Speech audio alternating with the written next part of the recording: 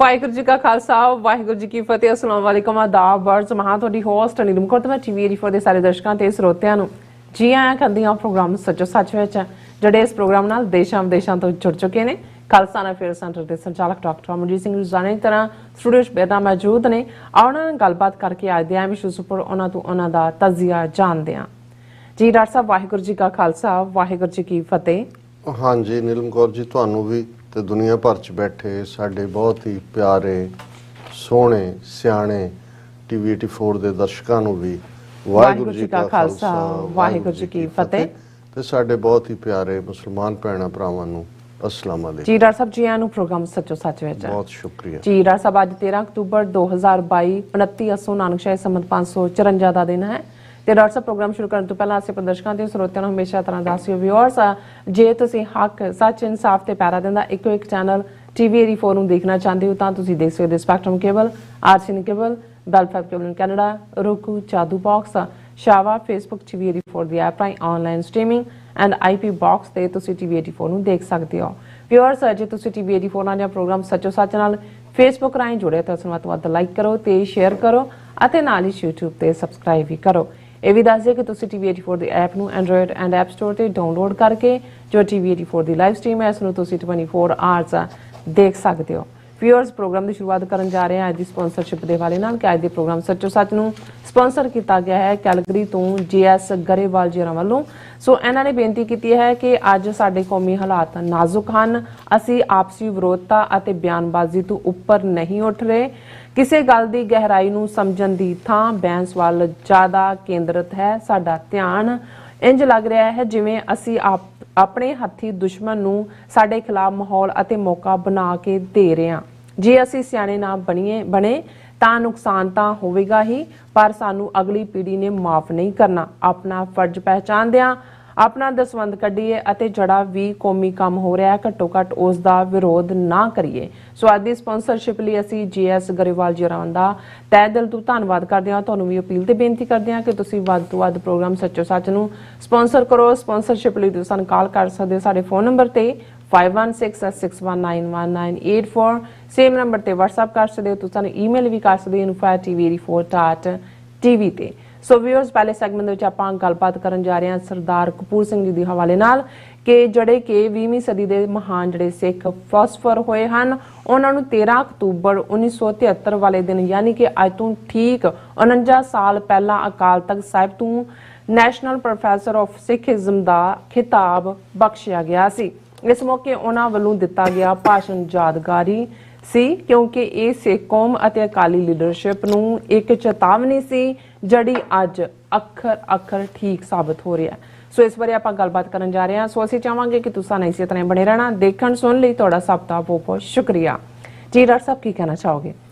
ਦੇਖੋ, ਸਭ ਤੋਂ ਪਹਿਲਾਂ ਤਾਂ ਅੱਜ ਦੇ ਪ੍ਰੋਗਰਾਮ ਨੂੰ ਸਪਾਂਸਰ ਕਰਨ ਲਈ ਅਸੀਂ ਕੈਲਗਰੀ ਤੋਂ ਸਾਡੇ ਬਹੁਤ ਹੀ ਹਮਦਰਦ ਟੀਵੀ 84 ਦੇ ਪੱਕੇ ਸਪੋਰਟਰ ਸਰ ਜੀਐਸ ਗਰੇਵਾਲ ਜੀ, ਉਹਨਾਂ ਦਾ ਸ਼ੁਕਰੀਆ ਅਦਾ ਕਰਦੇ ਹਾਂ। ਉਹ ਬੜੀ ਲਗਾਤਾਰਤਾ ਨਾਲ ਸਪਾਂਸਰ ਕਰਦੇ ਨੇ ਪ੍ਰੋਗਰਾਮ ਨੂੰ ਜੀ। ਉਹਨਾਂ ਦਾ ਦਿਲ ਪੰਥਕ ਦਰਦ ਨਾਲ ਭਰਿਆ ਹੋਇਆ ਹੈ ਔਰ ਨਾਲ ਦੀ ਨਾਲ ਕਿਉਂਕਿ ਜਿਹੜੇ ਪੰਥ ਦਰਦੀ ਨੇ ਜੋ ਵੀ ਡਿਵੈਲਪਮੈਂਟ ਡੇ ਟੂ ਡੇ ਹੁੰਦੀ ਹੈ ਔਰ ਸੋਸ਼ਲ ਮੀਡੀਆ ਨੇ ਇਸ ਨੂੰ ਹੋਰ ਵੀ ਸੁਖੈਂਡ ਬਣਾ ਦਿੱਤਾ ਹੈ ਜੀ। ਅੱਗੇ ਤਾਂ ਤੁਹਾਨੂੰ ਜੇ ਤੁਸੀਂ ਅਖਬਾਰ ਰਾਹੀਂ ਕੋਈ ਜਾਣਕਾਰੀ ਲੈਂਦੇ ਸੀ ਤੇ ਤੁਹਾਨੂੰ 24 ਘੰਟੇ ਵੇਟ ਕਰਨਾ ਪੈਂਦਾ ਸੀ ਬਿਲਕੁਲ ਕਿ ਅਗਲੇ ਦਿਨ ਅਖਬਾਰ ਆਏਗੀ।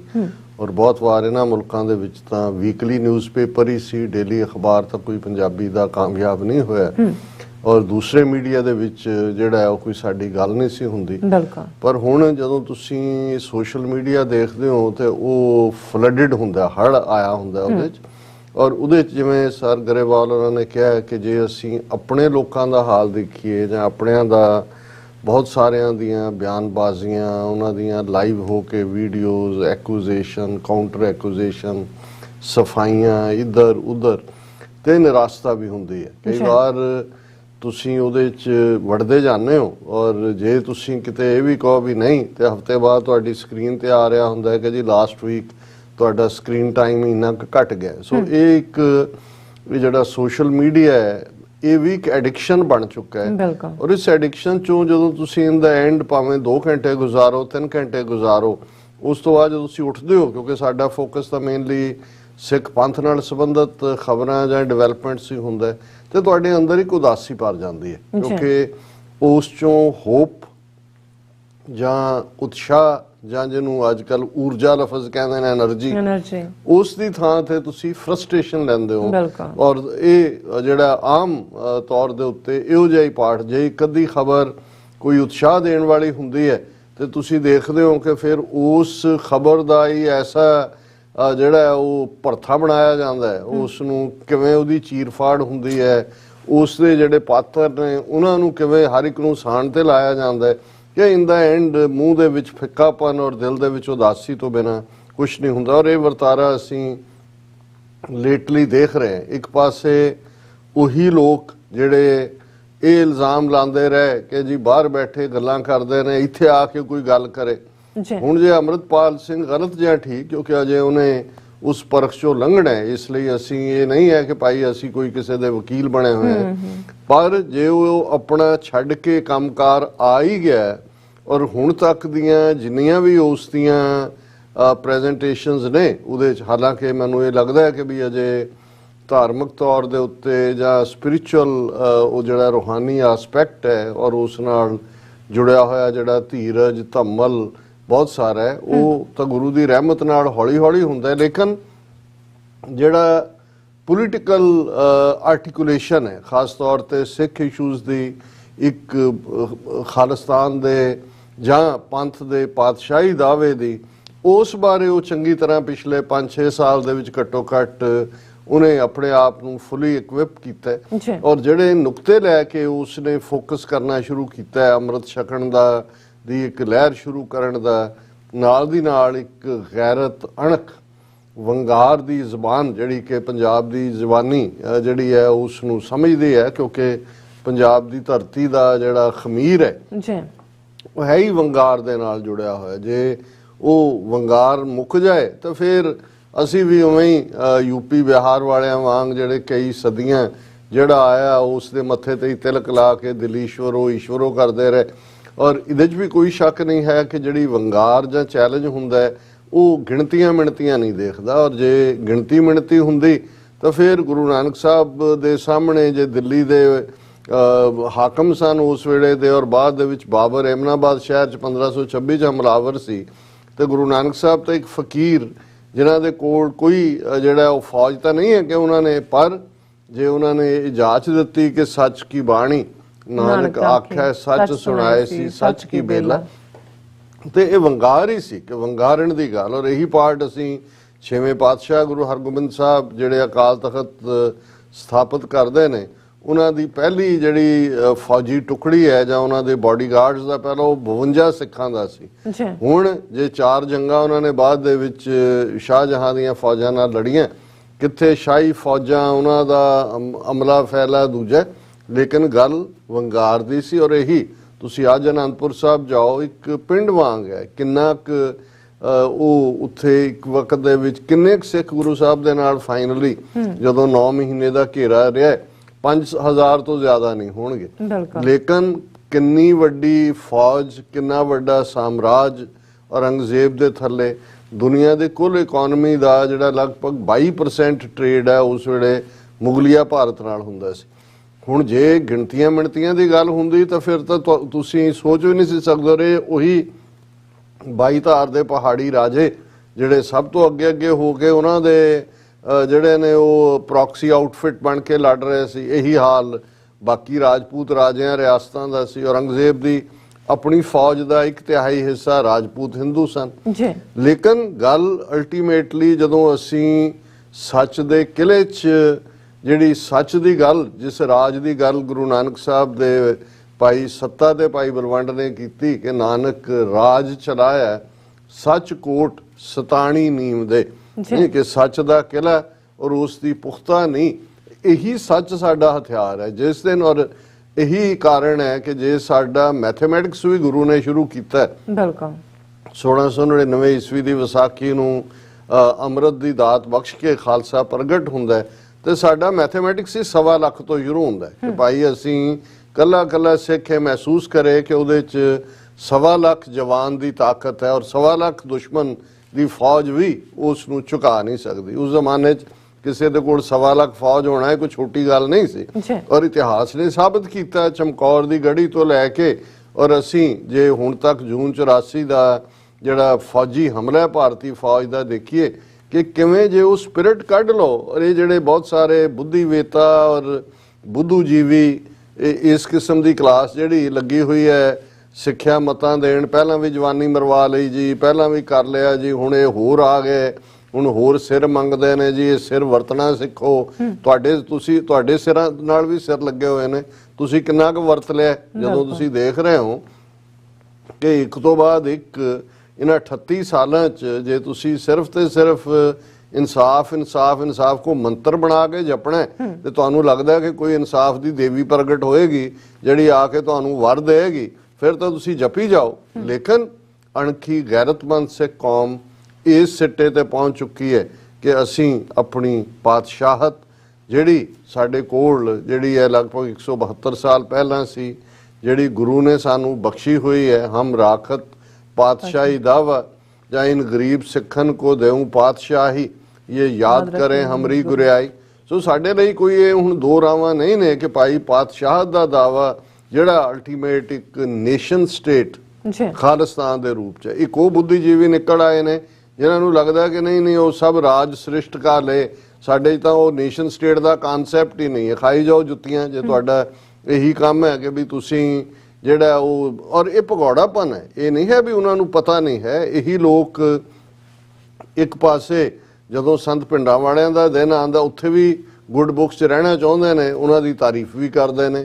मैं उन्हां स्कॉलर्स की गल कर रहा जिहड़े पंथ दे विहड़े ते ने जिहड़े तां दूसरे ने उन्हां नूं छड्डो पर जे संत पिंडां वालियां ने फाइनली आनंदपुर दा मता बिल्कुल ठीक है उन्होंने खालिस्तान नहीं कहा पर जे उन्हां कहा सी भी जिद्दन भारतीय फौज दे पैर दरबार साहब की हदूद च पे खालिस्तान की नींह रखी जाएगी निशाना तो तय होया हुण उहनूं वो कह रहे हैं जी नहीं वो तो जस्ट एक रैटरिक सी ये नहीं है कि भी वो खालिस्तान चाहुंदे सी ये एक जस्ट जबानी जमा खर्च सी जिवें वो 15-15 लाख का जिहड़ा वादा सी मोदी का उहदे ते उहने अमित शाह ने कहा सी कि वो तो एक जुमला सी मोदी का।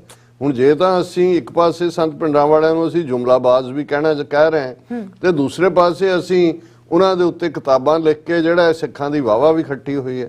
सो मैं समझदा भी जिहड़ी गल सर JS गरेवाल उन्होंने कही कि भाई ये खाम खा दा विरोध इधर उधर दा और इस गल नूं समझिए भी जिहड़ा काम दुश्मन भी नहीं कर सकता उसी अपने आप ही कर दिंदे एक दूसरे नूं या पग्गां उछालण दा एक दूसरे की नैगेटिविटी करन दा। और दूसरा और मैनू पिछले दिनों च भाई सुखदेव सिंह गिल सुनाण लगे कि जी किसी चंगे सरदार साहब ने उन्हां दे घर अखंड पाठ का भोग सी और बहुत संगत और उहदे च जिहड़ी है उस तो पहला जिहड़ी है वो विचार भी हुई लैक्चर भी होया कि बंदी सिंघां दी रिहाई और रेफरेंडम की गल और खालिस्तान की गल और बाद उन्होंने कहा जी एक प्रचारक जिहड़ा भारत तो आया होया जिहड़ा बैठ गया और वो लग्या करन किहड़ा तुसीं खालिस्तान कहंदे हो जी ये तो है ही नहीं सिख तो दुनिया भर च असीं तां दुनिया का राज लैणा। फिर वो कहंदे जी बंदी सिंह जां दूजे तीजे सिख तो कदे परवाह ही नहीं करता जी वो जेल च है जां बाहर च है उन्हां दी रिहाई असीं काहनूं मंगणी है और फिर खालिस्तान किहड़ा खालिस्तान जी पहले खालसे तो बनो जे खालसे ही नहीं तुसी बने तो खालिस्तान किवें बन जाएगा नाले सानू किहड़े खालिस्तान की लोड़ है असी बड़ा।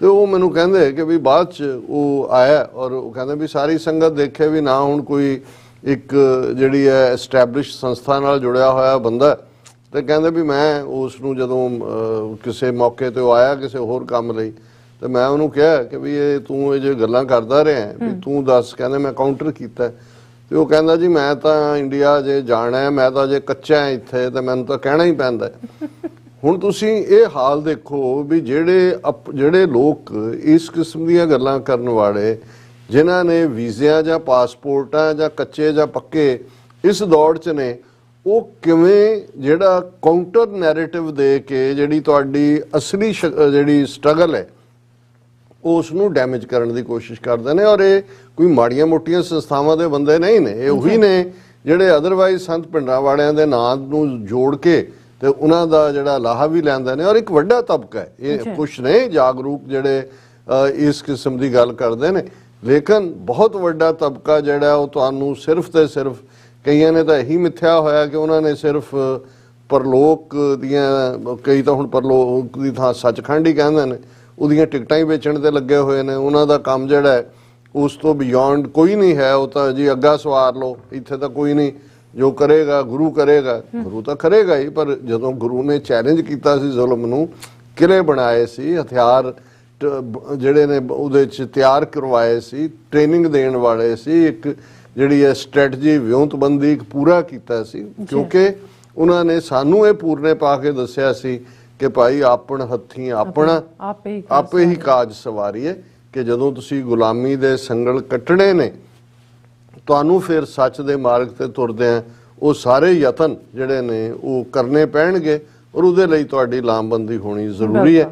ਔਰ ਫਿਰ ਸਰ ਗਰੇਵਾਲ ਹੋਰਾਂ ਨੇ ਦਸਵੰਧ ਦੀ ਗੱਲ ਕੀਤੀ, ਕਿਉਂਕਿ ਆਪ ਉਹ ਦਸਵੰਧ ਕੱਢਦੇ ਨੇ, ਔਰ ਅਸੀਂ ਅੱਗੇ ਇੱਕ ਸੈਗਮੈਂਟ ਦੇ ਵਿੱਚ ਕਾਫੀ ਡੀਟੇਲ 'ਚ ਗੱਲ ਕੀਤੀ ਸੀ ਕਿ ਇਹ ਸਾਡੀ ਓਬਲੀਗੇਸ਼ਨ ਹੈ ਗੁਰੂ ਦੇ ਨਾਂ ਦੇ ਉੱਤੇ, ਕਿ ਆਪਣੀ ਕਿਰਤ ਕਮਾਈ ਦਾ, ਜਿਹਨੂੰ ਗੁਰੂ ਨਾਨਕ ਸਾਹਿਬ ਨੇ ਸਾਨੂੰ ਇਹ ਰਾਹ ਦੱਸਿਆ ਸੀ ਕਿ ਭਾਈ ਘਾਲ ਖਾਏ ਕਿਛ ਹੱਥੋਂ ਦੇ, ਨਾਨਕ ਰਾਹ ਪਛਾਣੇ ਸੇ, ਇਹ ਸਾਡੇ ਤੇ ਆਇਤ ਹੁੰਦਾ ਹੈ, ਇਹ ਮੈਂਡੇਟਰੀ ਹੈ, ਇਸ ਤੋਂ ਕੋਈ ਐਸਕੇਪ ਨਹੀਂ ਹੈ ਕਿ ਅਸੀਂ ਗੁਰੂ ਦੇ ਔਰ ਗੁਰੂ ਪੰਥ ਦੇ ਲੋੜਵੰਦਾਂ ਦੇ ਨਾਂ ਦੇ ਉੱਤੇ ਦਸਵੰਧ ਦੇਣੇ। ਸੋ ਗਰੇਵਾਲ ਸਾਹਿਬ ਤੁਹਾਡਾ ਬਹੁਤ ਬਹੁਤ ਸ਼ੁਕਰੀਆ। ਤੁਸੀਂ ਜਿਵੇਂ ਜ਼ਿਕਰ ਕੀਤਾ ਹੈ, ਕੁਝ ਦਿਨ ਇਤਿਹਾਸਕ ਹੁੰਦੇ ਨੇ, ਹਾਲਾਂ ਅਸੀਂ ਰੈਗੂਲਰ ਪ੍ਰੋਗਰਾਮ ਤਾਂ ਨਹੀਂ ਲਿਆਂਦਾ ਕਿ ਐਵਰੀਡੇ ਇਨ ਸਿੱਖ ਹਿਸਟਰੀ, ਪਰ ਜਦੋਂ ਹਰ ਰੋਜ਼ ਨੂੰ ਮੋਨੀਟਰ ਕਰਦੇ ਹਾਂ ਘਟਨਾਵਾਂ ਨੂੰ, ਮੈਨੂੰ ਲੱਗਦਾ ਵੀ ਕੋਈ ਦਿਨ ਜਿਸ ਦੇ ਵਿੱਚ ਵਾਕਿਆ ਹੀ ਜੇ ਅੱਜ ਦੇ ਕੰਟੈਕਸਟ ਦੇ ਵਿੱਚ ਵੀ ਉਹ ਪੂਰੀ ਤਰ੍ਹਾਂ ਰੈਲੇਵੈਂਟ ਹੈ ਗੱਲ ਕਰੀਏ, ਤੇ ਅੱਜ ਜਦੋਂ 13 ਅਕਤੂਬਰ ਦਾ ਦਿਨ ਹੈ, ਤੇ ਮੇਰੀਆਂ ਨਜ਼ਰਾਂ 'ਚੋਂ ਉਹ ਜਿਹੜੀ ਸਪੀਚ ਸਰ ਕਪੂਰ ਸਿੰਘ ਹੋਰਾਂ ਨੇ 13 ਅਕਤੂਬਰ 1973 ਨੂੰ ਅਕਾਲ ਤਖਤ ਸਾਹਿਬ ਤੋਂ ਜਦੋਂ ਉਹਨਾਂ ਨੂੰ ਨੈਸ਼ਨਲ ਪ੍ਰੋਫੈਸਰ ਆਫ ਸਿੱਖਿਜ਼ਮ ਇਸ ਖਿਤਾਬ ਨਾਲ ਸਨਮਾਨਿਤ ਕੀਤਾ ਗਿਆ, ਤਾਂ ਉਹਨਾਂ ਨੇ ਕੀਤੀ, ਔਰ ਬਰੀਫ ਹੈ, ਪਰ ਉਹਨਾਂ ਨੇ ਕੌਮ ਨੂੰ ਇਹ ਚੇਤਾਵਨੀ ਦਿੱਤੀ। ਉਸ ਵੇਲੇ ਗੁਰਚਰਨ ਸਿੰਘ ਟੌੜਾ ਸ਼੍ਰੋਮਣੀ ਕਮੇਟੀ ਪ੍ਰਧਾਨ ਸਨ, ਸ਼ਾਇਦ ਸਾਧੂ ਸਿੰਘ ਭੌਰਾ ਅਕਾਲ ਤਖਤ ਦੇ ਜਥੇਦਾਰ ਸਨ, ਔਰ ਇਹ ਵੀ ਆਪਣੇ ਆਪ 'ਚ ਬੜੀ ਯੂਨੀਕ ਗੱਲ ਸੀ ਕਿ ਅਕਾਲ ਤਖਤ ਸਾਹਿਬ ਨੇ, ਔਰ ਉਹ ਪਹਿਲੇ ਇਸ ਖਿਤਾਬ ਨੂੰ ਪਾਉਣ ਵਾਲੇ ਜਿਹੜੇ ਨੇ ਗੁਰਸਿੱਖ ਸਨ, ਨੈਸ਼ਨਲ ਪ੍ਰੋਫੈਸਰ ਆਫ ਸਿੱਖਿਜ਼ਮ। ਔਰ ਇਹ ਵੀ ਅਕਾਲ ਤਖਤ ਦੀ ਸੋਵਰਨਿਟੀ ਨੂੰ, ਕਿਉਂਕਿ ਬਹੁਤ ਵਾਰ ਜਿਹੜੇ ਯੂਨੀਵਰਸਿਟੀਆਂ ਦੇ ਥਾਪੇ ਹੋਏ ਗਵਰਨਰ ਵੱਲੋਂ ਵਾਈਸ ਚਾਂਸਲਰ ਹੁੰਦੇ ਨੇ, ਜਾਂ ਗਵਰਨਰ ਹਰ ਯੂਨੀਵਰਸਿਟੀ ਦਾ ਉੱਥੋਂ ਦੇ ਖਿੱਤੇ ਚਾਂਸਲਰ ਹੈ, ਉਹੀ ਆਨਰਰੀ ਡਾਕਟਰੇਟ ਦਿੰਦੇ ਨੇ ਜਾਂ ਦੂਸਰਾ ਦਿੰਦੇ ਨੇ, ਪਰ ਇਹ ਦੱਸਦੇ ਆ ਕਿ ਅਕਾਲ ਤਖਤ ਇੱਕ ਇੰਡੀਪੈਂਡੈਂਟ ਸੋਵਰਨ ਜਿਹੜਾ ਤਖਤ ਹੈ ਅਕਾਲ ਪੁਰਖ ਦਾ, ਇਹ ਦੁਨਿਆਵੀ ਕਿਸੇ ਤਖਤ ਦੇ ਜਿਹੜਾ ਉਹ ਜ਼ੇਰ ਨਹੀਂ ਹੈ। ਔਰ ਇਸ ਦੇ ਨਾਲ ਨਾਲ ਕਿ ਭਾਈ ਜਿਹਨੂੰ ਅਕਾਲ ਤਖਤ ਜਿਹਦੇ ਤੇ ਸਿੱਖਾਂ ਦੀ ਪੂਰੀ ਆਸਥਾ, ਔਰ ਸਿੱਖ ਅਕਾਲ ਤਖਤ ਵੱਲ ਦੇਖਦੇ ਨੇ ਮੀਰੀ ਦੀ ਦੁਨੀਆ 'ਚ ਅਗਵਾਈ ਲਈ, ਔਰ ਇੱਥੋਂ ਜਦੋਂ ਕਿਸੇ ਨੂੰ, ਔਰ ਅਕਾਲ ਤਖਤ ਆਪਣੇ ਆਪ ਦੇ ਵਿੱਚ ਆਪਣੀ ਅਥਾਰਟੀ ਉਹਨਾਂ ਨੇ ਐਸਰਟ ਕੀਤੀ ਜਦੋਂ ਉਹਨਾਂ ਨੇ ਨੈਸ਼ਨਲ ਪ੍ਰੋਫੈਸਰ ਆਫ ਸਿੱਖਿਜ਼ਮ, ਹਾਲਾਂ ਉਸ ਤੋਂ ਬਾਅਦ ਸ਼ਾਇਦ 2-3 ਨੂੰ ਹੋਰ ਵੀ ਦਿੱਤਾ ਗਿਆ, ਇੱਕ ਅੱਧੇ ਨੇ ਤਾਂ ਇਸ ਕਿਸਮ ਦੀਆਂ ਹੀ ਉਹ ਬਾਅਦ ਦੇ ਵਿੱਚ ਨੈਗੇਟਿਵਿਟੀ ਕੀਤੀ ਕਿ ਉਹਨਾਂ ਨੇ ਵਾਪਸ ਲੈ ਲਿਆ ਪੰਜ ਸਿੰਘ ਸਾਹਿਬਾਨ ਨੇ, ਔਰ ਹੁਣ ਪਿਛਲੇ ਪੀਰੀਅਡ 'ਚ ਮੈਂ ਦੇਖਿਆ ਨਹੀਂ ਹੈ ਕਿ, ਪਰ ਇਹ ਚੰਗਾ ਹੁੰਦਾ ਕਿ ਭਾਈ ਇਸ ਲੈਵਲ ਦੇ ਉੱਤੇ ਜਿਹੜਾ ਇਹ ਕੰਟੀਨਿਊਟੀ ਰਹਿੰਦੀ, ਅਕਾਲ ਤਖਤ ਨਾਲ ਜੁੜਿਆ ਹੋਇਆ ਜਿੰਨਾ ਕੁਝ ਵੀ ਸਾਹਮਣੇ ਆਏਗਾ ਉਨਾ ਹੀ ਸਾਨੂੰ ਅਲਟੀਮੇਟਲੀ ਜਿਹੜੀ ਸਾਡਾ ਪਾਤਸ਼ਾਹੀ ਦਾਅਵਾ ਹੈ ਇੰਡੀਪੈਂਡੈਂਟ ਸੋਵਰਨ ਨੇਸ਼ਨ ਖਾਲਿਸਤਾਨ ਦਾ, ਉਹ ਹੋਰ ਵੀ ਜਿਹੜਾ ਪ੍ਰਫੁੱਲਤ ਹੋਏਗਾ। ਔਰ ਉਹਦੇ 'ਚ ਉਹਨਾਂ ਨੇ ਜਿਹੜਾ ਸ਼ੁਰੂ ਦੇ ਵਿੱਚ ਤਾਂ ਬੜੀ ਹਿਊਮਿਲਿਟੀ ਦੇ ਨਾਲ ਆਪਣੇ ਆਪ ਨੂੰ ਉਹਨਾਂ ਨੇ ਕਿਹਾ ਵੀ ਮੈਂ ਬੁੱਧਹੀਨ, ਬਲਹੀਨ, ਸਤਾਹੀਨ, ਨਿਆਸਰੇ ਤੇ ਕੇਵਲ ਗੁਰੂ ਪੰਥ ਦੇ ਜੋੜੇ ਬਰਦਾਰ ਬਣਨ ਦੀ ਸੇਵਾ ਕਰਨ ਵਾਲੇ ਨੂੰ ਤੁਸੀਂ ਇੰਨਾ ਵੱਡਾ ਜਿਹੜਾ ਸਨਮਾਨ ਦਿੱਤਾ ਹੈ। ਔਰ ਉਹਨਾਂ ਨੇ ਉਹਦੇ 'ਚ ਅਕਾਲ ਤਖਤ ਸਾਹਿਬ ਨੂੰ ਪ੍ਰਭੂ ਸਤਾ ਸੰਪਨ ਸ਼ਕਤੀ, ਕਿ ਜ਼ਾਹਰ ਹੈ ਕਿ ਉਹਨਾਂ ਦੀ ਬਿਗਨਿੰਗ ਇਹ ਸੀ ਕਿ ਸਾਡੇ ਲਈ ਜੇ ਕੋਈ ਤਖਤ ਮੈਟਰ ਕਰਦਾ ਹੈ, ਔਰ ਉਹ ਇੰਡੀਪੈਂਡੈਂਟ ਸੋਵਰਨ, ਪ੍ਰਭੂ ਸਤਾ ਲਫ਼ਜ਼ ਬਾਦਸ਼ਾਹ ਲਈ ਹਿੰਦੀਆਈਜ਼ ਸ਼ਬਦ ਹੈ। ਸਰ ਕਪੂਰ ਸਿੰਘ ਕਿਉਂਕਿ ਅਰਬੀ ਦੇ, ਫਾਰਸੀ ਦੇ, ਸੰਸਕ੍ਰਿਤ ਦੇ, ਹਿੰਦੀ ਦੇ ਬਹੁਤ ਵੱਡੇ ਵਿਦਵਾਨ ਸੀ, ਪੰਜਾਬੀ ਦੇ ਤਾਂ ਆਫ ਕੋਰਸ, ਇਸ ਲਈ ਉਹਨਾਂ ਦੀ ਲਿਖਤ ਦੇ ਵਿੱਚ ਜੇ ਤੁਹਾਨੂੰ ਸੰਸਕ੍ਰਿਤ ਜਾਂ ਹਿੰਦੀ ਤੁਸੀਂ ਨਹੀਂ ਪੜ੍ਹੀ ਹੋਈ ਤਾਂ ਬਹੁਤ ਵਾਰ ਫਿਰ ਡਿਕਸ਼ਨਰੀਆਂ 'ਚ ਜਾ ਕੇ ਬਹੁਤਿਆਂ ਨੂੰ ਦੇਖਣਾ ਪਏਗਾ ਕਿ ਉਹ ਲਫ਼ਜ਼ ਕੀ ਨੇ, ਕਿਉਂਕਿ ਉਹਨਾਂ ਦੀ ਜਿਹੜੀ ਇੰਟੈਲੈਕਚੁਅਲ ਲੈਂਗੁਏਜ ਹੈ ਇਹੀ ਸਾਚੀ ਸਾਖੀ, ਉਹਨਾਂ ਦੀ ਤੁਸੀਂ ਪੁਸਤਕ ਵੀ ਪੜ੍ਹੋ ਤੇ ਬਹੁਤ ਲਫ਼ਜ਼ ਜਿਹੜੇ ਨੇ ਉਹ ਤੁਹਾਨੂੰ ਉਸ ਬੈਕਗ੍ਰਾਉਂਡ, ਕਿਉਂਕਿ ਸਕਾਲਰ ਹੈ, ਸਕਾਲਰ ਦੇ ਲਈ ਜਿਹੜਾ ਹੈ ਉਹ ਜਿੱਥੋਂ ਵੀ ਜਿਹੜਾ ਗਿਆਨ ਦਾ ਭੰਡਾਰ ਜਿੱਥੇ ਪਿਆ ਹੁੰਦਾ ਹੈ ਉੱਥੋਂ ਹੀ ਉਹ ਲਫ਼ਜ਼ ਚੁਣਦੇ ਨੇ। ਔਰ ਫਿਰ ਉਹਨਾਂ ਨੇ ਆਪਣੀ ਪ੍ਰੈਜੈਂਟੇਸ਼ਨ ਦੇ ਵਿੱਚ ਕਿ ਕਿਵੇਂ ਬੁੱਧ ਔਰ ਹਿੰਦੂ ਮਤ, ਬੁੱਧ ਮਤ ਦਾ ਕਿਵੇਂ ਨੁਕਸਾਨ ਹੋਇਆ, ਫਿਰ ਉਹਨਾਂ ਨੇ ਇਸਲਾਮ ਦੀ ਆਮਦ ਨਾਲ ਜੁੜੀ ਹੋਈ ਗੱਲਬਾਤ ਕੀਤੀ। ਫਿਰ ਉਹਨਾਂ ਨੇ ਕਿਹਾ ਵੀ ਕਿਵੇਂ ਜਿਹੜੀ ਕਾਮਨ ਲਰਨਿੰਗ ਸੀ, ਬ੍ਰਾਹਮਣ ਨੇ ਤਾਂ ਵੈਸੇ ਹੀ ਆਪਣੇ ਕੋਲ ਰੱਖੀ ਸੀ, ਆਮ ਲੋਕਾਂ ਤੱਕ ਨਹੀਂ ਜਾਣ ਦਿੱਤੀ, ਪਰ ਕਿਵੇਂ ਗੁਰੂ ਸਾਹਿਬਾਨ ਨੇ ਇਸ ਇੰਟੈਲੈਕਟ ਨੂੰ ਡਿਵੈਲਪ ਕਰਨ ਵੱਲ, ਬੁੱਧੀਜੀਵੀ ਜਾਂ ਐਜੂਕੇਸ਼ਨ ਵੱਲ ਧਿਆਨ ਦਿੱਤਾ। ਔਰ ਫਿਰ ਉਹਨਾਂ ਨੇ ਸਿੱਖਾਂ ਦੇ ਮਹਾਨ ਵਿਦਵਾਨ ਭਾਈ ਗੁਰਦਾਸ ਜੀ, ਭਾਈ ਮਨੀ ਸਿੰਘ ਵਰਗਿਆਂ ਦਾ ਜ਼ਿਕਰ ਕੀਤਾ ਕਿ ਭਾਈ ਉਹਨਾਂ ਨੇ ਕਿਵੇਂ ਫਿਰ ਇਸ ਕਿਸਮ ਦੇ, ਇਸ ਗੁਰਮਤ ਦੇ ਸਕੂਲ ਦੀ ਬਦੌਲਤ ਇਸ ਕਿਸਮ ਦੇ ਵਿਦਵਾਨ ਪੈਦਾ ਹੋਣੇ ਸ਼ੁਰੂ ਹੋਏ। ਫਿਰ ਉਹਨਾਂ ਨੇ ਜਿਹੜਾ ਗੁਰੂ ਕਲਗੀਧਰ ਪਾਤਸ਼ਾਹ ਦਾ ਜ਼ਿਕਰ ਕਰਦੇ ਆ ਇਹ ਕਿਹਾ ਕਿ ਬਈ ਕਿਵੇਂ ਗੁਰੂ ਗੋਬਿੰਦ ਸਿੰਘ ਸਾਹਿਬ ਨੇ ਇਸ ਵਿਦਵਤਾ ਦੇ ਬੂਟੇ ਨੂੰ ਜਿਹੜਾ ਆਪ ਪਾਣੀ ਦੇ ਕੇ ਸਿੰਜਿਆ। ਉਹਨਾਂ ਨੇ ਫਾਰਸੀ, ਸੰਸਕ੍ਰਿਤ, ਹਿੰਦੀ, ਪੰਜਾਬੀ ਦੇ ਕਵੀਆਂ ਨੂੰ ਵੱਡੀਆਂ ਵੱਡੀਆਂ ਬਖਸ਼ਿਸ਼ਾਂ ਕੀਤੀਆਂ। ਹੁਣ ਜਦੋਂ ਅਸੀਂ 10ਵੇਂ ਪਾਤਸ਼ਾਹ ਦੇ ਦਰਬਾਰ 'ਚ 52 ਕਵੀਆਂ ਦੀ ਗੱਲ ਕਰਦੇ ਹਾਂ, ਪੌਂਟਾ ਸਾਹਿਬ ਦੇ ਮੁਕਾਮ ਤੇ ਵੀ, ਅਨੰਦਪੁਰ ਸਾਹਿਬ, ਸੋ ਉਹਨਾਂ ਨੂੰ ਬਹੁਤ ਜ਼ਿਆਦਾ ਜਿਹੜਾ ਐਨਕਰੇਜ ਕੀਤਾ ਜਾਂਦਾ ਸੀ। ਕਈ ਵਾਰ ਉਹਨਾਂ ਦੀ ਇੱਕ ਇੱਕ ਸ਼ਾਇਰੀ ਦੇ ਉੱਤੇ ਉਹਨਾਂ ਨੂੰ ਕਿੰਨੀਆਂ ਕਿੰਨੀਆਂ ਸੋਨੇ ਦੀਆਂ ਮੋਹਰਾਂ ਦੇ ਕੇ ਵਡਿਆਇਆ ਜਾਂਦਾ ਸੀ। ਉਹਨਾਂ ਨੇ ਕਿਹਾ ਕਿ ਭਾਈ ਇਹੀ ਨਹੀਂ ਹੈ, ਗੁਰੂ ਸਾਹਿਬ ਨੇ ਯਕੀਨੀ ਬਣਾਇਆ ਕਿ ਜਿੰਨੇ ਪ੍ਰਸਿੱਧ ਗ੍ਰੰਥ ਸੀ ਉਸ ਵੇਲੇ ਦੇ, ਸੰਸਕ੍ਰਿਤ ਦੇ, ਫਾਰਸੀ ਦੇ, ਉਹਨਾਂ ਦਾ ਪੰਜਾਬੀ ਦੇ ਵਿੱਚ ਉਲੱਥਾ ਕਰਵਾਇਆ। ਔਰ ਉਹਨਾਂ ਨੇ ਕਿਹਾ ਵੀ ਭਾਵੇਂ ਇੱਕ ਫਿਰ ਵਕਤ ਜਦੋਂ 18ਵੀਂ ਸਦੀ ਦਾ ਆਇਆ, ਉਦੋਂ ਹਾਲਾਤ ਸਾਜ਼ਗਾਰ ਨਹੀਂ ਸੀ, ਖਾਲਸਾ ਤਾਂ ਆਪਣੀ ਜਿਹਨੂੰ ਹੋਂਦ ਦੀ ਲੜਾਈ ਕਿ ਭਾਈ ਰਹਿਣਾ ਵੀ ਆ ਕਿ ਨਹੀਂ ਰਹਿਣਾ, ਘੱਲੂਘਾਰ ਆ, ਔਰ ਉਹਨਾਂ ਚਲਾ ਗਿਆ। ਪਰ ਉਹਨਾਂ ਨੇ, ਕਿਉਂਕਿ sir Kapur Singh learned scholar ਹੋਣ ਦੇ ਨਾਤੇ, ਜਿਵੇਂ ਅੱਜ ਇੱਕ ਤਬਕਾ ਸਾਡੇ ਸੁਧਾਰਕਾਂ ਦਾ ਹੈ, ਉਹ ਹਰ ਚੀਜ਼ ਨੂੰ ਉਦਾਸੀਆਂ ਨਾਲ, ਨਿਰਮਲਿਆਂ ਨਾਲ, ਸੇਵਾ ਪੰਥੀਆਂ ਨਾਲ, ਜਾਂ ਹਰ ਚੀਜ਼ ਨੂੰ ਬ੍ਰਾਹਮਣਵਾਦ ਨਾਲ ਜੋੜ ਕੇ ਰਿਜੈਕਟ ਕਰ। ਸਰ ਕਪੂਰ ਸਿੰਘ ਜਿਹੜੇ ਨੇ ਉਹ ਇੱਕ ਸਕਾਲਰ ਹੋਣ ਦੇ ਨਾਤੇ ਜਿੱਥੇ ਕ੍ਰੈਡਿਟ ਡਿਊ ਸੀ ਉੱਥੇ ਉਹ ਦਿੰਦੇ ਸੀ। ਸੋ ਉਹਨਾਂ ਨੇ ਉਦਾਸੀ, ਸੇਵਾ ਪੰਥੀ, ਨਿਰਮਲਿਆਂ ਤੇ ਉਹਨਾਂ ਨੇ ਕਿਹਾ ਹੋਰ ਸਿੱਖ ਸੰਸਥਾਵਾਂ ਨੇ ਆਪੋ ਆਪਣੇ ਡੇਰਿਆਂ ਵਿੱਚ ਇਹ ਜਿਹੜੀ ਸੇਵਾ ਹੈ ਇਹ ਯਥਾ ਸ਼ਕਤ ਕੀਤੀ ਕਿ ਹਰ ਇੱਕ ਨੇ ਉਸ ਲਰਨਿੰਗ ਦੀ ਪ੍ਰੋਸੈਸ ਨੂੰ, ਜਿਹੜੀ ਗੁਰਮਤ ਸਕੂਲ ਦੇ ਵਿੱਚ ਗੁਰੂ ਨਾਨਕ ਪਾਤਸ਼ਾਹ ਤੋਂ 10ਵੇਂ ਪਾਤਸ਼ਾਹ ਤੱਕ 230 ਵਰ੍ਹੇ 'ਚ ਫਿਰ ਖਾਲਸਾ ਰੂਪ 'ਚ ਔਰ ਹੋਈ ਪ੍ਰਫੁੱਲਤ, ਉਸ ਨੂੰ ਇਹਨਾਂ ਪਰੰਪਰਾਵਾਂ ਨੇ ਜਾਰੀ ਰੱਖਿਆ। ਫਿਰ ਉਹਨਾਂ ਨੇ ਪੰਜਾਬ ਯੂਨੀਵਰਸਿਟੀ, ਪੰਜਾਬੀ ਯੂਨੀਵਰਸਿਟੀ, ਇਹਨਾਂ ਸਾਰਿਆਂ ਦੇ ਉੱਤੇ ਤਨਜ਼ ਕਰਦਿਆਂ ਕਿਹਾ ਕਿ ਭਾਈ ਇਹ ਕਿਵੇਂ ਪੰਥ ਦੀਆਂ ਜੜ੍ਹਾਂ ਦੇ ਵਿੱਚ ਤੇਲ ਦੇਣ ਲੱਗੇ ਹੋਏ ਨੇ ਔਰ ਇੱਥੋਂ ਕੋਈ ਵੀ ਕ੍ਰੀਏਟਿਵ ਕੰਮ ਨਹੀਂ ਹੋ ਰਿਹਾ। ਹੁਣ ਮੈਂ ਉਹਨਾਂ ਦਾ ਉਹ ਪਾਰਟ ਸਾਂਝਾ ਕਰਨਾ ਚਾਹਾਂਗਾ ਕਿ ਉਹਨਾਂ ਨੇ ਫਿਰ ਜਿਹੜਾ ਸ਼੍ਰੋਮਣੀ ਕਮੇਟੀ ਔਰ ਅਕਾਲੀ ਦਲ, ਹੁਣ ਅੱਜ ਜਦੋਂ ਅਸੀਂ ਹਾਲ ਦੇਖ ਰਹੇ ਹਾਂ, ਸ਼੍ਰੋਮਣੀ ਕਮੇਟੀ ਤੋੜ ਦਿੱਤੀ ਗਈ, ਆਪਣੀਆਂ ਕਰਤੂਤਾਂ ਕਰਕੇ ਵੀ ਟੁੱਟੀ, ਦਿੱਲੀ ਕਮੇਟੀ ਵੈਸੇ ਹੀ ਅੱਡ ਬਣਾ ਦਿੱਤੀ ਸੀ, ਹੁਣ ਹਰਿਆਣਾ ਕਮੇਟੀ ਵੀ ਬਣਾ ਦਿੱਤੀ, ਤੇ ਇਸ ਵੇਲੇ ਜੋ ਸ਼੍ਰੋਮਣੀ ਕਮੇਟੀ ਦੇ ਕਾਬਜ਼ ਬਾਦਲ ਧਿਰ ਹੈ, ਟੋਟਲੀ ਡਿਸਕ੍ਰੈਡਿਟਡ ਹੈ। ਸ਼੍ਰੋਮਣੀ ਕਮੇਟੀ ਸਿੱਖਾਂ ਦੀ ਧਾਰਮਿਕ ਪਲੇਗਰਾਊਂਡ ਸੀ ਔਰ ਅਕਾਲੀ ਦਲ ਫੌਜੀ ਤਾਕਤ ਵਾਂਗ ਜਿਹੜਾ ਹੈ ਉਹ ਸ਼੍ਰੋਮਣੀ ਕਮੇਟੀ ਦਾ ਹਾਫਜ਼ ਸੀ। ਅੱਜ ਅਕਾਲੀ ਦਲ ਦਾ ਹਾਲ ਇਹ ਹੈ ਕਿ 2 ਜਾਂ 3 ਸੀਟਾਂ ਦੇ ਉੱਤੇ ਸਿਮਟ ਕੇ ਰਹਿ ਗਏ ਨੇ, ਬਿਲਕੁਲ ਡਿਸਕ੍ਰੈਡਿਟਡ। ਔਰ ਸ਼੍ਰੋਮਣੀ ਕਮੇਟੀ ਚੋਣਾਂ ਤੋਂ ਬਾਅਦ ਕਿਵੇਂ ਬੀਜੇਪੀ ਵਿੱਚ ਵੜੇਗੀ, ਕਿਵੇਂ ਕੌਣ ਕਿਹਨੂੰ ਲਿਆਏਗਾ, ਕਿਹੜੇ ਜਿਹੜੇ ਦੂਜੇ ਬੈਠੇ ਨੇ ਕਿ ਗੋਲਕਾਂ ਤੇ ਟੁੱਟ ਪੈਣ। ਸੋ ਉਹਨਾਂ ਨੇ ਆਲਰੇਡੀ ਜਿਹੜੀਆਂ ਅੱਜ ਜਦੋਂ ਅਸੀਂ ਗੱਲ ਕਰ ਰਹੇ ਹਾਂ, ਸਾਡੀਆਂ ਦੋਨੋਂ ਹੀ ਸੰਸਥਾਵਾਂ ਬਿਲਕੁਲ ਜ਼ਰਜ਼ਰ ਹੋ ਚੁੱਕੀਆਂ ਨੇ, ਉਹਨਾਂ ਦੇ ਵਿੱਚ ਕੋਈ ਸਾਥ ਨਹੀਂ ਬਚਿਆ। ਔਰ ਉਹਨਾਂ ਨੇ ਉਸ ਵੇਲੇ ਜਿਹੜਾ ਇਹ ਵਾਰਨਿੰਗ ਦਿੱਤੀ ਸੀ ਕਿ ਭਾਈ ਇਹ ਜਿਹੜਾ ਸਾਡੇ ਲਈ, ਉਹਨਾਂ ਨੇ ਕਿਹਾ ਸੀ ਕਿ ਜਿਸ ਪੰਥ ਦੀ ਪ੍ਰਤੀਨਿਧਤਾ ਦਾ ਦਾਇਆ ਰੱਖਣ ਵਾਲੀ ਸ਼੍ਰੋਮਣੀ ਗੁਰਦੁਆਰਾ ਪ੍ਰਬੰਧਕ ਕਮੇਟੀ ਅਤੇ ਉਸ ਦੇ ਫੌਜੀ ਅੰਗ ਸ਼੍ਰੋਮਣੀ ਅਕਾਲੀ ਦਲ, ਉਸ ਤੇ ਅਤੇ ਉਸ ਦੀ ਮੰਜ਼ਿਲ, ਹੁਣ ਉਹਨਾਂ ਨੂੰ ਯਾਦ ਟੌੜਾ ਦੂਜੇ ਵੀ ਸਾਰੇ ਬੈਠੇ ਨੇ ਯਾਦ ਕਰਵਾ ਰਹੇ ਨੇ ਕਿ ਭਾਈ ਤੁਹਾਡੀ ਮੰਜ਼ਿਲ ਕੀ ਸੀ, ਜਿਹੜੀ ਖਾਲਸਾ ਪੰਥ ਦੀ ਦੋਹਾਂ ਜਹਾਨਾਂ ਦੀ ਪਾਤਸ਼ਾਹੀ ਦੇ ਕੇਂਦਰ ਅਕਾਲ ਤਖਤ ਸਾਹਿਬ, ਕਿ ਅਸੀਂ ਅਕਾਲ ਤਖਤ ਤੋਂ ਇਹ ਗੱਲ ਕਰ ਰਹੇ ਹਾਂ, ਇਹ ਦੋਨਾਂ ਜਹਾਨਾਂ ਦੀ ਪਾਤਸ਼ਾਹੀ ਦਾ ਕੇਂਦਰ ਹੈ। ਔਰ ਫਿਰ ਉਹਨਾਂ ਨੇ ਜਿਹੜੇ ਲਫ਼ਜ਼ ਸਿੱਖ ਸਿੱਕੇ ਦੇ ਉੱਤੇ ਜਿਹੜਾ ਪਹਿਲਾ ਸਿੱਖ ਰਾਜ ਬਾਬਾ ਬੰਦਾ ਸਿੰਘ ਬਹਾਦਰ ਨੇ ਸਥਾਪਿਤ ਕੀਤਾ ਹੈ, ਅੱਛਾ ਉਹ ਉਕਰੇ ਹੋਏ ਸੀ, ਉਹਨਾਂ ਨੂੰ ਕੋਟ ਕੀਤਾ ਹੈ। ਸਿੱਕਾ ਜ਼ਦ ਬਰ ਹਰ ਦੋ ਆਲਮ ਦੇ ਸੰਚਾਲਕਾਂ ਅਤੇ ਝੰਡੇ ਬਰਦਾਰੀ ਦੇ ਮਾਲਕਾਂ ਨੂੰ ਇਸ ਮੌਕੇ ਉੱਤੇ 2-4 ਸ਼ਬਦ ਕਹਿਣ ਦੀ ਬੇਨਤੀ ਕਰਨ ਦਾ ਮੈਂ ਹੌਸਲਾ ਕਰ ਰਿਹਾ।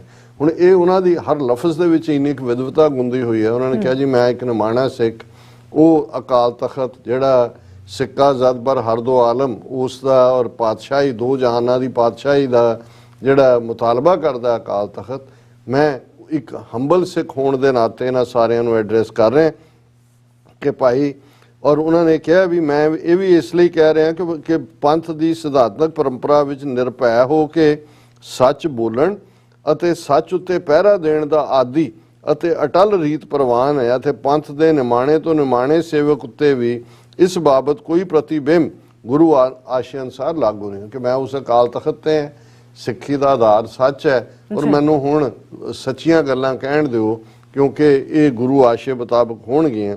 ਔਰ ਇਹ ਉਹਨਾਂ ਨੇ ਕਿਹਾ ਕਿ ਗੁਰੂ ਸਥਾਨਾਂ ਦੇ ਪ੍ਰਬੰਧਕ ਜੋ ਗੁਰੂ ਆਸ਼ੇ ਤੇ ਗੁਰਮਤਿ ਸਿਧਾਂਤਾਂ ਦੇ ਵਿਰੁੱਧ ਜਾਂ ਪ੍ਰਤੀਕੂਲ ਕੋਈ ਕਦਮ ਵੀ ਅਗਿਆਨ ਆਸਤ ਹੋ ਕੇ ਜਾਂ ਬਹੁਮਤ ਮਨਮਤ ਆਦਿ ਦਾ ਸਹਾਰਾ ਲੈ ਕੇ ਚੁੱਕਦੇ ਹਨ ਤਾਂ ਉਹਨਾਂ ਦਾ ਇਹ ਕਦਮ ਪੰਥ ਅਤੇ ਧਰਮ ਦੇ ਹਿੱਤਾਂ ਦੀ ਹਾਨੀ ਹੀ ਗਿਣਿਆ ਜਾਵੇਗਾ, ਭਾਵੇਂ ਉਸ ਕਦਮ ਦੀ ਪ੍ਰੋੜਤਾ ਕੋਈ ਧੜੇਬੰਦ ਸ਼ਕਤੀ ਜਾਂ ਵਿਅਕਤੀ ਕਰੇ। ਇਹ ਸਿੱਧਾ ਉਹਨਾਂ ਨੂੰ ਸੀ ਕਿ ਤੁਸੀਂ ਬਹੁਮਤ, ਕਿਉਂਕਿ ਜੀ ਤੁਹਾਨੂੰ ਵੋਟਾਂ ਤੁਸੀਂ ਲੈ ਲੈਂਦੇ ਹੋ ਆਨੇ ਬਹਾਨੇ ਔਰ ਤੁਹਾਨੂੰ ਲੱਗਦਾ ਵੀ ਤੁਹਾਨੂੰ ਸਿਧਾਂਤ ਦੀ ਪਰਵਾਹ ਕਰਨ ਦੀ ਲੋੜ ਨਹੀਂ ਹੈ। ਉਹਨਾਂ ਨੇ ਕਿਹਾ ਵੀ ਠੀਕ ਹੈ, ਤੁਸੀਂ ਬਹੁਮਤ ਦਾ ਸਹਾਰਾ ਲੈ ਕੇ ਜਾਂ ਤੁਸੀਂ ਅਕਲ ਦੇ ਅੰਨੇ ਹੋ ਵੀ ਅਗਿਆਨ ਆਸ਼ਰਤ ਕਿ ਅਗਿਆਨ ਦੇ ਵਿੱਚ ਤੁਸੀਂ ਖੜੇ ਹੋ ਇਹ, ਲੇਕਿਨ ਇਸ ਨੂੰ ਜਿਹੜਾ ਹੈ ਗੁਰਮਤ ਦਾ ਰਸਤਾ ਇਸ ਦੀ ਕਦੇ ਪ੍ਰੋੜਤਾ ਨਹੀਂ ਕਰੇਗਾ। ਉਹ ਕਦਮ ਕਦਾਚਿਤ ਅਤੇ 3 ਕਾਲ ਪੰਥਕ ਹਿੱਤਾਂ ਵਿੱਚ ਗੁਰਮਤ ਅਨੁਕੂਲ ਜਾਂ ਪ੍ਰਸ਼ੰਸਾਯੋਗ ਨਹੀਂ ਸਮਝਿਆ ਜਾਏਗਾ। ਉਹਨਾਂ ਨੇ ਕਿਹਾ 3 ਕਾਲ ਵੀ ਤੁਸੀਂ ਜੋ ਮਰਜ਼ੀ ਕਰ ਲਓ ਜੀ, ਵੋਟਾਂ ਤੁਹਾਡੇ ਕੋਲ ਨੇ, ਕਬਜ਼ੇ ਕਰਕੇ ਰੱਖੋ, ਪਰ ਇਹ ਪੰਥ ਦੇ ਅਸੂਲਾਂ ਮੁਤਾਬਕ ਨਹੀਂ ਹੈ। ਇਸ ਸੰਸਾਰ ਦੇ ਸੂਝਵਾਨਾਂ ਦੀਆਂ ਨਜ਼ਰਾਂ ਵਿੱਚ ਜਾਂ ਉਸ ਜਹਾਨ ਵਿੱਚ ਗੁਰੂ ਦੀਆਂ ਨਜ਼ਰਾਂ ਵਿੱਚ ਕਿ ਇੱਥੇ ਵੀ ਤੁਸੀਂ ਜਿਹੜੇ ਅਕਲਮੰਦ ਨੇ ਉਹਨਾਂ ਦੇ ਸਾਹਮਣੇ ਸਬਜੈਕਟ ਆਫ ਰਿਡੀਕਿਊਲ ਹੋ, ਔਰ ਕੱਲ ਨੂੰ ਜਦੋਂ ਤੁਸੀਂ ਗੁਰੂ ਦੀ ਹਜ਼ੂਰੀ 'ਚ ਜਵਾਬਦੇਹ ਹੋਣਾ ਉਦੋਂ ਤੁਹਾਡਾ ਕੀ ਹਾਲ ਹੋਏਗਾ। ਇਸ ਸੱਚਾਈ ਨੂੰ ਭੁੱਲ ਕੇ ਅੱਗੇ ਹੀ ਅਸੀਂ ਆਪਣੀ ਬਹੁਤ ਹਾਨੀ ਕਰ ਚੁੱਕੇ ਹਾਂ। ਇਸੇ ਰਾਹ ਉੱਤੇ ਤੁਰਨ ਨਾਲ ਅਸੀਂ ਇੱਥੇ ਉੱਥੇ ਦੋਹਾਂ ਜਹਾਨਾਂ ਵਿੱਚ ਮੂੰਹ ਕਾਲਾ ਹੀ ਕਰਵਾ ਸਕਦੇ ਹਾਂ, ਕੋਈ ਸਥਾਈ ਲਾਭ 3 ਕਾਲ ਪ੍ਰਾਪਤ ਨਹੀਂ ਕਰ ਸਕਦੇ। ਇਹ ਬੜੀ ਸਟਰੋਂਗ ਵਾਰਨਿੰਗ ਸੀ ਜਦੋਂ ਔਰ ਅਸੀਂ ਇਹ ਗੱਲ ਕਰ ਰਹੇ ਹਾਂ ਕਿ ਇੰਨੇ ਵਰੇ ਪਹਿਲਾਂ ਉਹਨਾਂ ਨੇ ਇਹ ਵਾਰਨਿੰਗ ਦਿੱਤੀ।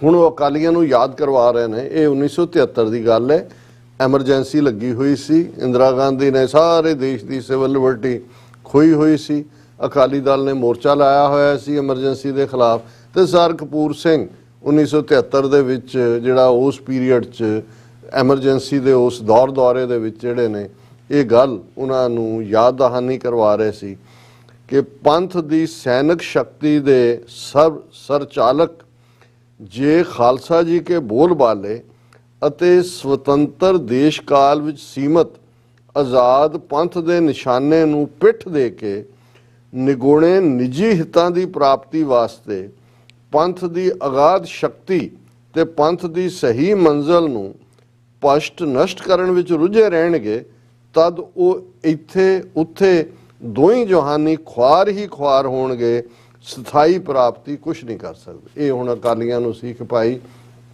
ਤੁਸੀਂ ਅੱਡ ਸਿੱਖ ਦੇਸ਼ ਕਾਲ ਟਾਈਮ ਐਂਡ ਸਪੇਸ ਦੇ ਵਿੱਚ ਔਰ ਖਾਲਸਾ ਜੀ ਕੇ ਬੋਲ ਬਾਲੇ ਐਸੀ ਪੋਲੀਟੀਕਲ ਯੂਨਿਟ ਜਿੱਥੇ ਖਾਲਸੇ ਦੇ ਕੋਲ ਡਿਸੀਜਨ ਮੇਕਿੰਗ ਪਾਵਰ ਹੋਏ, ਤੁਸੀਂ ਇਸ ਤੋਂ ਪਿੱਠ ਦੇ ਚੁੱਕੇ ਹੋ ਔਰ ਤੁਸੀਂ ਨਿਗੁਣੇ ਨਿੱਜੀ ਹਿੱਤਾਂ ਦੇ ਲਈ, ਟੱਬਰਾਂ ਦੇ ਹਿੱਤਾਂ ਲਈ, ਅਹੁਦਿਆਂ ਨੂੰ ਚੰਬੜਨ ਲਈ, ਲਾਲਚ ਦੇ ਵਸ ਜਿਹੜਾ ਉਹ ਤੁਸੀਂ ਅਸਲ ਜਿਹੜੀ ਸਿੱਖ ਮੰਜ਼ਲ ਹੈ ਉਹਨੂੰ ਤਬਾਹ ਕਰਨ ਤੇ ਤੁਲੇ ਹੋਏ ਹੋ ਔਰ ਇਹ ਤੁਹਾਡੇ ਲਈ ਦੋਨੋਂ ਜਹਾਨਾਂ ਦੀ ਖੁਆਰੀ ਹੋਏਗੀ।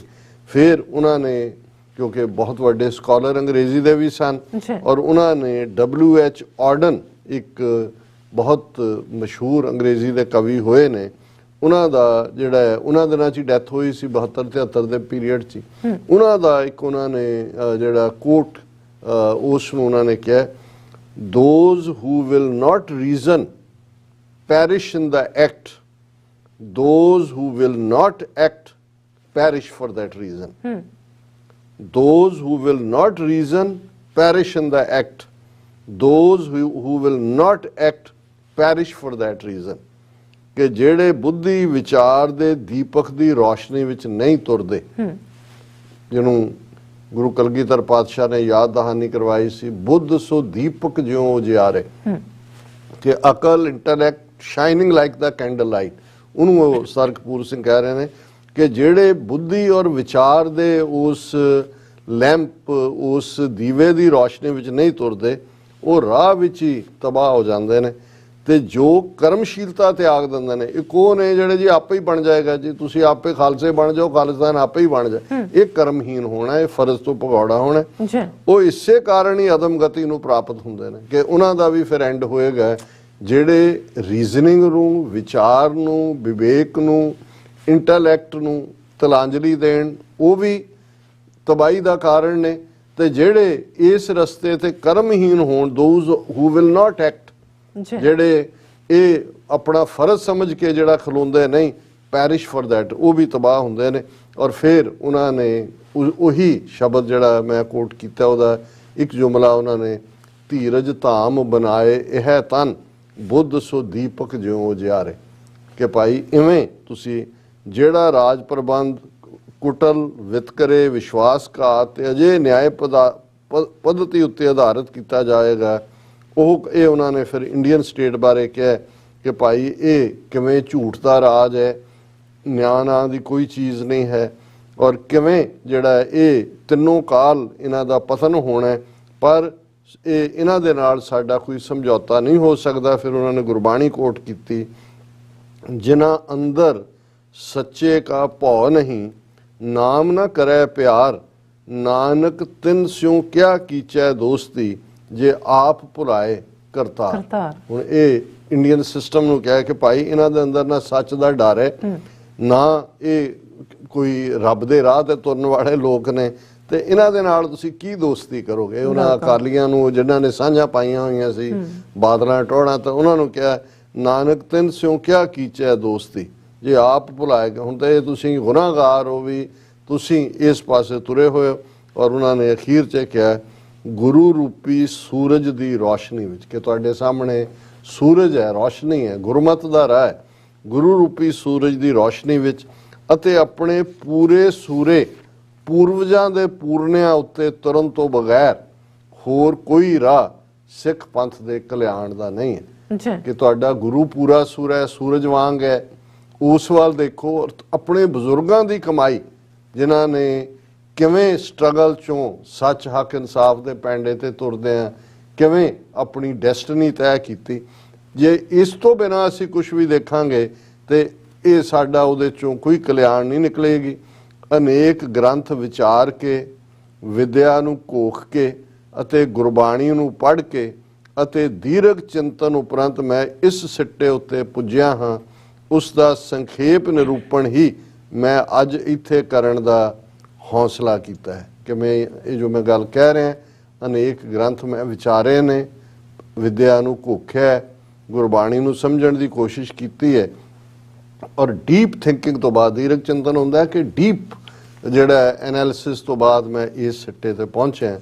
ਸੋ ਮੈਂ ਸਮਝਦਾ ਵੀ ਉਹਨਾਂ ਨੇ ਉਦੋਂ ਜੋ ਸੱਚ ਬਿਆਨ ਕੀਤਾ, ਅੱਜ ਜਦੋਂ ਅਸੀਂ 49 ਸਾਲ ਬਾਅਦ ਇਹ ਉਹਨਾਂ ਦੇ ਵਿਚਾਰ ਸਾਂਝੇ ਕਰ ਰਹੇ, ਤੇ ਫਿਰ ਇਹੀ ਲਾਈਨ ਆਉਂਦੀ ਹੈ ਕਿ ਅੱਜ ਯਾਦ ਆਇਆ ਮੁੜ ਉਹ ਸੱਜਣ ਜਿਹਦੇ ਮਗਰ ਉਲਾਂਬੜਾ ਜਗਦਾ ਹੈ। ਜੀ ਰਾਜ ਸਾਹਿਬ, ਤੁਹਾਡਾ ਬਹੁਤ ਬਹੁਤ ਸ਼ੁਕਰੀਆ। ਸਵਾਗਤ ਲੈਣੇ ਬ੍ਰੇਕ, ਔਰ ਬ੍ਰੇਕ ਤੇ ਜਾਣ ਤੋਂ ਪਹਿਲਾਂ ਅਸੀਂ ਆਪਣੇ ਦਰਸ਼ਕਾਂ ਤੇ ਸਰੋਤਿਆਂ ਨੂੰ ਅਪੀਲ ਤੇ ਬੇਨਤੀ ਕਰਦੇ ਹਾਂ, ਵਿਊਅਰਸ, ਜਿਸ ਤਰ੍ਹਾਂ ਕਿ ਤੁਸੀਂ ਜਾਣਦੇ ਹੋ ਕਿ ਟੀਵੀ 84 ਇੱਕ ਪੰਥਕ ਚੈਨਲ ਹੈ। ਟੀਵੀ 84 ਦੀ ਚੜ੍ਹਦੀ ਕਲਾ ਲਈ ਵੱਧ ਤੋਂ ਵੱਧ ਡੋਨੇਟ ਕਰੋ। ਡੋਨੇਟ ਕਰਨ ਲਈ ਸਾਡੀ ਵੈਬਸਾਈਟ tv84.tv ਤੇ ਜਾ ਕੇ ਪੇਪਲ ਦੀ ਵਰਤੋਂ ਕਰਕੇ ਵਨ ਟਾਈਮ ਡੋਨੇਟ ਕਰ ਸਕਦੇ ਹੋ, ਮੰਥਲੀ ਡੋਨੇਟ ਵੀ ਕਰ ਸਕਦੇ ਹੋ।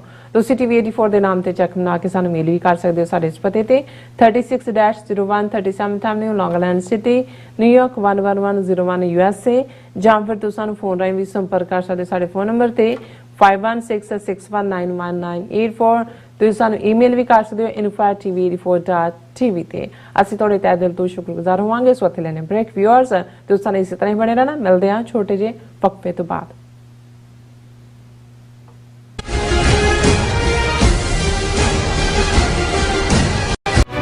ਟੋਰਾਂਟੋ ਵਿਖੇ ਖਾਲਿਸਤਾਨ ਰੈਫਰੈਂਡਮ ਦੀਆਂ ਵੋਟਾਂ ਦੇ ਪਹਿਲੇ ਸੈਂਟਰ ਵਿੱਚ ਰਿਕਾਰਡ ਤੋੜ ਇਕੱਠ ਤੋਂ ਬਾਅਦ ਹੁਣ ਖਾਲਿਸਤਾਨ ਰੈਫਰੈਂਡਮ ਦੇ ਦੂਜੇ ਪੜਾਅ ਦੀਆਂ ਵੋਟਾਂ 6 ਨਵੰਬਰ ਦਿਨ ਐਤਵਾਰ ਨੂੰ ਮਿਸੀਸਾਗਾ ਦੇ ਪੌਲ ਕਾਫੀ ਅਰੀਨਾ, ਜਿਹੜਾ ਕਿ ਡੈਰੀ ਤੇ ਗੋਰਵੇ ਤੇ ਸਥਿਤ ਹੈ, ਵਿਖੇ ਸਵੇਰੇ 9 ਵਜੇ ਤੋਂ ਲੈ ਕੇ ਸ਼ਾਮ ਦੇ 5 ਵਜੇ ਤੱਕ ਪੈਣਗੀਆਂ। ਹੋਰ ਜਾਣਕਾਰੀ ਲਈ ਸੰਪਰਕ ਕਰੋ 437 423 2669। ਮਿਡਵੈਸਟ ਦੀਆਂ ਸਮੂਹ ਸਿੱਖ ਸੰਗਤਾਂ, ਗੁਰਦੁਆਰਾ ਸਾਹਿਬ ਕਮੇਟੀਆਂ ਅਤੇ ਪੰਥਕ ਜਥੇਬੰਦੀਆਂ ਦੇ ਸਹਿਯੋਗ ਨਾਲ ਗੁਰੂ ਗ੍ਰੰਥ ਸਾਹਿਬ ਜੀ ਦੇ ਪਹਿਲੇ ਪ੍ਰਕਾਸ਼ ਦਿਹਾੜੇ ਨੂੰ ਸਮਰਪਿਤ ਆਤਮਰਸ ਕੀਰਤਨ ਦਰਬਾਰ ਅਤੇ ਨਗਰ ਕੀਰਤਨ ਸਜਾਏ ਜਾ ਰਹੇ ਹਨ।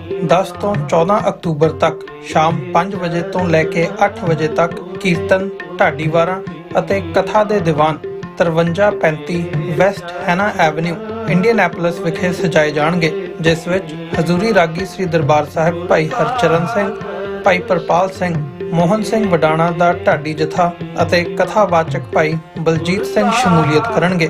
15 ਅਕਤੂਬਰ 2022 ਦਿਨ ਸ਼ਨੀਵਾਰ ਨੂੰ ਸਵੇਰੇ 9 ਵਜੇ ਸਹਿਜ ਪਾਠ ਸਾਹਿਬ ਦੇ ਭੋਗ ਪਾ ਕੇ ਕੀਰਤਨ ਉਪਰੰਤ ਨਗਰ ਕੀਰਤਨ ਲਈ ਸੰਗਤ ਉੱਥੋਂ ਰਵਾਨਾ ਹੋਵੇਗੀ। ਦੁਪਹਿਰ 12 ਵਜੇ ਵਾਰ ਮੈਮੋਰੀਅਲ ਪਾਰਕ ਇੰਡੀਅਨੈਪੋਲਿਸ ਤੋਂ ਨਗਰ ਕੀਰਤਨ ਦੀ ਆਰੰਭਤਾ ਹੋਵੇਗੀ ਅਤੇ ਸਮਾਪਤੀ ਉਪਰੰਤ ਉੱਥੇ ਸਟੇਜ ਲਾਈ ਜਾਵੇਗੀ। ਸਿੱਖ ਸੁਸਾਇਟੀ ਆਫ ਇੰਡੀਆਨਾ ਵੱਲੋਂ ਆਪ ਸਭ ਸਿੱਖ ਸੰਗਤਾਂ ਨੂੰ ਇਹਨਾਂ ਸਮਾਗਮਾਂ ਵਿੱਚ ਹਾਜ਼ਰੀ ਲਵਾਉਣ ਲਈ ਬੇਨਤੀ ਕੀਤੀ ਜਾਂਦੀ ਹੈ। ਵਧੇਰੇ ਜਾਣਕਾਰੀ ਲਈ ਤੁਸੀਂ ਹੇਠ ਦਿੱਤੇ ਨੰਬਰਾਂ ਤੇ ਸੰਪਰਕ ਕਰ ਸਕਦੇ ਹੋ।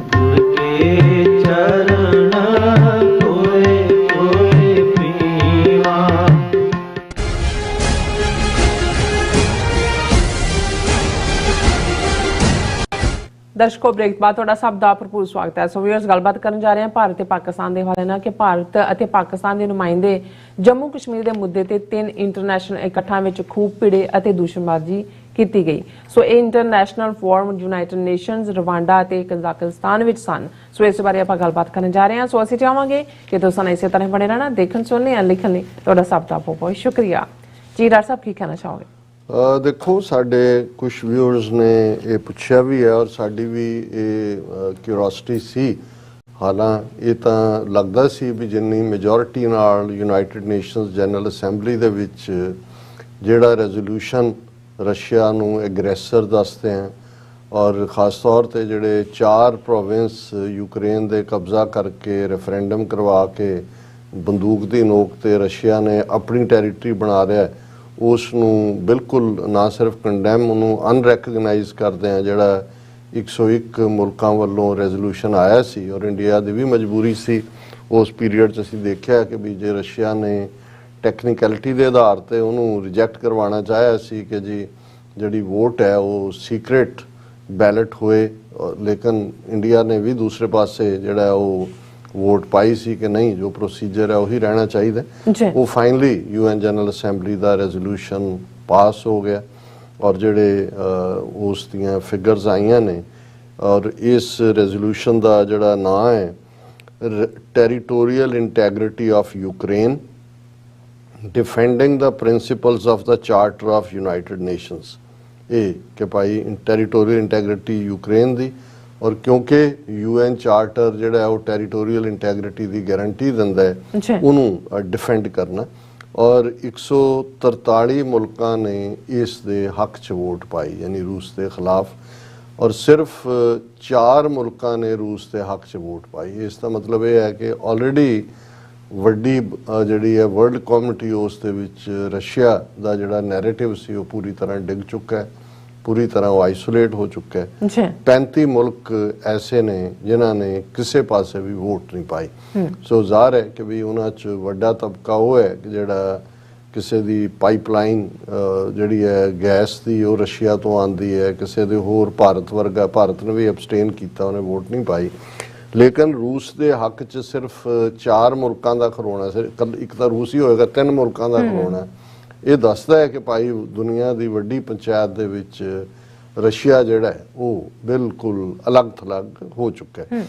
ਹੁਣ ਜਿਹੜੀ ਇਹਦੇ 'ਚ ਦਿਲਚਸਪੀ ਵਾਲੀ ਗੱਲ ਇਹ ਹੈ, ਔਰ ਮੈਂ ਸਮਝਦਾ ਹਾਂ ਕਿ ਵੀ ਪਾਕਿਸਤਾਨ ਦੇ ਜਿਹੜੇ UN ਦੇ ਵਿੱਚ ਨੁਮਾਇੰਦੇ ਮੁਨੀਰ ਅਕਰਮ, ਉਹਨਾਂ ਨੇ ਬਿਲਕੁਲ ਠੀਕ ਮੌਕੇ ਦਾ ਇਸਤੇਮਾਲ ਕੀਤਾ ਔਰ ਮੁਨੀਰ ਅਕਰਮ ਹੋਰਾਂ ਨੇ ਇਸ ਦੇ ਉੱਤੇ ਜਦੋਂ ਇਹ ਜਿਨ੍ਹਾਂ ਵੀ ਮੁਲਕਾਂ ਨੇ ਉਹਦੇ 'ਤੇ ਆਪਣਾ ਕਮੈਂਟ ਕਰਨਾ ਹੁੰਦਾ ਹੈ। ਔਰ ਉਹਦੇ 'ਚ ਪਾਕਿਸਤਾਨ ਦੇ ਐਂਬੈਸਡਰ ਨੇ ਇਹ ਕਿਹਾ, speaking after the United nations general assembly had voted on the issue, Pakistan's permanent representative Munir Akram said he looked forward to similar concern and condemnation about the attempts by India to formalize an annexation of Kashmir. ਹੁਣ ਜਿਹੜੇ ਪਾਕਿਸਤਾਨ ਦੇ ambassador ਨੇ United nation, ਜਿਨ੍ਹਾਂ ਨੂੰ permanent representative ਕਿਹਾ ਜਾਂਦਾ ਹੈ ਹਰ ਇੱਕ ਨੂੰ, ਉਹਨਾਂ ਨੇ ਕਿਹਾ ਕਿ ਵੀ ਬਹੁਤ ਚੰਗੀ ਗੱਲ ਹੈ ਕਿ ਵੀ UN ਨੇ ਜਿਹੜਾ ਉਹ 143 ਮੁਲਕਾਂ ਨੇ ਇਸ ਨੂੰ ਐਂਡੋਰਸ ਕੀਤਾ ਹੈ ਕਿ ਵੀ ਇਹ ਗਲਤ ਕੀਤਾ ਉਹਨਾਂ ਨੇ, UN ਚਾਰਟਰ ਦੀ ਜਿਹੜੀ ਹੈ ਵਾਇਓਲੇਸ਼ਨ ਹੈ। ਕਿ ਕਾਸ਼ ਉਹ ਪੀਰੀਅਡ ਆਏ ਕਿ ਇਹ UN ਜਨਰਲ ਅਸੈਂਬਲੀ, ਜਿਵੇਂ ਭਾਰਤ ਨੇ ਕਸ਼ਮੀਰ ਨੂੰ ਐਨੈਕਸ ਕੀਤਾ ਹੈ UN, ਔਰ ਇਹਦੇ 'ਚ ਵੀ ਕਿਉਂਕਿ ਹਵਾਲਾ ਤਾਂ UN ਚਾਰਟਰ ਦਾ ਹੀ ਦਿੱਤਾ ਗਿਆ, ਉਸੇ UN ਚਾਰਟਰ ਦੇ ਤਹਿਤ 14-15 resolution United nation security council ਦੇ ਨੇ, ਜਿਹਦੇ 'ਚ ਜੰਮੂ ਕਸ਼ਮੀਰ ਦੇ ਵਿੱਚ ਰਾਏ ਸ਼ੁਮਾਰੀ ਜਾਂ ਪਲੈਬੀਸਾਈਡ ਦੀ ਗੱਲ ਕੀਤੀ ਹੋਈ ਹੈ। ਸੋ ਮਨੀਰ ਅਕਰਮ ਨੇ ਬਿਲਕੁਲ ਠੀਕ ਨਬਜ਼ ਤੇ ਹੱਥ ਰੱਖਿਆ ਕਿ ਕਾਸ਼ ਇਹੀ UN ਜਨਰਲ ਅਸੈਂਬਲੀ ਕਸ਼ਮੀਰ ਦੇ ਬਾਰੇ ਵੀ, ਜਿਹਨੂੰ ਇਲੀਗਲੀ ਇੰਡੀਆ ਨੇ ਐਨੈਕਸ ਕੀਤਾ ਹੈ, ਉਹ ਕਰੇ। ਸੋ ਇਹ ਇੱਕ ਮੈਂ ਸਮਝਦਾ ਹੈ ਕਿ ਬਹੁਤ ਚੰਗਾ ਓਕੇਜ਼ਨ ਸੀ। ਹੁਣ ਇਕੱਲਾ ਇਹੀ ਨਹੀਂ, ਔਰ ਮੈਂ ਸਮਝਦਾ ਵੀ ਬੇਸ਼ੱਕ ਅਸੀਂ ਅਕਸਰ ਪਾਕਿਸਤਾਨ ਦੇ ਬਾਹਰ ਜਿਹੜੇ ਡਿਪਲੋਮੈਟ ਨੇ ਉਹਨਾਂ ਬਾਰੇ ਟਿੱਪਣੀ ਕਰਦੇ ਹਾਂ, ਕਈ ਵਾਰ ਅਸੀਂ ਉਹਨਾਂ ਨੂੰ ਐਗਰੈਸਿਵ ਡਿਪਲੋਮੇਸੀ ਦੀ ਸਲਾਹ ਦਿੱਤੀ ਹੈ ਕਿ ਭਾਈ ਚਲੋ ਡਿਪਲੋਮੈਟ ਤਾਂ ਆਪਣੀਆਂ ਨੌਕਰੀਆਂ ਸਾਰੇ ਕਰਦੇ ਹੀ ਨੇ, ਕਿ ਜਿੱਥੇ ਵੀ ਹੁੰਦਾ ਇਹਦੇ ਤੇ consistent lobby, at least Jammu Kashmir ਦਾ ਇਸ਼ੂ ਔਰ ਭਾਰਤ ਦੇ ਵਿੱਚ ਜਿਹੜਾ ਮਾਈਨੋਰਟੀਜ਼ ਦਾ ਇਸ਼ੂ ਹੈ, ਔਰ ਇਸ ਵੇਲੇ ਜਿਸ ਤਰ੍ਹਾਂ ਦੀ ਭਾਰਤੀ ਹਕੂਮਤ ਹੈ ਉਹਨੂੰ ਤਾਂ ਦੁਨੀਆ ਭਰ 'ਚ ਐਕਸਪੋਜ਼ ਕੀਤਾ ਜਾ ਸਕਦਾ ਹੈ, ਔਰ ਉਹ ਮਹਿਜ਼ ਇੱਕ ਅੱਧੀ ਸਪੀਚ ਤੱਕ ਮਹਿਦੂਦ ਨਾ ਹੋਏ, ਇਸ ਦੇ ਉੱਤੇ ਕੰਸਿਸਟੈਂਟ ਲੌਬੀ ਹੋਏ। ਸੋ ਅਸੀਂ ਅੱਜ ਜਦੋਂ ਗੱਲ ਕਰ ਰਹੇ ਹਾਂ, ਪਾਕਿਸਤਾਨ ਦੇ ਡਿਪਲੋਮੈਟਸ ਨੇ, ਇੱਕ ਦੇ ਵਿੱਚ ਤਾਂ ਉਹਨਾਂ ਦਾ ਖੁਦ ਪ੍ਰਾਈਮ ਮਿਨਿਸਟਰ ਸ਼ਾਮਲ ਹੈ, 3 ਮੌਕਿਆਂ ਦੇ ਉੱਤੇ ਉਹਨਾਂ ਨੇ ਖੁੱਲ੍ਹ ਕੇ ਭਾਰਤ ਨੂੰ ਜੰਮੂ ਕਸ਼ਮੀਰ ਦੇ ਮੁੱਦੇ ਤੇ ਘੇਰਿਆ। ਹਾਲਾਂ ਭਾਰਤੀ ਰਿਪਰੈਜ਼ੈਂਟੇਟਿਵਸ ਨੇ ਜਿਹੜਾ ਉਹ ਬਹੁਤ ਜ਼ਹਿਰੀਲੇ ਅੱਗੋਂ ਜਵਾਬ ਦਿੱਤੇ, ਲੇਕਿਨ ਉਹਨਾਂ 'ਚੋਂ ਅਸੀਂ ਇੱਕ ਤਾਂ UN ਜਨਰਲ ਅਸੈਂਬਲੀ ਦੀ ਗੱਲ ਕੀਤੀ, ਉਸ ਫੋਰਮ ਦੇ ਉੱਤੇ ਮੁਨੀਰ ਅਕਰਮ ਉਹਨਾਂ ਨੇ ਭਾਰਤ ਨੂੰ ਘੇਰਿਆ, ਔਰ ਇਸ ਦੇ ਜਵਾਬ ਦੇ ਵਿੱਚ ਜਿਹੜਾ ਭਾਰਤ ਹੈ ਉਸ ਨੇ ਕਾਫੀ ਉਹਨਾਂ ਦਾ ਜਿਹੜਾ ਤਿੱਖਾ ਜਵਾਬ ਦਿੱਤਾ। ਇੰਡੀਆ ਦੀ ਜਿਹੜੀ ਰਿਪਰੈਜ਼ੈਂਟੇਟਿਵ ਹੈ, ਪਰਮਾਨੈਂਟ ਰਿਪਰੈਜ਼ੈਂਟੇਟਿਵ ਰੁਚਰਾ ਕੰਬੋਜ, ਉਹਨੇ ਅੱਗੋਂ ਜਵਾਬ ਦਿੱਤਾ ਹੈ, by one delegation to misuse this forum and make frivolous and pointless remarks against my country deserve our collective contempt and sympathy for a mindset which repeatedly utters false। ਕੁਛ ਨਹੀਂ, ਮਤਲਬ ਹੁਣ ਜਵਾਬ ਕੋਈ ਨਹੀਂ ਹੈ, ਉਹ ਜਿਵੇਂ ਮੂੰਹ ਚੋਂ ਜ਼ਹਿਰ ਹੀ ਨਿਕਲ ਰਿਹਾ ਕਿ ਫਾਲਸੂਟ, ਝੂਠ ਮੇਰੇ ਦੇਸ਼ ਨੂੰ ਬਦਨਾਮ ਕਰਨ ਦਾ, ਔਰ ਇਹ ਜਿਹੜਾ ਇਹ ਉਹ, ਔਰ ਫਿਰ ਉਹ ਕਹਿੰਦੇ ਆ we call on Pakistan to stop cross border terrorism. ਤੁਹਾਡਾ ਤਾਂ ਕੁਲਭੂਸ਼ਣ ਯਾਦਵ ਉੱਥੇ ਬੈਠਾ ਹੋਇਆ, ਕੋਈ ਪਾਕਿਸਤਾਨ ਦਾ ਦੱਸ ਦਿਓ। ਤੁਹਾਡਾ ਉਹ ਤਾਂ ਉਹ ਹਰ ਚੌਥੇ ਦਿਨ ਉਹ UN 'ਚ ਲੈ ਆਉਂਦੇ ਨੇ ਜੀ ਲਸ਼ਕਰੇ ਤੋਇਬਾ ਤੇ ਫਰਾਣੇ ਤੇ ਢਿਮਕੇ ਨੂੰ ਦਹਿਸ਼ਤਗਰਦ ਐਲਾਨੋ, ਔਰ ਉਹ ਕਹਿ ਰਹੀ ਹੈ ਕਿ ਜੀ ਇਹ ਜਿਹੜਾ ਪਾਕਿਸਤਾਨ 'ਚ right to life and liberty ਨਹੀਂ ਹੈ, ਔਰ ਸਾਡੇ ਕਰ ਰਹੇ ਨੇ। ਪਰ ਮੈਂ ਸਮਝਦਾ ਵੀ ਮੁਨੀਰ ਅਕਰਮ ਇੱਕ ਸੀਜ਼ਨ ਡਿਪਲੋਮੈਟ ਹੈ, ਔਰ ਉਹਨੇ ਬਿਲਕੁਲ ਜਿਹੜਾ ਠੀਕ ਜਿਹੜਾ ਨਿਸ਼ਾਨੇ ਤੇ ਠੀਕ ਨਿਸ਼ਾਨਾ ਫੁੰਡਿਆ। ਹੁਣ ਇੱਕ ਤਾਂ ਇਹ, ਦੂਸਰਾ ਜਿਹੜਾ ਜਦੋਂ ਅਸੀਂ ਗੱਲ ਕਰ ਰਹੇ ਹਾਂ, ਰਵਾਂਡਾ ਦੇ ਵਿੱਚ ਇੰਟਰ ਪਾਰਲੀਮੈਂਟ ਯੂਨੀਅਨ ਦਾ ਜਿਹੜਾ ਇਜਲਾਸ ਚੱਲ ਰਿਹਾ, ਔਰ ਉੱਥੇ ਵੀ ਪਾਕਿਸਤਾਨ ਨੇ ਇਸ ਮੌਕੇ ਦਾ ਇਸਤੇਮਾਲ ਕੀਤਾ ਆਪਣੀ ਗੱਲ ਕਹਿਣ ਦੇ ਲਈ, ਔਰ ਇਸ ਦੇ ਉੱਤੇ ਵੀ ਉਹਨਾਂ ਨੇ ਕਸ਼ਮੀਰ ਦੀ ਗੱਲ ਕੀਤੀ। ਔਰ ਉੱਥੇ ਵੀ ਜਿਹੜਾ ਇੰਡੀਆ ਦਾ ਰਿਪਰੈਜ਼ੈਂਟੇਟਿਵ ਸੀ, ਉਹਨਾਂ ਨੇ ਜਦੋਂ ਪਾਕਿਸਤਾਨ ਦੇ ਰਿਪਰੈਜ਼ੈਂਟੇਟਿਵ ਨੇ ਕਸ਼ਮੀਰ ਇਸ਼ੂ ਨੂੰ ਲਿਆਂਦਾ ਇੰਟਰ ਪਾਰਲੀਮੈਂਟਰੀ ਯੂਨੀਅਨ ਦੇ ਵਿੱਚ, ਔਰ ਇਸ ਮੌਕੇ ਦੇ ਉੱਤੇ ਇੰਡੀਅਨ ਰਿਪਰੈਜ਼ੈਂਟੇਟਿਵ ਲੇਕੀ ਨੇ ਫਿਰ ਇਹਨੇ ਕਿਹਾ ਕਿ ਜੀ it is unfortunate that Pakistan has once again chosen to misuse the platform to propagate false and malicious propaganda against India and distract from today's discussion।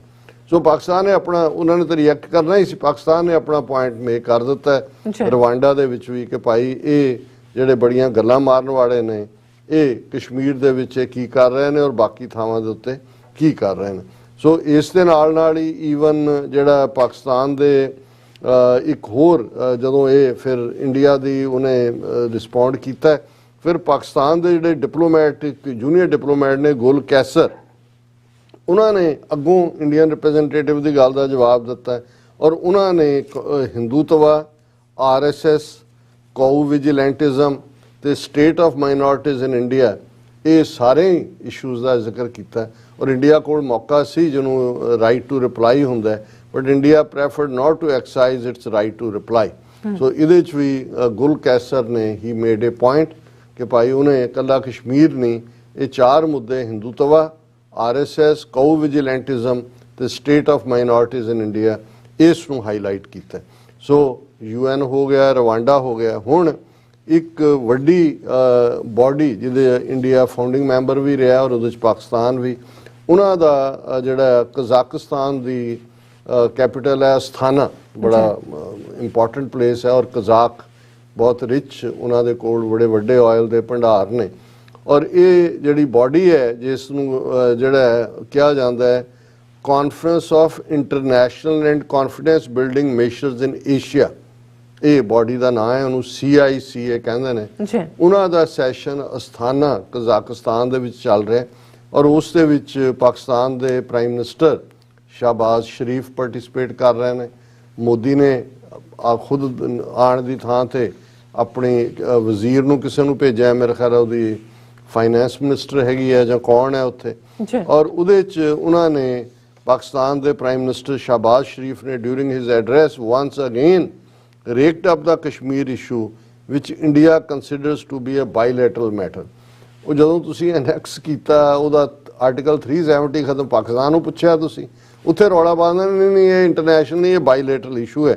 ਔਰ ਇਹ ਜਿਹੜੀ ਹੈ ਉਹਨਾਂ ਦੇ ਲਿਖੀ ਇਹਨਾਂ ਦੀ ਸੀਗੀ ਉੱਥੇ ਅਸਥਾਨਾ ਦੇ ਵਿੱਚ, special convoy to lead the Indian delegation, ਔਰ ਉਹਦੇ 'ਚ ਵੀ ਪਾਕਿਸਤਾਨ ਨੇ ਜਿਹੜਾ ਆਪਣਾ ਸ਼ਾਹਬਾਜ਼ ਸ਼ਰੀਫ ਨੇ ਇਸ ਪੁਆਇੰਟ ਨੂੰ ਮੇਕ ਕੀਤਾ।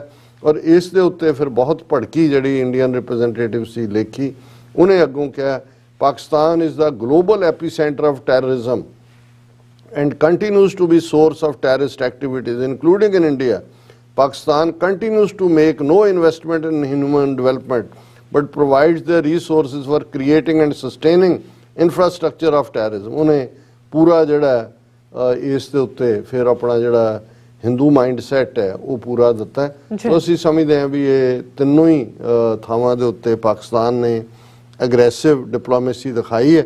ਔਰ ਇਹ ਜਿਹੜੀ ਕਜ਼ਾਕਿਸਤਾਨ ਵਾਲੀ ਮੀਟਿੰਗ 'ਚ ਇਹ ਆਲਮੋਸਟ ਹਰ ਹੀ ਮੀਡੀਆ ਨੇ ਕਵਰ ਕੀਤਾ ਹੈ। ਦਾ ਹਿੰਦੂ ਦੀ ਸੁਹਾਸਨੀ ਹੈਦਰ ਹੈ, ਇਹ ਸੁਬਰਾਮਨੀਅਮ ਸਵਾਮੀ ਦੀ ਡਾਟਰ ਹੈ ਔਰ ਵਿਆਹੀ ਇੱਕ ਮੁਸਲਮਾਨ ਨਾਲ ਹੋਈ ਹੈ। ਇਸ ਨੇ ਇਸ ਦੀ ਰਿਪੋਰਟਿੰਗ ਕਰਦਿਆਂ ਕਿਹਾ at Kazakhstan meeting India terms Pakistan Appy centre of terrorism, ਕਿ ਇੰਡੀਆ ਨੇ ਪਾਕਿਸਤਾਨ ਨੂੰ ਦਹਿਸ਼ਤਗਰਦੀ ਦਾ ਜਿਹੜਾ ਉਹ ਅੱਡਾ ਦੱਸਿਆ ਕਿ ਉੱਥੋਂ ਜਿਹੜਾ ਉਹ ਸਾਰਾ ਨਿਕਲਦਾ।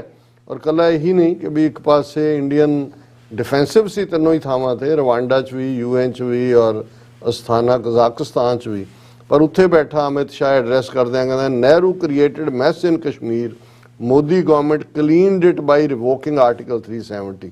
ਹੁਣ ਇੱਥੇ ਉਹ ਕਹਿ ਰਹੀ ਹੈ ਅਸਥਾਨਾ 'ਚ ਲੇਖੀ ਕਿ ਜੀ ਇਹ ਬਾਈਲੇਟਰਲ ਇਸ਼ੂ ਹੈ, ਤੇ ਉੱਥੇ ਅਮਿਤ ਸ਼ਾਹ ਕਹਿ ਰਿਹਾ ਜੀ ਇਹ ਨਹਿਰੂ ਨੇ ਮੈਸ ਕ੍ਰੀਏਟ ਕੀਤਾ ਸੀ, ਮੋਦੀ ਨੇ ਇਸ ਦੀ ਸਫਾਈ ਕਰ ਦਿੱਤੀ ਹੈ। ਪਰ ਮੈਂ ਮੁਬਾਰਕਬਾਦ ਦੇਣਾ ਚਾਹੁੰਦਾ ਪਾਕਿਸਤਾਨ ਦੇ ਡਿਪਲੋਮੈਟਸ ਨੂੰ ਜਿਨ੍ਹਾਂ ਨੇ ਇਸ ਇਸ਼ੂ ਨੂੰ ਐਗਰੈਸਿਵਲੀ ਚੁੱਕਿਆ। ਜੀ ਡਾਕਟਰ ਸਾਹਿਬ ਤੁਹਾਡਾ ਬਹੁਤ ਬਹੁਤ ਸ਼ੁਕਰੀਆ। ਸਤਿ ਬ੍ਰੇਕ ਫਿਓਰਸ ਤੋਂ ਸਾਨੂੰ ਇਸ ਤਰ੍ਹਾਂ ਹੀ ਬਣੇ ਰਹਿਣਾ, ਮਿਲਦੇ ਹਾਂ ਛੋਟੇ ਜਿਹੇ ਬ੍ਰੇਕ ਤੋਂ ਬਾਅਦ।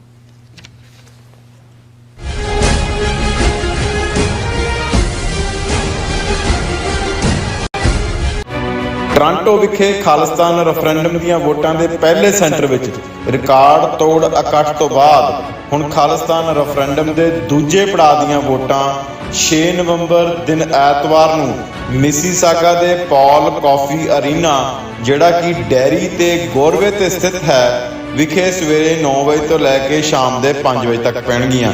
ਹੋਰ ਜਾਣਕਾਰੀ ਲਈ ਸੰਪਰਕ ਕਰੋ 437 423 2669।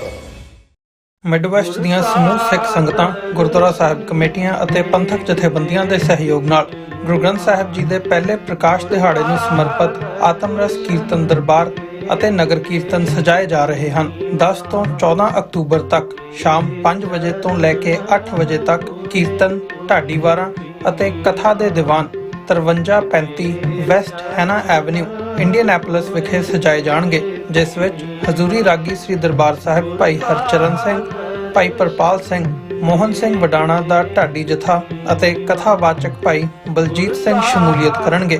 15 ਅਕਤੂਬਰ 2022 ਦਿਨ ਸ਼ਨੀਵਾਰ ਨੂੰ ਸਵੇਰੇ 9 ਵਜੇ ਸਹਿਜ ਪਾਠ ਸਾਹਿਬ ਦੇ ਭੋਗ ਪਾ ਕੇ ਕੀਰਤਨ ਉਪਰੰਤ ਨਗਰ ਕੀਰਤਨ ਲਈ ਸੰਗਤ ਉੱਥੋਂ ਰਵਾਨਾ ਹੋਵੇਗੀ। ਦੁਪਹਿਰ 12 ਵਜੇ ਵਾਰ ਮੈਮੋਰੀਅਲ ਪਾਰਕ ਇੰਡੀਅਨੈਪੋਲਿਸ ਤੋਂ ਨਗਰ ਕੀਰਤਨ ਦੀ ਆਰੰਭਤਾ ਹੋਵੇਗੀ ਅਤੇ ਸਮਾਪਤੀ ਉਪਰੰਤ ਉੱਥੇ ਸਟੇਜ ਲਾਈ ਜਾਵੇਗੀ। ਸਿੱਖ ਸੁਸਾਇਟੀ ਆਫ ਇੰਡੀਆਨਾ ਵੱਲੋਂ ਆਪ ਸਭ ਸਿੱਖ ਸੰਗਤਾਂ ਨੂੰ ਇਹਨਾਂ ਸਮਾਗਮਾਂ ਵਿੱਚ ਹਾਜ਼ਰੀ ਲਵਾਉਣ ਲਈ ਬੇਨਤੀ ਕੀਤੀ ਜਾਂਦੀ ਹੈ। ਵਧੇਰੇ ਜਾਣਕਾਰੀ ਲਈ ਤੁਸੀਂ ਹੇਠ ਦਿੱਤੇ ਨੰਬਰਾਂ ਤੇ ਸੰਪਰਕ ਕਰ ਸਕਦੇ ਹੋ।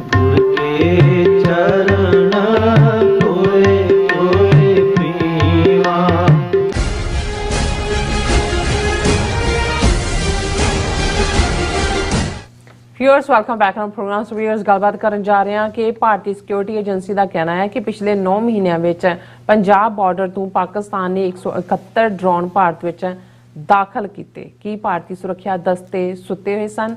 सो इस बारे आप गलबात करन जा रहे हैं। सो असीं चाहांगे कि तुसां इसी तरह बने रहना। देखण सुनने या लिखण लई तुहाडा सब दा बहुत बहुत धन्नवाद जी। डॉक्टर साहब की कहना चाहोगे? देखो ਜਿਹੜੀ ਗੱਲ ਮੋਹਨ ਭਾਗਵਤ ਨੇ ਨਾਗਪੁਰ ਤੋਂ ਆਪਣੇ ਦੁਸ਼ਹਿਰੇ ਦੇ ਭਾਸ਼ਣ ਦੇ ਵਿੱਚ ਕਹੀ, ਜਿਸ ਦੇ ਵਿੱਚ ਉਹਨੇ ਖਾਸ ਤੌਰ ਤੇ 3 ਮੁਲਕਾਂ ਜਿਹਦੇ ਵਿੱਚ ਸਾਊਥ ਸੁਡਾਨ, ਕੋਸੋਵੋ ਔਰ ਈਸਟ ਤੈਮੂਰ ਦਾ ਜ਼ਿਕਰ ਕਰਦੇ ਆ। ਭਾਰਤ ਦੇ ਵਿੱਚ ਆਬਾਦੀ ਦੇ ਲਿਹਾਜ਼ ਨਾਲ ਜੇ ਰਿਲੀਜੀਅਸ ਇਨਬੈਲੈਂਸ ਹੋਏਗਾ ਤੇ ਫਿਰ ਇਹ 3 ਮੁਲਕਾਂ ਵਾਲਾ ਵਰਤਾਰਾ ਹੋ ਸਕਦਾ। ਸੋ ਜ਼ਾਹਰ ਹੈ ਕਿ ਉਹਨਾਂ ਨੇ ਇੱਕ ਪਾਸੇ ਤਾਂ ਪੰਜਾਬ ਸਿੱਖ ਮੈਜੋਰਿਟੀ, ਕਸ਼ਮੀਰ ਮੁਸਲਿਮ ਮੈਜੋਰਿਟੀ ਔਰ ਨਾਗਾਲੈਂਡ ਨਾਗਾ ਮੈਜੋਰਿਟੀ, ਉਹਨਾਂ ਦੀਆਂ ਡੈਮੋਗ੍ਰਾਫਿਕ ਬਦਲਣ ਲਈ ਹਾਲਾਂ ਬਹੁਤ ਪਹਿਲਾਂ ਤੋਂ ਹੀ ਇਸ ਦੇ ਉੱਤੇ ਯਤਨ ਹੋ ਰਿਹਾ, ਪਰ ਆਉਣ ਵਾਲੇ ਪੀਰੀਅਡ 'ਚ ਅਸੀਂ ਇਸ ਐਗਰੈਸਿਵ ਸਟਾਂਸ ਨੂੰ ਦੇਖ ਸਕਦੇ ਹਾਂ। ਔਰ ਜੰਮੂ ਕਸ਼ਮੀਰ ਦੇ ਹਵਾਲੇ ਨਾਲ ਕਿਉਂਕਿ ਕਿਹਾ ਜਾ ਰਿਹਾ ਜੀ ਇਲੈਕਸ਼ਨਾਂ ਕਰਵਾਉਣੀਆਂ ਨੇ, ਉੱਥੇ 3 ਡਰਟੀ ਡੀਜ਼ ਉਹਨਾਂ ਨੇ ਇੰਪਲੀਮੈਂਟ ਕੀਤੀਆਂ। ਔਰ ਜਸਟ 2 ਦਿਨ ਪਹਿਲਾਂ ਜੰਮੂ ਦੇ ਡਿਪਟੀ ਕਮਿਸ਼ਨਰ ਨੇ ਆਰਡਰ ਜਾਰੀ ਕੀਤਾ ਕਿ ਜੀ ਜਿਹੜਾ ਵੀ ਇੱਥੇ ਰਹਿ ਰਿਹਾ 1 ਸਾਲ ਤੋਂ ਵੀ ਘੱਟ, ਭਾਵੇਂ ਉਹਦੇ ਕੋਲ ਕੋਈ ਵੀ ਡਾਕੂਮੈਂਟ ਨਹੀਂ ਹੈ, ਉਹ ਵੋਟਰ ਦੇ ਤੌਰ ਤੇ ਰਜਿਸਟਰ ਹੋ ਸਕਦਾ ਹੈ। ਹੁਣ ਇਸ ਤੋਂ ਅਸੀਂ ਅੰਦਾਜ਼ਾ ਲਾਈ ਔਰ ਆਲਰੇਡੀ ਕਿੰਨੇ ਮਿਲੀਅਨ ਜਿਹੜੇ ਨੇ ਉਹਨਾਂ ਨੇ ਫੇਕ ਲੋਕਾਂ ਨੂੰ ਡੋਮਿਸਾਈਲ ਦਿੱਤੇ ਨੇ, ਜਿਨ੍ਹਾਂ ਦਾ ਜੰਮੂ ਕਸ਼ਮੀਰ ਨਾਲ ਕੋਈ ਲਾਗਾ ਦੇਗਾ ਨਹੀਂ ਹੈ। ਪੰਜਾਬ ਦੇ ਵਿੱਚ ਇਹ ਰੁਝਾਨ ਤਾਂ ਅਸੀਂ ਲੰਬੇ ਵਕਤ ਤੋਂ ਦੇਖ ਰਹੇ ਹਾਂ ਕਿ ਕਿਵੇਂ ਯੂਪੀ ਬਿਹਾਰ ਅੱਗੇ ਤਾਂ ਉਹ ਸੀਜ਼ਨਲ ਲੇਬਰ ਸੀ, ਆਉਂਦੇ ਸੀ ਕਟਾਈ ਦੇ ਮੌਕੇ ਜਾਂ ਬੁਆਈ ਦੇ ਮੌਕੇ ਚਲੇ ਜਾਂਦੇ ਸੀ। ਹੁਣ ਉਹਨਾਂ ਨੂੰ ਕਿਵੇਂ ਪੱਕੇ ਤੌਰ ਦੇ ਉੱਤੇ ਜਿਹੜੇ ਉਹਨਾਂ ਦੇ ਸੀ ਉਹਨਾਂ ਨੂੰ ਵੋਟਿੰਗ ਰਾਈਟ ਤਾਂ ਖੈਰ ਮਿਲਦਾ ਹੀ ਹੈ, ਉਹਨਾਂ ਨੂੰ ਘਰ ਬਣਾ ਕੇ ਦਿੱਤੇ, ਟਿਕਾਣੇ ਬਣਾ ਕੇ ਦਿੱਤੇ, ਜਿੱਥੇ ਉਹਨਾਂ ਨੇ ਇਲੀਗਲ ਬਿਜਲੀ ਦੇ ਖੰਭੇ ਲਾਏ ਉਹਨਾਂ ਨੂੰ ਰੈਗੂਲਰਾਈਜ਼ ਕਰਤਾ। ਸੋ ਇਹ ਟ੍ਰੈਂਡ ਜਿਹੜਾ ਹੈ ਬੜੀ ਮਜ਼ਬੂਤੀ ਦੇ ਨਾਲ ਚੱਲ ਰਿਹਾ ਔਰ ਨਾਲ ਦੀ ਨਾਲ ਪਾਕਿਸਤਾਨ ਦੇ ਉੱਤੇ ਜਿਹੜਾ ਹੈ ਉਹ ਪੂਰੀ ਗੋਲਾਬਾਰੀ, ਜਿਵੇਂ ਅਸੀਂ ਜ਼ਿਕਰ ਕੀਤਾ ਕਿ ਯੂਨਾਈਟਿਡ ਨੇਸ਼ਨਸ ਦਾ ਫੋਰਮ ਸੀ ਜਾਂ ਸਥਾਨਾ ਕਜ਼ਾਕਿਸਤਾਨ 'ਚ ਜਿਹੜਾ ਕਾਨਫਰੰਸ ਸੀ ਏਸ਼ੀਅਨ ਮੁਲਕਾਂ ਦੀ, ਜਿਹਦੇ 'ਚ ਸਡਨਲੀ ਜਿਹੜਾ ਉਹ ਈਵਨ ਪੁਤਿਨ ਵੀ ਪਹੁੰਚ ਗਿਆ ਔਰ ਦੂਸਰੇ ਵੀ ਜਿਹੜੀ ਹੈ ਉਹ ਮੀਟਿੰਗਸ ਹੁੰਦੀਆਂ ਨੇ।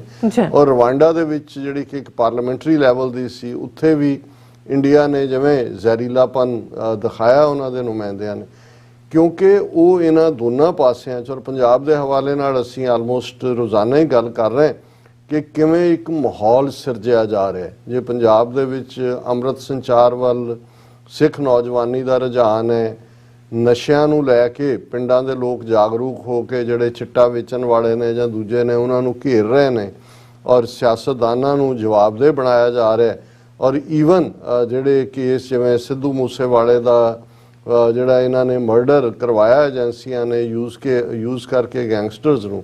ਔਰ ਹੁਣ ਅਸੀਂ ਦੇਖਦੇ ਹਾਂ ਕਿ ਭਾਈ ਜੇ ਇੱਕ ਬੀਬੀ ਗਾਇਕਾ, ਉਹ ਕੀ ਉਹਦਾ ਨਾਂ ਜੌਲ ਹੈ, ਜੈਨੀ ਜੌਲ ਕਿ ਕੀ ਹੈ, ਉਹਨੇ ਇੱਕ ਅੱਧਾ ਉਹਨੇ ਚੀਫ ਮਿਨਿਸਟਰ ਨੂੰ ਐਡਰੈਸ ਕਰਦਿਆਂ ਜਿਹੜਾ ਇੱਕ ਗੀਤ ਗਾਇਆ ਕਿ ਜੀ ਇਹ ਜਿਹੜਾ ਹੈ ਤੇਰੇ ਘਰ ਤਾਂ ਸ਼ਨਾਈਆਂ ਵੱਜਦੀਆਂ ਨੇ ਔਰ ਇਧਰ ਜਿਹੜਾ ਅਸੀਂ ਇਨਸਾਫ ਦੀ ਮੰਗ ਦੀ ਭਾਲ 'ਚ। ਸੋ ਉਸ ਗਾਣੇ ਨੂੰ YouTube ਤੋਂ ਬੈਨ ਕਰ ਦਿੱਤਾ ਗਿਆ ਕਿ ਭਾਈ ਕਿਵੇਂ। ਸੋ ਇਹ ਜਿਹੜੀ ਹੈ ਔਰ ਉਹਦਾ ਇੱਕ ਇੰਟਰਵਿਊ ਮੈਂ ਦੇਖ ਰਿਹਾ ਸੀ ਔਰ ਮੈਨੂੰ ਲੱਗਾ ਕਿ ਵੀ ਨਹੀਂ, ਇਹ ਪੰਜਾਬ ਦੀ ਧਰਤੀ ਤੇ ਭਾਵੇਂ ਕੋਈ ਲਾਈਨ ਕ੍ਰਾਸ ਕਰਕੇ ਦੂਜੇ ਪਾਸੇ ਵੀ ਗਿਆ ਹੋਏ ਆਪਣੇ ਨਿੱਜੀ ਜੀਵਨ ਦੇ ਜਾਂ ਰਹਿਣ ਸਹਿਣ ਦੇ ਮਾਮਲੇ 'ਚ, ਉਹਨਾਂ 'ਚ ਅਣਖ ਤੇ ਗੈਰਤ ਜਿਹੜੀ ਹੈ ਉਹ ਉਸ ਧਰਤੀ ਦੇ ਉੱਤੇ ਉਹ ਗੁਰੂਆਂ ਦੀ ਦਿੱਤੀ ਹੋਈ ਹੈ। ਪਤਾ ਨਹੀਂ ਕਦੋਂ ਕਿਸ ਨੇ ਮੁੜ ਪੈਣਾ। ਔਰ ਮੈਂ ਅੰਮ੍ਰਿਤਪਾਲ ਸਿੰਘ ਦੇ ਹਵਾਲੇ ਨਾਲ ਵੀ ਇਹੀ ਦੇਖਦਾ ਕਿ ਇਹ ਇਸ ਕਿਸਮ ਦਾ ਜਿਹੜਾ ਜਿੱਥੇ ਵੀ ਕੋਈ ਬੈਠਾ ਔਰ ਇੱਕ ਵਕਤ ਆਏਗਾ ਇੱਥੇ ਬੈਠਿਆਂ ਚੋਂ ਵੀ ਸਾਡੇ ਚੋਂ ਬਹੁਤ ਸਾਰਿਆਂ ਨੂੰ ਜਦੋਂ ਇਸ ਕਿਸਮ ਦੇ ਵਕਤ ਦੀ ਕਾਲ ਆਉਂਦੀ ਹੈ ਤਾਂ ਮੈਨੂੰ ਨਹੀਂ ਲੱਗਦਾ ਕਿ ਭਾਈ ਕਿਸੇ ਤੋਂ ਕੋਈ ਪਰਮਿਸ਼ਨ ਲੈਣ ਦੀ ਲੋੜ ਹੋਏਗੀ। ਇਹ ਸਭ ਕੁਝ ਜਿਹੜਾ ਇਹ ਨਾਲ ਨਾਲ ਚੱਲ ਰਿਹਾ, ਔਰ ਇਸ ਲਈ ਜਿਹੜੀ ਇੱਕ ਜਾਗਰੂਕਤਾ ਦਾ ਫੇਜ਼ ਹੈ ਉਸ ਨੂੰ ਨੈਗੇਸ਼ਨ 'ਚ ਬਦਲਣ ਦੇ ਲਈ, ਜਿਵੇਂ ਅਸੀਂ ਓਪਨਿੰਗ ਸੈਗਮੈਂਟ 'ਚ ਗੱਲ ਕੀਤੀ ਹੈ ਕਿ ਆਪਣਿਆਂ ਵੱਲੋਂ ਹੀ ਉਸ ਕਿਸਮ ਦਾ ਨੈਰੇਟਿਵ ਨੈਗੇਟਿਵਿਟੀ ਹਰ ਸ਼ੱਕ ਦੇ ਦਾਇਰੇ 'ਚ, ਔਰ ਇਹ ਮਰਨ ਮਰਵਾਣ ਕਾਲਾ ਦੌਰ ਫਿਰ ਆ ਜਾਏਗਾ, ਦੂਜਾ ਆਏਗਾ, ਤੀਜਾ ਆਏਗਾ, ਇਹ ਤਾਂ ਚੱਲ ਹੀ ਰਿਹਾ। ਪਰ ਨਾਲ ਦੀ ਨਾਲ ਜਿਹੜੀ ਮੀਡੀਆ ਦੇ ਵਿੱਚ ਤੁਸੀਂ ਖਬਰਾਂ ਪਲਾਂਟ ਤੇ ਹੁੰਦੀਆਂ ਦੇਖੋਗੇ ਕਿ ਉਹ ਪਾਕਿਸਤਾਨ ਦੇ ਨਾਲ, ਔਰ ਸਭ ਤੋਂ ਪਹਿਲਾਂ ਜਿਹੜਾ ਪਾਕਿਸਤਾਨ ਦਾ ਈਵਨ ਅੰਮ੍ਰਿਤਪਾਲ ਸਿੰਘ ਤੇ ISI ਦਾ ਹੋਣ ਦਾ ਇਲਜ਼ਾਮ ਪਬਲਿਕ ਲੈਵਲ ਦੇ ਇੱਕ ਵੱਡੇ ਚਿਹਰੇ ਨੇ, ਜਿਹੜਾ ਉਹਨਾਂ ਦੀ ਪਟਿਆਲਾ ਸ਼ਾਹੀ ਖਾਨਦਾਨ ਬਦ ਅਖਲਾਕ, ਬਦ ਕਿਰਦਾਰ, ਬਦ ਜ਼ਬਾਨ, ਉਹਨਾਂ ਅਮਰਿੰਦਰ ਨੇ ਲਾਇਆ ਸੀ ਜੀ, ISI ਨੇ ਤਿਆਰ ਕੀਤਾ। ਹੁਣ ਕਿਉਂਕਿ ਇਹਨਾਂ ਨੇ ਹਰ ਚੀਜ਼ ਨੂੰ ISI ਪਾਕਿਸਤਾਨ ਨਾਲ ਜੋੜਨਾ, ਪਰ ਇਹੀ ਪਾਰਟ ਜਿਵੇਂ ਲਗਾਤਾਰਤਾ ਨਾਲ ਖਬਰਾਂ ਪਲਾਂਟ ਵੀ ਕੀਤੀਆਂ ਜਾ ਰਹੀਆਂ ਨੇ ਕਿ ਪਾਕਿਸਤਾਨ ਚੋਂ ਡਰੋਨ ਆਉਂਦੇ ਨੇ, ਡਰੋਨ ਆ ਕੇ ਜਿਹੜੇ ਨੇ ਉਹ ਹਥਿਆਰ ਸੁੱਟ ਜਾਂਦੇ ਨੇ, ਉਹ ਡਰੱਗਸ ਦੀ ਡਿਸਟ੍ਰੀਬਿਊਸ਼ਨ ਕੌਣ ਕਰਵਾ ਰਿਹਾ ਹੈ, ਡਰੱਗਸ ਕਿਤੇ ਪੰਜਾਬ ਦੇ ਵਿੱਚ ਕੀ ਕਾਰਨ ਹੈ। ਔਰ ਹੁਣ ਅਸੀਂ ਇਹਨਾਂ ਦੀ ਜੇ ਗੈਂਗਸਟਰਾਂ ਦੀ ਸਾਂਝ ਦੀ ਗੱਲ ਦੇਖੀਏ ਤੇ ਇੱਕ ਪੁਲਿਸ ਆਫੀਸਰ ਜਿਹੜਾ ਉਹ ਬਿਸ਼ਨੋਈ ਕੇ ਕੌਣ ਹੈ ਉਹਦੇ ਨਾਲ ਜੱਫੀ ਪਾ ਰਿਹਾ ਜਾਂ ਦੂਜੇ, ਇਹ ਗੱਲ ਚੱਲ ਰਹੀ ਹੈ। ਔਰ ਇੱਕ ਜਿਹੜਾ ਦੌੜਿਆ ਉੱਥੋਂ ਉਹਨਾਂ ਕਾਤਲਾਂ ਚੋਂ, ਉਹ ਹੈ ਜਿਹਨੂੰ ਇੱਕ ਪੁਲਿਸ ਦਾ ਥਾਣੇਦਾਰ ਆਪਣੇ ਘਰ ਲਿਜਾ ਕੇ ਤੇ ਕੀ ਕਰਵਾ ਰਿਹਾ, ਮੈਂ ਉਹ ਕਹਿਣਾ ਹੀ ਨਹੀਂ ਚਾਹੁੰਦਾ ਕਿ ਭਾਈ ਉਹ ਬਾਅਦ ਸਾਹਮਣੇ ਆਉਂਦਾ ਕਿ ਭਾਈ ਉਹ ਉੱਥੋਂ ਸਲਿੱਪ ਹੋ ਗਿਆ। ਸੋ ਇਹ ਸਾਰਾ ਜਿਹੜਾ ਇੱਕ ਪਾਸੇ ਗੈਂਗਸਟਰ, ਹਕੂਮਤ, ਏਜੰਸੀਆਂ, ਇਹਨਾਂ ਦਾ ਖੜਾ ਕੀਤਾ ਮਾਫੀਆ, ਉਹ ਆਪਣੀਆਂ ਕਰਤੂਤਾਂ ਤੇ ਲੱਗਾ ਹੋਇਆ। ਪਰ ਹਰ ਗੱਲ ਤੁਸੀਂ ਜੇ ਕੋਈ ਕ੍ਰੀਏਟੀਵਿਟੀ ਦੀ ਪੰਜਾਬ 'ਚ ਸਿੱਖੀ ਦੇ ਐਂਗਲ ਤੋਂ ਹੁੰਦੀ ਹੈ, ਉਹਨੂੰ ਤੁਸੀਂ ਪਾਕਿਸਤਾਨ ਨਾਲ ਜੋੜੋ, ਫਿਰ ਪਾਕਿਸਤਾਨ ਨੂੰ ਦਹਿਸ਼ਤਗਰਦੀ ਨਾਲ ਜੋੜੋ, ਫਿਰ ਇੰਟਰਨੈਸ਼ਨਲ ਪਲੇਟਫਾਰਮ ਤੇ ਆ ਕੇ ਕਹੋ ਜੀ ਇਹ ਤਾਂ ਐਪੀ ਸੈਂਟਰ ਆਫ ਟੈਰਰਿਜ਼ਮ ਹੈ। ਹੁਣ ਇਹ ਖਬਰ ਹੈ ANI ਦੀ, ਜਿਹੜੀ ਇਹਨਾਂ ਦੀ ਖੁਫੀਆ ਰਾਹ ਦਾ ਫਰੰਟ ਹੈ ਏਜੰਸੀਆਂ ਦਾ, 171 drones entered into Punjab from Pakistan in last 9 months, 7 shot down। ਕਿ ਜੀ ਪਿਛਲੇ 9 ਮਹੀਨਿਆਂ 'ਚ 171 ਡਰੋਨ ਪਾਕਿਸਤਾਨ ਤੋਂ ਇਧਰਲੇ ਪੰਜਾਬ ਦੇ ਵਿੱਚ ਆਏ, ਉਹਨਾਂ 'ਚੋਂ ਸਿਰਫ ਜਿਹੜੇ 7 ਨੇ ਉਹਨਾਂ ਨੂੰ ਅਸੀਂ ਮਾਰ ਗਿਰਾਇਆ, ਜੋ ਉਹਨਾਂ ਦੀ ਜ਼ੁਬਾਨ ਉੱਥੇ ਇਸਤੇਮਾਲ ਕਰਦੇ ਹਨ। ਭਾਈ ਏਡੀਆਂ ਤੁਹਾਡੀਆਂ ਬਹਾਦਰ ਫੌਜਾਂ, ਤੁਸੀਂ ਤੁਹਾਡੇ ਕੋਲ ਕਿਸ ਕਿਸਮ ਦੇ ਜਿਹੜੇ ਯੋਧੇ ਜਿਨ੍ਹਾਂ ਦੇ ਤੁਸੀਂ ਗੁਣ ਗਾਉਂਦੇ ਹੋ, ਕਿੰਨਾ ਵੱਡਾ ਬਜਟ ਤੁਸੀਂ ਉਹਦੇ ਲਈ ਰੱਖਿਆ ਹੋਇਆ ਹੈ, ਤੁਹਾਡੇ ਕੋਲ ਅਭਿਨੰਦਨ ਵਰਗੇ ਯੋਧੇ ਜਿਹਨੂੰ ਤੁਸੀਂ ਅਵਾਰਡ ਦੇਣ ਤੱਕ ਗਏ ਹੋ, ਜਿਹੜਾ ਕਿ ਉੱਥੇ ਸਰੈਂਡਰ ਕਰਕੇ ਜਿਹੜਾ ਉਹ ਆਉਂਦਾ ਹੈ, ਤੇ ਤੁਹਾਡੇ ਤੋਂ 171 ਚੋਂ ਸਿਰਫ 7 ਹੀ ਡਿਗੇ, ਬਾਕੀ ਤੁਹਾਡੇ ਕੋਲ ਤਾਂ ਤੁਸੀਂ ਹੁਣ ਸਟੇਟ ਆਫ ਦਾ ਆਰਟ ਜਹਾਜ਼ ਲੈ ਨੇ, ਫਰਾਂਸ ਤੋਂ ਵੀ ਲੈ ਰਹੇ ਹੋ ਇਕਵਿਪਮੈਂਟ, ਇਜ਼ਰਾਈਲ ਤੋਂ ਵੀ, ਮਸਾਦ ਵਾਲਿਆਂ ਤੋਂ ਹੀ ਲੈ ਲਓ, ਇਜ਼ਰਾਈਲ ਵਾਲਿਆਂ ਤੋਂ ਵੀ ਘੱਟੋ ਘੱਟ ਅੱਧੇ ਕੁ ਤਾਂ ਡੇਗ ਦਿੰਦੇ, ਅੱਧੇ ਕੁ ਤਾਂ ਤੁਸੀਂ ਕਹਿ ਸਕਦੇ ਹੋ ਕਿ ਜੀ ਨਹੀਂ ਉਹ ਡਿਗੇ, ਤੁਸੀਂ ਸਿਰਫ 171 ਚੋਂ 7 ਹੀ ਡਿਗੇ। ਹੁਣ ਇਹ ਖਬਰ ਹੈ ਕਿ in the past 9 months security forces have observed the illegal entry of 191 drones into Indian territory। ਗਿਣ ਵੀ ਰਹੇ ਨੇ ਬੈਠੇ, ਗਿਣਤੀ ਕਰਨ 1 2 3। ਉਹ ਭਾਈ ਜੇ ਤੁਹਾਨੂੰ ਇਹ ਪਤਾ ਹੈ ਇੰਨੀ ਤੁਸੀਂ ਗਿਣਤੀ ਹੈ 171 ਰੱਖਿਆ ਵੀ ਪੂਰਾ 170 ਨਹੀਂ ਹੈ, 180 ਨਹੀਂ ਹੈ, ਤੇ ਉਹਨਾਂ ਨੂੰ ਕੋਈ ਪਟਾਕਾ ਹੀ ਚਲਾ ਦਿਓ। ਡਰੋਨ ਹੈ ਕਿਹੜਾ, ਉਹ ਮਿਗ ਹੈ ਕਿ ਭਾਈ ਉਹਨਾਂ ਨੂੰ ਜੇ ਤੁਸੀਂ ਸੁੱਟਣਾ ਹੀ ਹੈ। ਔਰ ਇਹ ਸਾਰਾ ਉਹ ਕਹਿੰਦੇ ਜੀ ਕਿ ਵੀ ਇਹ ਜਿਹੜਾ ਇੰਟਰਨਲ ਸਿਕਿਉਰਿਟੀ ਦੇ ਲਈ ਬਹੁਤ ਵੱਡਾ ਸਾਡੇ ਲਈ ਖਤਰਾ ਹੈ। ਸੈਂਟਰ ਗਵਰਨਮੈਂਟ ਨੇ ਇਹ ਇਨਪੁਟ ਸ਼ੇਅਰ ਕੀਤੀ ਹੈ ਕਿ ਇਲੀਗਲ ਅਟੈਂਪਟ ਹੋ ਰਹੇ ਨੇ। ਵੈਸੇ ਉਹਨਾਂ ਨੇ ਕਿਹਾ ਜੀ 191 ਆਏ of the 191 drones observed, 171 entered into Indian territory through the Indo-Pakistan border along the Punjab sector, while 20 were seen in Jammu Kashmir sector। A document accessed by ਉਹਨਾਂ ਨੇ ਕਿਹਾ ਜੀ ਆਏ ਤਾਂ ਵੈਸੇ 191 ਨੇ, ਲੇਕਿਨ ਪੰਜਾਬ ਦੇ ਵਿੱਚ ਤਾਂ ਇੰਨੀ ਹੁਣ ਬਗਾਵਤ ਹੋ ਗਈ ਹੈ ਕਿ 171 ਜਿਹੜੇ ਪੰਜਾਬ ਦੇ ਰਸਤੇ ਤੇ ਆਏ ਤੇ 20 ਜਿਹੜੇ ਨੇ ਉਹ ਜੰਮੂ ਕਸ਼ਮੀਰ ਦੇ ਰਸਤੇ ਤੇ ਆਏ। ਔਰ ਇਹ UAV ਇਹਨਾਂ ਨੂੰ ਕਹਿੰਦੇ ਅਨਮੈਨਡ ਏਰੀਅਲ ਵਹੀਕਲ। ਔਰ ਇਸ ਦੇ ਥੱਲੇ ਫਿਰ ਉਹਨਾਂ ਨੇ ਕਿਹਾ ਕਿ ਵੀ 7 ਜਿਹੜੇ ਨੇ ਅਸੀਂ ਜਨਵਰੀ 1 ਤੋਂ ਸਤੰਬਰ 15 ਤੱਕ ਅੰਮ੍ਰਿਤਸਰ, ਫਿਰੋਜ਼ਪੁਰ, ਅਬੋਹਰ ਰੀਜਨ ਦੇ ਵਿੱਚ 7 ਡਰੋਨ ਜਿਹੜੇ ਨੇ ਅਸੀਂ ਮਾਰ ਗਿਰਾਏ। ਔਰ ਇਹ ਫਿਰ ਅੱਗੋਂ ਡੀਟੇਲ ਹੈ ਕਿ ਜੀ BSF ਨੇ ਜਨਵਰੀ 18 ਨੂੰ ਕਿਹੜਾ ਡਿੱਗਿਆ ਤੇ ਫਲਾਣਾ ਕਿਹੜਾ ਡਿੱਗਿਆ। फिर officials in the BSF told ANI that drones are being used by Pakistan side to transport weapons, explosives and narcotics across international border. कि जी पाकिस्तान ਇਹਦੇ ਚ ਹਥਿਆਰ ਵੀ ਭੇਜ ਰਿਹਾ ਹੈ, ਇਸ ਦੇ ਵਿੱਚ ਬਾਰੂਦ ਵੀ ਭੇਜ ਰਿਹਾ ਹੈ, ਨਾਰਕੋਟਿਕਸ ਵੀ ਭੇਜ ਰਿਹਾ ਹੈ।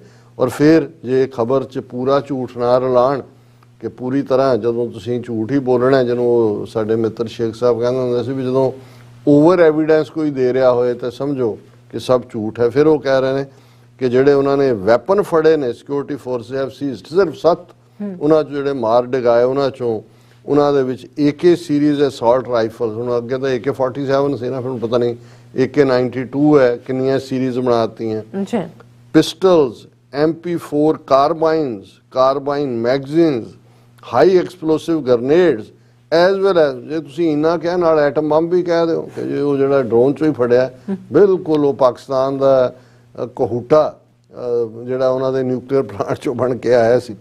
ਔਰ ਫਿਰ ਉਹਨਾਂ ਨੂੰ ਇਹ ਵੀ ਪਤਾ ਲੱਗ ਗਿਆ ਵੀ ਇਹ ਜਿਹੜੇ ਵੈਪਨ ਆ ਰਹੇ ਨੇ ਇਹ ਲਸ਼ਕਰ-ਏ-ਤੌਇਬਾ ਤੇ ਦੂਸਰੇ ਜਿਹੜੇ ਨੇ ਉਹ ਭੇਜ ਰਹੇ ਨੇ। ਔਰ ਉਹਨਾਂ ਨੇ ਕਿਹਾ ਕਿ ਜੀ ਉਹਨਾਂ ਨੇ home ministry is learn to have directed the concerned agencies to find out a solution to stop drone active. ਅਜੇ ਤੱਕ ਉਹਨਾਂ ਨੂੰ ਹੱਲ ਨਹੀਂ ਲੱਭਿਆ। ਚਲੋ ਸਿੱਖਾਂ ਨੂੰ ਦੱਸ ਦੇਣ, ਅਸੀਂ ਇਹਨਾਂ ਨੂੰ ਹੱਲ ਲੱਭ ਕੇ ਦੇ ਦਿਆਂਗੇ। ਪਰ ਇਸ ਤੋਂ ਇਹ ਖਬਰਾਂ ਬੇਮਤਲਬ ਨਹੀਂ ਨੇ। ਇਹਨਾਂ ਦਾ ਮਤਲਬ ਹੀ ਇਹ ਹੈ ਕਿ ਕੱਲ੍ਹ ਨੂੰ ਜਦੋਂ ਇਹਨਾਂ ਦੀਆਂ ਏਜੰਸੀਆਂ ਨੇ ਅੱਗੋਂ ਸਿੱਖਾਂ ਦੀ ਨਸਲਕੁਸ਼ੀ ਦਾ ਦੌਰ ਸ਼ੁਰੂ ਕਰਨਾ ਹੈ, ਉਸ ਦੇ ਲਈ ਉਹ ਗਰਾਊਂਡ ਤਿਆਰ ਕਰ ਰਹੇ ਨੇ। ਉਸ ਦੇ ਲਈ ਉਹਨਾਂ ਨੇ 4 ਚਫੇਰੇ ਉਸ ਕਿਸਮ ਦੀਆਂ ਖਬਰਾਂ ਪਲਾਂਟ ਵੀ ਕੀਤੀਆਂ ਨੇ। ਪੰਜਾਬ ਦੇ ਵਿੱਚ ਜਿਹੜੇ ਉਹਨਾਂ ਦੇ ਜ਼ਰ ਖਰੀਦ ਜਾਂ ਜਿਨ੍ਹਾਂ ਦਾ ਬ੍ਰੈਡ ਬਟਰ ਉਹਨਾਂ ਦੇ ਦਿੱਤੇ ਚੱਕ ਨਾਲ ਚੱਲਦਾ, ਉਹਨਾਂ ਰਾਹੀਂ ਬੇਮਤਲਬ ਡਿਬੇਟ ਵੀ ਸ਼ੁਰੂ ਕਰਵਾਈ ਹੋਈ ਹੈ ਕਿ ਜੀ ਇਹ ਪੰਜਾਬ ਫਿਰ ਤਬਾਹੀ ਵੱਲ ਜਾਏਗਾ, ਇਹ ਸਿਰਫ ਇਹ ਛੋਕਰੇ ਇਹ ਜਿਹੜੇ ਨੇ ਇੱਕ ਵਾਰੀ ਫਿਰ ਜਿਹੜਾ ਨਸਲਕੁਸ਼ੀ ਕਰਵਾਉਣਗੇ।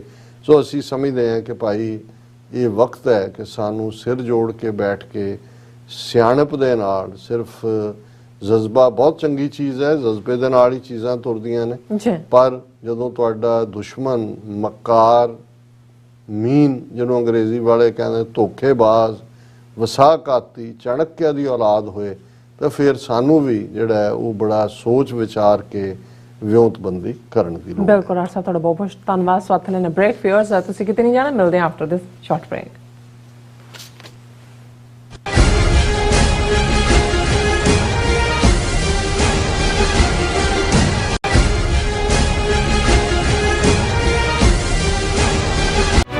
ਟੋਰਾਂਟੋ ਵਿਖੇ ਖਾਲਿਸਤਾਨ ਰੈਫਰੈਂਡਮ ਦੀਆਂ ਵੋਟਾਂ ਦੇ ਪਹਿਲੇ ਸੈਂਟਰ ਵਿੱਚ ਰਿਕਾਰਡ ਤੋੜ ਇਕੱਠ ਤੋਂ ਬਾਅਦ ਹੁਣ ਖਾਲਿਸਤਾਨ ਰੈਫਰੈਂਡਮ ਦੇ ਦੂਜੇ ਪੜਾਅ ਦੀਆਂ ਵੋਟਾਂ 6 ਨਵੰਬਰ ਦਿਨ ਐਤਵਾਰ ਨੂੰ ਮਿਸੀਸਾਗਾ ਦੇ ਪੌਲ ਕਾਫੀ ਅਰੀਨਾ, ਜਿਹੜਾ ਕਿ ਡੈਰੀ ਤੇ ਗੋਰਵੇ ਤੇ ਸਥਿਤ ਹੈ, ਵਿਖੇ ਸਵੇਰੇ 9 ਵਜੇ ਤੋਂ ਲੈ ਕੇ ਸ਼ਾਮ ਦੇ 5 ਵਜੇ ਤੱਕ ਪੈਣਗੀਆਂ।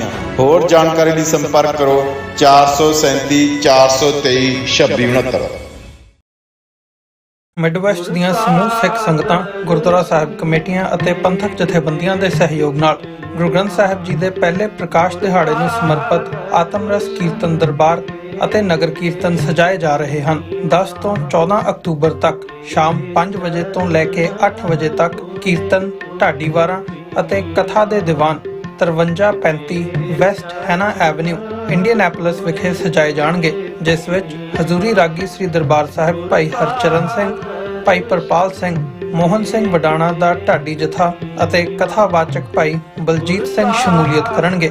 15 ਅਕਤੂਬਰ 2022 ਦਿਨ ਸ਼ਨੀਵਾਰ ਨੂੰ ਸਵੇਰੇ 9 ਵਜੇ ਸਹਿਜ ਪਾਠ ਸਾਹਿਬ ਦੇ ਭੋਗ ਪਾ ਕੇ ਕੀਰਤਨ ਉਪਰੰਤ ਨਗਰ ਕੀਰਤਨ ਲਈ ਸੰਗਤ ਉੱਥੋਂ ਰਵਾਨਾ ਹੋਵੇਗੀ। ਦੁਪਹਿਰ 12 ਵਜੇ ਵਾਰ ਮੈਮੋਰੀਅਲ ਪਾਰਕ ਇੰਡੀਅਨੈਪੋਲਿਸ ਤੋਂ ਨਗਰ ਕੀਰਤਨ ਦੀ ਆਰੰਭਤਾ ਹੋਵੇਗੀ ਅਤੇ ਸਮਾਪਤੀ ਉਪਰੰਤ ਉੱਥੇ ਸਟੇਜ ਲਾਈ ਜਾਵੇਗੀ।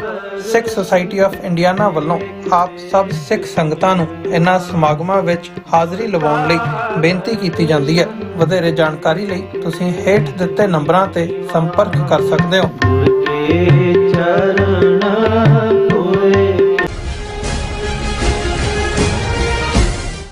Viewers, welcome back on program. So viewers, ਗੱਲਬਾਤ ਕਰਨ ਜਾ ਰਹੇ ਹਾਂ ਕਿ ਹਿੰਦੂ ਧਰਮ ਛੱਡ ਕੇ ਬੌਧ ਧਰਮ ਵਿੱਚ ਸ਼ਾਮਲ ਹੋਣ ਵਾਲਾ ਹਰ ਸ਼ਖਸ 22 ਪ੍ਰਣ ਲੈਂਦਾ ਹੈ, ਜਿਨ੍ਹਾਂ ਵਿੱਚ ਹਿੰਦੂ ਦੇਵੀ ਦੇਵਤਿਆਂ, ਅਵਤਾਰਵਾਦ ਅਤੇ ਭਗਵਾਨ ਰਾਮ ਕ੍ਰਿਸ਼ਨ ਨੂੰ ਬਿਲਕੁਲ ਨਾ ਮੰਨਣ ਦਾ ਐਦ ਦੁਹਰਾਇਆ ਜਾਂਦਾ ਹੈ। ਸੋ ਇਸ ਬਾਰੇ ਆਪਾਂ ਗੱਲਬਾਤ ਕਰਨ ਜਾ ਰਹੇ ਹਾਂ। ਸੋ ਅਸੀਂ ਚਾਹਾਂਗੇ ਕਿ ਦੋਸਤਾਂ ਨਾਲ ਇਸੇ ਤਰ੍ਹਾਂ ਹੀ ਬਣੇ ਰਹਿਣਾ। ਦੇਖਣ ਸੁਣ ਲਈ ਐਂਡ ਲਿਖਣ ਲਈ ਤੁਹਾਡਾ ਸਭ ਦਾ ਬਹੁਤ ਬਹੁਤ ਧੰਨਵਾਦ ਜੀ। ਡਾਕਟਰ ਸਾਹਿਬ ਕੀ ਕਹਿਣਾ ਚਾਹੋਗੇ?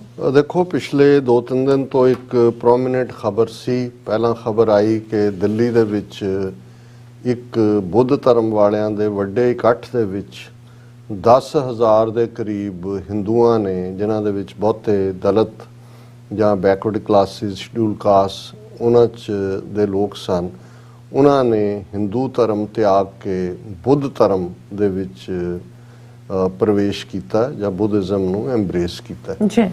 ਇਸ ਖਬਰ ਦੇ ਨਾਲ ਹੀ ਇਹ ਸੀ ਕਿ ਉਸ ਸਮਾਗਮ ਦੇ ਵਿੱਚ ਦਿੱਲੀ ਦੇ ਵਿੱਚ ਕੇਜਰੀਵਾਲ ਹਕੂਮਤ 'ਚ ਜਿਹੜਾ ਇੱਕੋ ਇੱਕ ਦਲਿਤ ਚਿਹਰਾ ਹੈ, ਜਿਹੜਾ ਮਿਨਿਸਟਰ ਜਿਹੜੇ ਆਪਣੇ ਆਪ ਨੂੰ ਅੰਬੇਦਕਰਵਾਦੀ ਕਹਿੰਦੇ ਨੇ, ਉਹ ਰਜਿੰਦਰਪਾਲ ਗੌਤਮ, ਉਹ ਵੀ ਮੌਜੂਦ ਸਨ। ਹੁਣ 10,000 ਦੀ ਕਨਵਰਸ਼ਨ ਇਹ ਵੀ ਫਿਰ ਉਹਦੇ 'ਚ ਆਇਆ ਕਿ ਜਿਨ੍ਹਾਂ ਨੇ ਬੁੱਧ ਧਰਮ ਐਕਸੈਪਟ ਕੀਤਾ ਉਹਨਾਂ ਨੇ 22 ਜਿਹੜੇ ਨੇ ਪ੍ਰਣ ਉਹ ਦੁਹਰਾਏ, 22 ਓਥਸ। ਹੁਣ ਇਸ ਤੋਂ ਪਹਿਲਾਂ ਕਿ ਮੈਂ ਗੱਲ ਕਰਾਂ ਕਿ ਵੀ ਉਹ 22 ਓਥਸ ਕੀ ਨੇ ਜਾਂ ਇਹਦਾ ਰਜਿੰਦਰਪਾਲ ਗੌਤਮ ਨੂੰ ਕਿਵੇਂ ਫਿਰ ਉਹ ਕੇਜਰੀਵਾਲ ਜਿਹਨੇ ਪੰਜਾਬ ਦੇ ਵਿੱਚ ਵੀ ਡਰਾਮਾ ਕਰਕੇ, ਕਿਉਂਕਿ ਪੰਜਾਬ 'ਚ 32-33% ਦਲਿਤ ਵੋਟਾਂ ਨੇ, ਕਿ ਇਹ ਪਹਿਲਾਂ ਹੀ ਐਲਾਨ ਕੀਤਾ ਸੀ ਜੀ ਜੇ ਸਾਡੀ ਸਰਕਾਰ ਬਣੀ ਤੇ ਅਸੀਂ ਸ਼ਹੀਦ ਭਗਤ ਸਿੰਘ ਔਰ ਡਾਕਟਰ ਅੰਬੇਦਕਰ ਦੀਆਂ ਤਸਵੀਰਾਂ ਲਾਵਾਂਗੇ, ਹੋਰ ਕੋਈ ਨਹੀਂ। ਔਰ ਉਹ ਇਹਦੇ ਲੈ ਕੇ ਚੀਫ ਮਿਨਿਸਟਰ ਤੋਂ ਦੂਸਰਿਆਂ ਤੱਕ ਦਫ਼ਤਰਾਂ 'ਚ ਉਹੀ ਲੱਗੀਆਂ ਹੋਈਆਂ ਨੇ। ਹੁਣ ਨਾ ਇਹ ਪੈਰੋਕਾਰ ਕੇਜਰੀਵਾਲ ਜਾਂ ਉਹਦੀ ਪਾਰਟੀ ਭਗਤ ਸਿੰਘ ਦੇ ਨੇ, ਨਾ ਹੀ ਉਹ ਅੰਬੇਦਕਰ, ਉਹ ਤਾਂ ਆਪਣੇ ਆਪ ਦੇ ਅੰਨਾ ਹਜ਼ਾਰੇ ਦੇ ਪੀਰੀਅਡ 'ਚ ਇਹ ਕੇਜਰੀਵਾਲ ਨਿਕਲਦਾ ਹੈ। ਔਰ ਹੁਣ ਜਦੋਂ ਕਿ ਉਹ ਖੁਦ ਗੁਜਰਾਤ ਦਾ ਦੌਰਾ ਕਰ ਰਿਹਾ ਹੈ ਔਰ ਨਾਲ ਪੰਜਾਬ ਦੇ ਪੈਸੇ ਨਾਲ ਉੱਥੋਂ ਦੇ ਅਖਬਾਰਾਂ ਦੇ ਵਿੱਚ ਮੀਡੀਆ 'ਚ ਇਸ਼ਤਿਹਾਰ ਵੀ ਲੱਗ ਰਹੇ ਨੇ, ਕਰੋੜਾਂ ਰੁਪਏ ਪੰਜਾਬ ਦੇ ਜਾ ਰਹੇ ਨੇ, ਔਰ ਉੱਥੇ ਉਹ ਇਹ ਕਹਿ ਰਿਹਾ ਜੀ ਮੈਂ ਹਨੂਮਾਨ ਭਗਤ ਹਾਂ ਜੀ। ਔਰ ਇੱਥੇ ਵੀ ਦਿੱਲੀ ਦੀਆਂ ਚੋਣਾਂ ਵੇਲੇ ਵੀ ਉਹਨੇ ਹਨੂਮਾਨ ਚਾਲੀਸਾ ਟੀਵੀ ਤੇ ਖੁਦ ਪੜ੍ਹ ਕੇ ਸੁਣਾਇਆ। ਔਰ ਨਾ ਉਹ ਜਿਹੜਾ ਸੀਏ ਦੇ ਖਿਲਾਫ ਪ੍ਰੋਟੈਸਟ ਸੀ ਉਹਦੇ 'ਚ ਆਇਆ, ਨਾ ਜੋ ਮੁਸਲਮਾਨਾਂ ਦੇ ਖਿਲਾਫ ਹਿੰਸਾ ਹੋਈ ਉਸ ਦੇ ਉੱਤੇ ਕੋਈ ਇੱਕ ਵੀ ਲਫ਼ਜ਼ ਬੋਲਿਆ। ਹੁਣ ਦੇਖਣ ਵਾਲੀ ਗੱਲ ਇਹ ਹੈ ਕਿ ਵੀ ਇਸ ਸਭ ਦੇ ਬਾਵਜੂਦ ਉੱਥੇ ਔਰ ਮੀਡੀਆ ਦੇ ਵਿੱਚ ਡਿਸਕਸ਼ਨ ਹੋ ਰਹੀ ਹੈ ਕਿ ਵੀ ਇਸ ਵੇਲੇ ਗੁਜਰਾਤ ਦੇ ਵਿੱਚ ਕੰਪੀਟੀਸ਼ਨ ਇਹ ਚੱਲ ਰਿਹਾ ਹੈ ਕਿ ਮੋਦੀ ਜਾਂ ਆਰਐਸਐਸ ਜ਼ਿਆਦਾ ਹਿੰਦੂਤਵੀ ਹੈ ਜਾਂ ਅਰਵਿੰਦ ਕੇਜਰੀਵਾਲ ਜਾਂ ਉਹਦੀ ਪਾਰਟੀ ਜ਼ਿਆਦਾ ਹਿੰਦੂਤਵੀ। ਔਰ ਖੁੱਲ੍ਹ ਕੇ ਕੋਈ ਉਸ ਦਾ ਉਹਨੂੰ ਕੋਈ ਹੁਣ ਸੰਗ ਸ਼ਰਮ ਨਹੀਂ ਹੈ ਵੀ ਉਹਨੇ ਪਹਿਲਾ ਬਿਆਨ ਕਦੇ ਕੀ ਦਿੱਤਾ ਸੀ। ਇੱਕ ਸਟੇਜ ਤੇ ਉਹਨੇ ਦਿੱਤਾ ਸੀ ਕਿ ਜੀ ਜਦੋਂ ਬਾਬਰੀ ਮਸਜਿਦ ਢਾਈ ਗਈ ਔਰ ਮੈਂ ਆਪਣੀ ਦਾਦੀ ਨੂੰ ਪੁੱਛਿਆ, ਦਾਦੀ ਅੰਮਾ ਕਿਵੇਂ ਹੋਇਆ? ਉਹਨੇ ਕਿਹਾ ਜੀ ਬਹੁਤ ਮਾੜਾ ਹੋਇਆ, ਕਿਸੇ ਦੇ ਇੱਕ ਧਰਮ ਸਥਾਨ ਨੂੰ ਡੇਕ ਕੇ ਰਾਮ ਜੀ ਦਾ ਮੰਦਿਰ ਬਣਾਉਣਾ ਹੈ। ਤਾਂ ਇਹ ਕਹਾਣੀ ਉਹਦੀ ਉਦੋਂ ਜਦੋਂ ਕਿ ਅਜੇ ਉਹਨੇ ਇਹਨਾਂ ਨੂੰ ਫਾੜਨਾ ਸੀ ਬਾਕੀਆਂ ਨੂੰ ਆਪਣੇ ਜਾਲ ਦੇ ਵਿੱਚ। ਹੁਣ ਉਹ ਗੁਜਰਾਤ 'ਚ ਜਾ ਕੇ ਕਹਾਣੀ ਸੁਣਾ ਰਿਹਾ ਕਿ ਜੀ ਮੈਂ ਇੱਕ ਦਾਦੀ ਮਾਂ ਨੂੰ ਪੁੱਛਿਆ ਕਿ ਵੀ ਜਿਹੜਾ ਉਹ ਤੋਰੀ ਕੀ ਚਾਹਨਾ ਹੈ? ਉਹਨੇ ਕਿਹਾ ਕਿ ਜੀ ਮੇਰੀ ਚਾਹਨਾ ਹੈ ਕਿ ਮੈਂ ਰਾਮ ਲੱਲਾ ਦੇ ਮੰਦਿਰ ਦੇ ਦਰਸ਼ਨ ਕਰਾਂ। ਤਾਂ ਉਹਨੇ ਕਿਹਾ ਜੀ ਮੈਂ ਉਹਨੂੰ ਕਿਹਾ ਤੂੰ ਦੁਆ ਕਰ ਸਾਡੀ ਸਰਕਾਰ ਬਣ ਜਾਏ, ਅਸੀਂ ਸਪੈਸ਼ਲ ਬੱਸਾਂ, 에ਅਰ ਕੰਡੀਸ਼ਨ ਬੱਸਾਂ, ਉੱਥੇ ਠਹਿਰਨ ਦਾ ਪ੍ਰਬੰਧ ਵੀ ਹੋਏਗਾ, ਰਾਮ ਲੱਲਾ ਦੇ ਤੁਹਾਨੂੰ ਦਰਸ਼ਨ ਵੀ ਕਰਵਾਵਾਂਗੇ। ਔਰ ਖੁਦ ਵੀ ਕੇਜਰੀਵਾਲ ਨੇ ਜਾ ਕੇ ਜਦੋਂ ਉਹ ਮੋਦੀ ਦੇ ਉਦਘਾਟਨ ਤੋਂ ਬਾਅਦ ਗਿਆ ਔਰ ਉਹਨੇ ਕਿਹਾ ਜੀ ਮੈਂ ਤਾਂ ਜਿਹੜਾ ਉਹ ਰਾਮ ਜੀ ਨੂੰ ਸਮਰਪਿਤ। ਸੋ ਕੁੱਲ ਮਿਲਾ ਕੇ ਇੱਕ ਪਾਸੇ ਉਹਦਾ ਇਹ ਫਰੋਡੀਆ ਜਿਹੜਾ ਹੈ ਤਾਂ ਹਿੰਦੂਤਵ ਦੇ ਪਹਿਲੇ ਦਿਨ ਤੋਂ ਹੀ ਉਹਨੂੰ ਉਹੀ ਲੇਬਲ ਕੀਤਾ ਹੋਇਆ ਸਾਹਮਣੇ ਆ ਰਿਹਾ। ਪਰ ਇਹ ਇੱਕ ਟੈਸਟ ਵੀ ਆਇਆ ਕਿ ਭਾਈ ਇੱਕ ਪਾਸੇ ਅੰਬੇਦਕਰ ਦੀ ਫੋਟੋ ਲਾਉਣ ਵਾਲਾ ਆਪਣੇ ਆਮ ਆਦਮੀ ਪਾਰਟੀ ਦੇ ਨਾਂ ਥੱਲੇ ਹੁਣ ਉਸ ਅੰਬੇਦਕਰ ਦੀ ਆਈਡੀਓਲੋਜੀ ਦੇ ਉੱਤੇ ਪਹਿਰਾ ਦੇਣ ਵਾਲਾ ਰਜਿੰਦਰਪਾਲ ਗੌਤਮ ਜਿਹੜਾ ਹਰ ਸਾਲ ਇਹ ਸਮਾਗਮ ਹੁੰਦੇ ਨੇ ਉਹਨੇ ਜਾਂਦਾ ਸੀ ਵੀ ਉਹਦੇ ਡਿਫੈਂਸ 'ਚ ਆਏਗਾ ਕਿ ਨਹੀਂ। ਡਿਫੈਂਸ ਦਾ ਕੀ ਆਣਾ ਸੀ, 24 ਘੰਟੇ ਬਾਅਦ ਇਹ ਖਬਰ ਆ ਜਾਂਦੀ ਹੈ ਕਿ ਰਜਿੰਦਰਪਾਲ ਗੌਤਮ ਨੇ ਅਸਤੀਫਾ ਦੇ ਦਿੱਤਾ ਔਰ ਉਹਨੇ ਕਿਹਾ ਜੀ ਮੈਂ ਨਹੀਂ ਚਾਹੁੰਦਾ ਵੀ ਮੇਰੀ ਪਾਰਟੀ ਦੀ ਛਵੀ ਹੋਏ ਤੇ ਫਲਾਣਾ ਹੋਏ ਢਿਮਕਾ ਹੋਏ। ਹੁਣ ਇਹਨੇ ਇੱਕ ਤਾਂ ਐਕਸਪੋਜ਼ ਕੀਤਾ ਹੀ ਕੀਤਾ। ਹੁਣ ਜਦੋਂ ਵੀ ਕੋਈ ਕਿਸੇ ਦੀ ਆਈਡੀਓਲੋਜੀ ਦਾ ਫਾਲੋਅਰ ਹੋਣ ਦਾ ਸਟੰਟ ਕਰਦਾ ਹੈ, ਘੱਟੋ ਘੱਟ ਇੰਨਾ ਕੁ ਤਾਂ ਸਾਡੇ ਕਾਮਨ ਲੋਕਾਂ ਨੂੰ ਇੰਨੀ ਕੁ ਉਹਨਾਂ ਦੀ ਬੌਧਿਕ ਐਕਸਰਸਾਈਜ਼ ਉਹਨਾਂ ਨੂੰ ਜ਼ਰੂਰ ਕਰ ਲੈਣੀ ਚਾਹੀਦੀ ਹੈ ਕਿ ਜਿਹਨੂੰ ਉਹ ਫੋਲੋ ਕਰਨ ਦੀ ਗੱਲ ਕਰਦੇ ਨੇ ਉਹਦੀ ਵਿਚਾਰਧਾਰਾ ਕੀ ਹੈ। ਔਰ ਮੈਂ ਇਸ ਤੋਂ ਪਹਿਲਾਂ ਕਿ 22 ਵਾਉਜ਼ ਦੀ ਗੱਲ ਕਰਾਂ ਜਿਹੜੀਆਂ ਡਾਕਟਰ ਅੰਬੇਦਕਰ ਨੇ ਲਈਆਂ ਸੀ ਜਦੋਂ ਕਿ 14 ਅਕਤੂਬਰ 1956 'ਚ 3.5 ਲੱਖ ਆਪਣੇ ਫਾਲੋਅਰਸ ਦੇ ਨਾਲ ਨਾਗਪੁਰ ਸ਼ਹਿਰ 'ਚ ਜਿੱਥੇ ਇਹਨਾਂ ਦਾ ਹੈੱਡਕੁਆਰਟਰ ਆ ਰਿਹਾ ਉਹਨੇ ਬੁੱਧ ਧਰਮ ਅਡਾਪਟ ਕੀਤਾ ਸੀ। ਇਹ 22 ਜਿਹੜੀਆਂ ਪ੍ਰਤਿਗਿਆਵਾਂ ਨੇ ਜਾਂ ਸਹੁੰਆਂ ਨੇ ਇਹ ਉਹੀ ਨੇ ਜਿਹੜੀਆਂ ਉੱਥੇ ਉਹਨੇ ਲਈਆਂ। ਪਰ ਉਸ ਤੋਂ ਪਹਿਲਾਂ 13 ਅਕਤੂਬਰ ਅੱਜ ਦਾ ਦਿਨ ਹੀ 13 ਅਕਤੂਬਰ 1935 ਨੂੰ, ਹੁਣ 13 ਅਕਤੂਬਰ 1935 ਆਲਮੋਸਟ ਅਸੀਂ 80+ ਈਅਰਸ ਬਿਫੋਰ ਦੀ ਗੱਲ ਕਰ ਰਹੇ ਹਾਂ। ਔਰ ਉਦੋਂ ਉਹਨਾਂ ਨੇ ਨਾਸ਼ਕ ਮਹਾਰਾਸ਼ਟਰ ਦੇ ਵਿੱਚ ਇੱਕ ਵੱਡੇ ਐਡਰੈਸ 1.5 ਘੰਟਾ ਅੰਬੇਦਕਰ ਨੇ ਐਡਰੈਸ ਕੀਤਾ ਸੀ ਔਰ ਉਹਦੇ 'ਚ ਉਹਨਾਂ ਨੇ ਕਿਹਾ ਸੀ ਕਿ ਭਾਈ ਅਸੀਂ ਸ਼ੂਦਰ ਸਾਨੂੰ ਬਣਾਇਆ ਹੋਇਆ, ਸਾਡੇ ਕੋਲ ਕੋਈ ਰਸਤਾ ਬਾਕੀ ਨਹੀਂ ਹੈ। ਉਹਨਾਂ ਨੇ ਕਿਹਾ ਕਿ unfortunately for him I was born a Hindu untouchable, it was beyond his power to prevent that, but he declared that it was within power to refuse to live under ignoble and humiliating condition. I solemnly assure you that I will not die a Hindu, he thundered.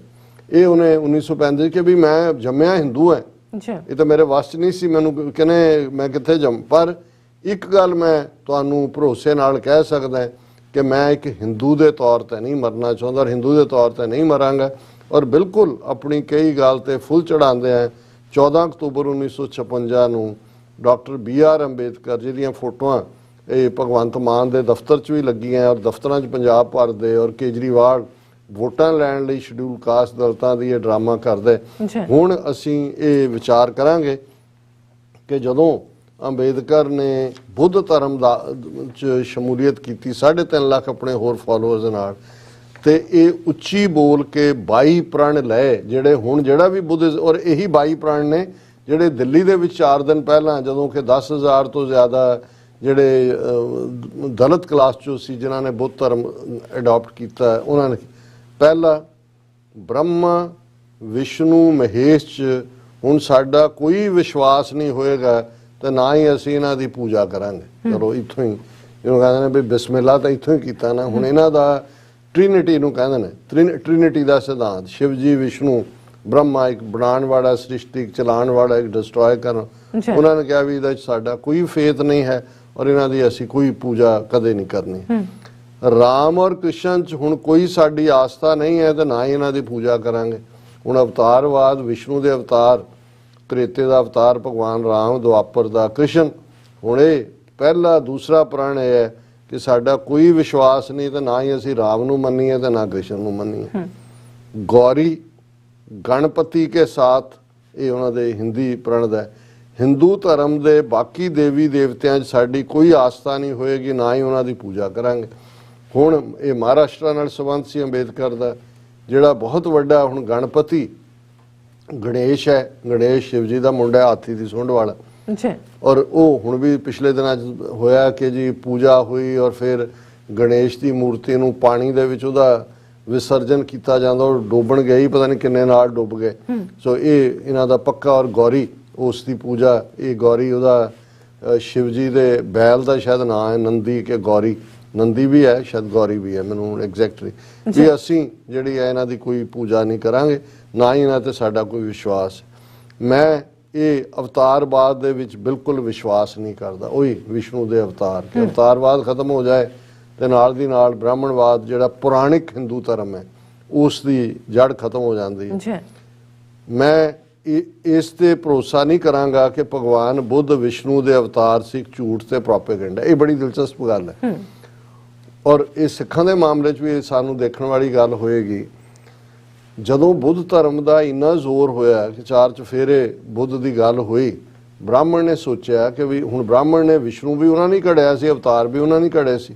ਉਹਨਾਂ ਨੇ ਐਲਾਨ ਕਰਤਾ ਕਿ ਭਗਵਾਨ ਬੁੱਧ ਉਹ ਵੀ ਵਿਸ਼ਨੂੰ ਦੇ ਅਵਤਾਰ ਸੀ ਔਰ ਬੁੱਧ ਦੀ ਮੂਰਤੀ ਵੀ ਲਿਆ ਕੇ ਉਹਨਾਂ ਨੇ ਮੰਦਰਾਂ ਦੇ ਵਿੱਚ ਰੱਖ ਦਿੱਤੀ ਔਰ ਉਹਨੂੰ ਜਿਹੜਾ ਪੂਜਣਾ ਸ਼ੁਰੂ ਕਰ ਦਿੱਤਾ।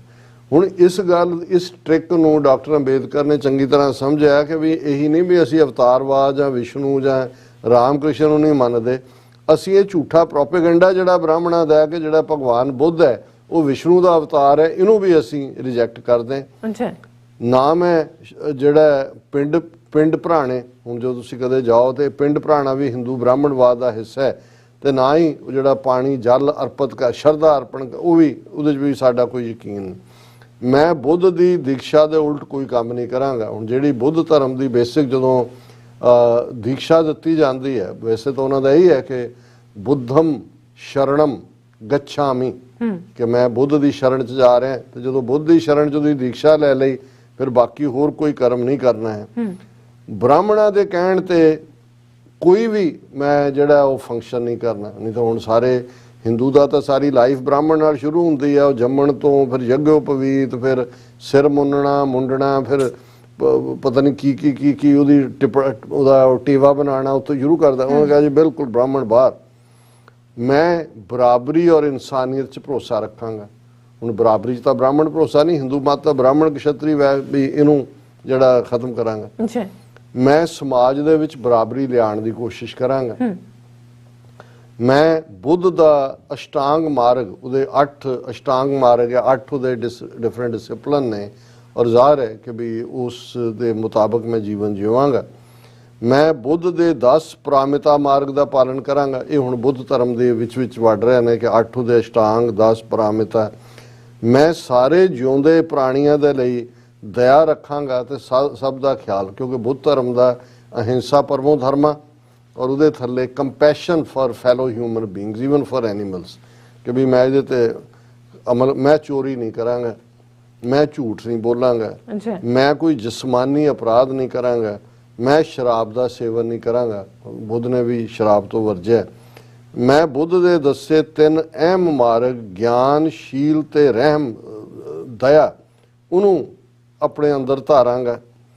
ਮੈਂ ਹਿੰਦੂ ਧਰਮ ਨੂੰ ਛੱਡਣ ਦਾ ਐਲਾਨ ਕਰਦਾ ਜਿੱਥੇ ਇਨਸਾਨਾਂ ਦੇ ਨਾਲ ਭੇਦਭਾਵ ਕੀਤਾ ਜਾਂਦਾ ਤੇ ਇਸ ਲਈ ਮੈਂ ਬੁੱਧ ਧਰਮ ਨੂੰ ਅਪਣਾ ਰਿਹਾ। ਮੇਰਾ ਪੱਕਾ ਵਿਸ਼ਵਾਸ ਹੈ ਕਿ ਬੁੱਧ ਧਰਮ ਇੱਕ ਸੱਚਾ ਧਰਮ ਹੈ। ਮੇਰਾ ਮੰਨਣਾ ਹੈ ਕਿ ਮੈਂ ਇੱਕ ਨਵੀਂ ਜ਼ਿੰਦਗੀ 'ਚ ਪ੍ਰਵੇਸ਼ ਕਰ ਰਿਹਾ। ਬ੍ਰਾਹਮਣ ਤੋਂ ਛੁਟਕਾਰਾ ਹੋਇਆ ਹਿੰਦੂ ਧਰਮ ਤੋਂ ਔਰ ਮੇਰੀ ਨਵੀਂ ਜ਼ਿੰਦਗੀ ਸ਼ੁਰੂ ਹੋਈ। ਮੈਂ ਅੱਗੋਂ ਦਾ ਆਪਣਾ ਜੀਵਨ ਜਿਹੜਾ ਹੈ ਉਹ ਬੁੱਧ ਦੀ ਦੀਕਸ਼ਾ ਦੇ, ਉਹਦੀ ਟੀਚਿੰਗ ਦੇ ਮੁਤਾਬਕ ਹੀ ਬਤੀਤ ਕਰਾਂਗਾ।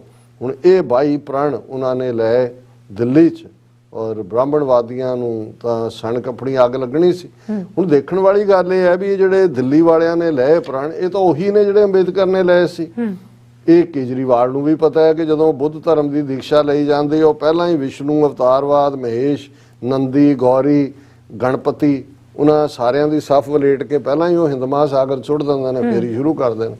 ਲੇਕਿਨ ਇਸ ਸਾਰੇ ਨੇ ਬਹੁਤ ਸਾਰਿਆਂ ਦਾ ਦੋਗਲਾਪਨ, ਹਿਪੋਕਰੇਸੀ ਵੀ ਜ਼ਾਹਰ ਕੀਤੀ ਔਰ ਮੈਂ ਸਮਝਦਾ ਕਿ ਵੀ ਇਹ ਮੌਕਾ ਵੀ ਹੈ। ਔਰ ਸਾਡੇ ਵੀਰ ਮਲਕ ਸਾਹਿਬ ਇੱਥੇ ਨੇ, ਉਹ ਹਮੇਸ਼ਾ ਹੀ ਕਹਿਣਗੇ ਕਿ ਭਾਈ ਸਿੱਖ ਕੌਮ ਨੂੰ ਅੱਗੇ ਆਉਣਾ ਚਾਹੀਦਾ ਹੈ। ਜਿਹੜੀ ਤਬਦੀਲੀ ਹੋ ਰਹੀ ਹੈ, ਜਿਹੜੇ ਬ੍ਰਾਹਮਣਵਾਦ ਨੂੰ ਚੈਲੰਜ ਕਰਨ ਵਾਲੇ ਨੇ, ਇਹਨਾਂ ਦੀ ਅਸੀਂ ਬਾਂਹ ਫੜੀਏ। ਔਰ ਮੈਂ ਇਸ ਸੈਗਮੈਂਟ ਨੂੰ ਕਲੋਜ਼ ਕਰਾਂਗਾ ਕਿ ਅਲਾਮਾ ਇਕਬਾਲ ਜਦੋਂ ਉਹਨਾਂ ਨੇ ਬਾਂਗੇ ਦਰਾ 'ਚ ਨਾਨਕ ਨਜ਼ਮ ਕਹੀ ਔਰ ਉਹਦੇ 'ਚ ਉਹਨਾਂ ਨੇ ਬੁੱਧ ਧਰਮ ਦਾ ਕਿਵੇਂ ਖਾਤਮਾ ਕੀਤਾ ਉਸ ਦਾ ਬਿਆਨ ਕਰਦਿਆਂ ਉਹਨਾਂ ਨੇ ਜਦੋਂ ਇਹ ਕਿਹਾ ਕਿ ਬ੍ਰਾਹਮਣ ਸਰਸ਼ਾਰ ਹੈ ਅਬ ਤੱਕ, ਮੈਂ ਪਿਦਾਰ में शमाए गौतम जल रही है महफिले अग्यार में कि ब्राह्मण अज भी उस धरती के उत्ते हंकार की शराब पी के मस्त बैठा है और जिहड़ा गौतम बुद्ध का मैसेज सी वो महफिले अग्यार 11 की महफिल च है।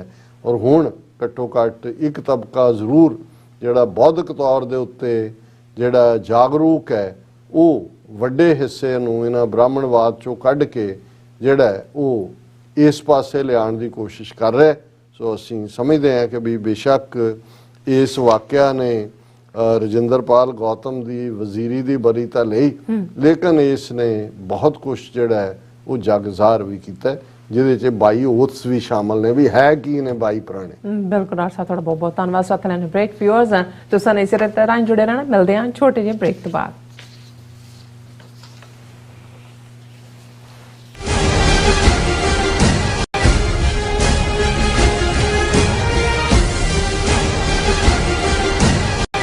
एक ओंकार,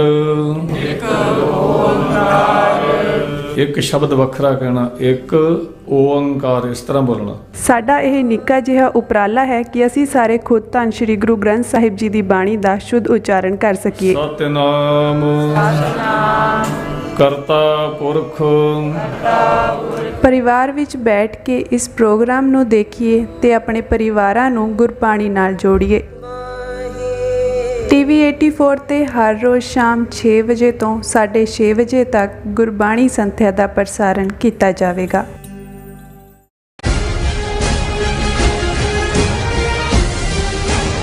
ਦਰਸ਼ਕੋ, ਬ੍ਰੇਕ ਬਾਅਦ ਤੁਹਾਡਾ ਸਭ ਦਾ ਭਰਪੂਰ ਸਵਾਗਤ ਹੈ। ਸੋ ਵਿਊਅਰਸ, ਗੱਲਬਾਤ ਕਰਨ ਜਾ ਰਹੇ ਹਾਂ ਕਿ ਦੁਨੀਆ ਵਿੱਚ ਹਰ ਇਨਸਾਨ ਜਿਹੜਾ ਖੁਸ਼ੀ ਉਹ ਭਾਲਦਾ ਹੈ।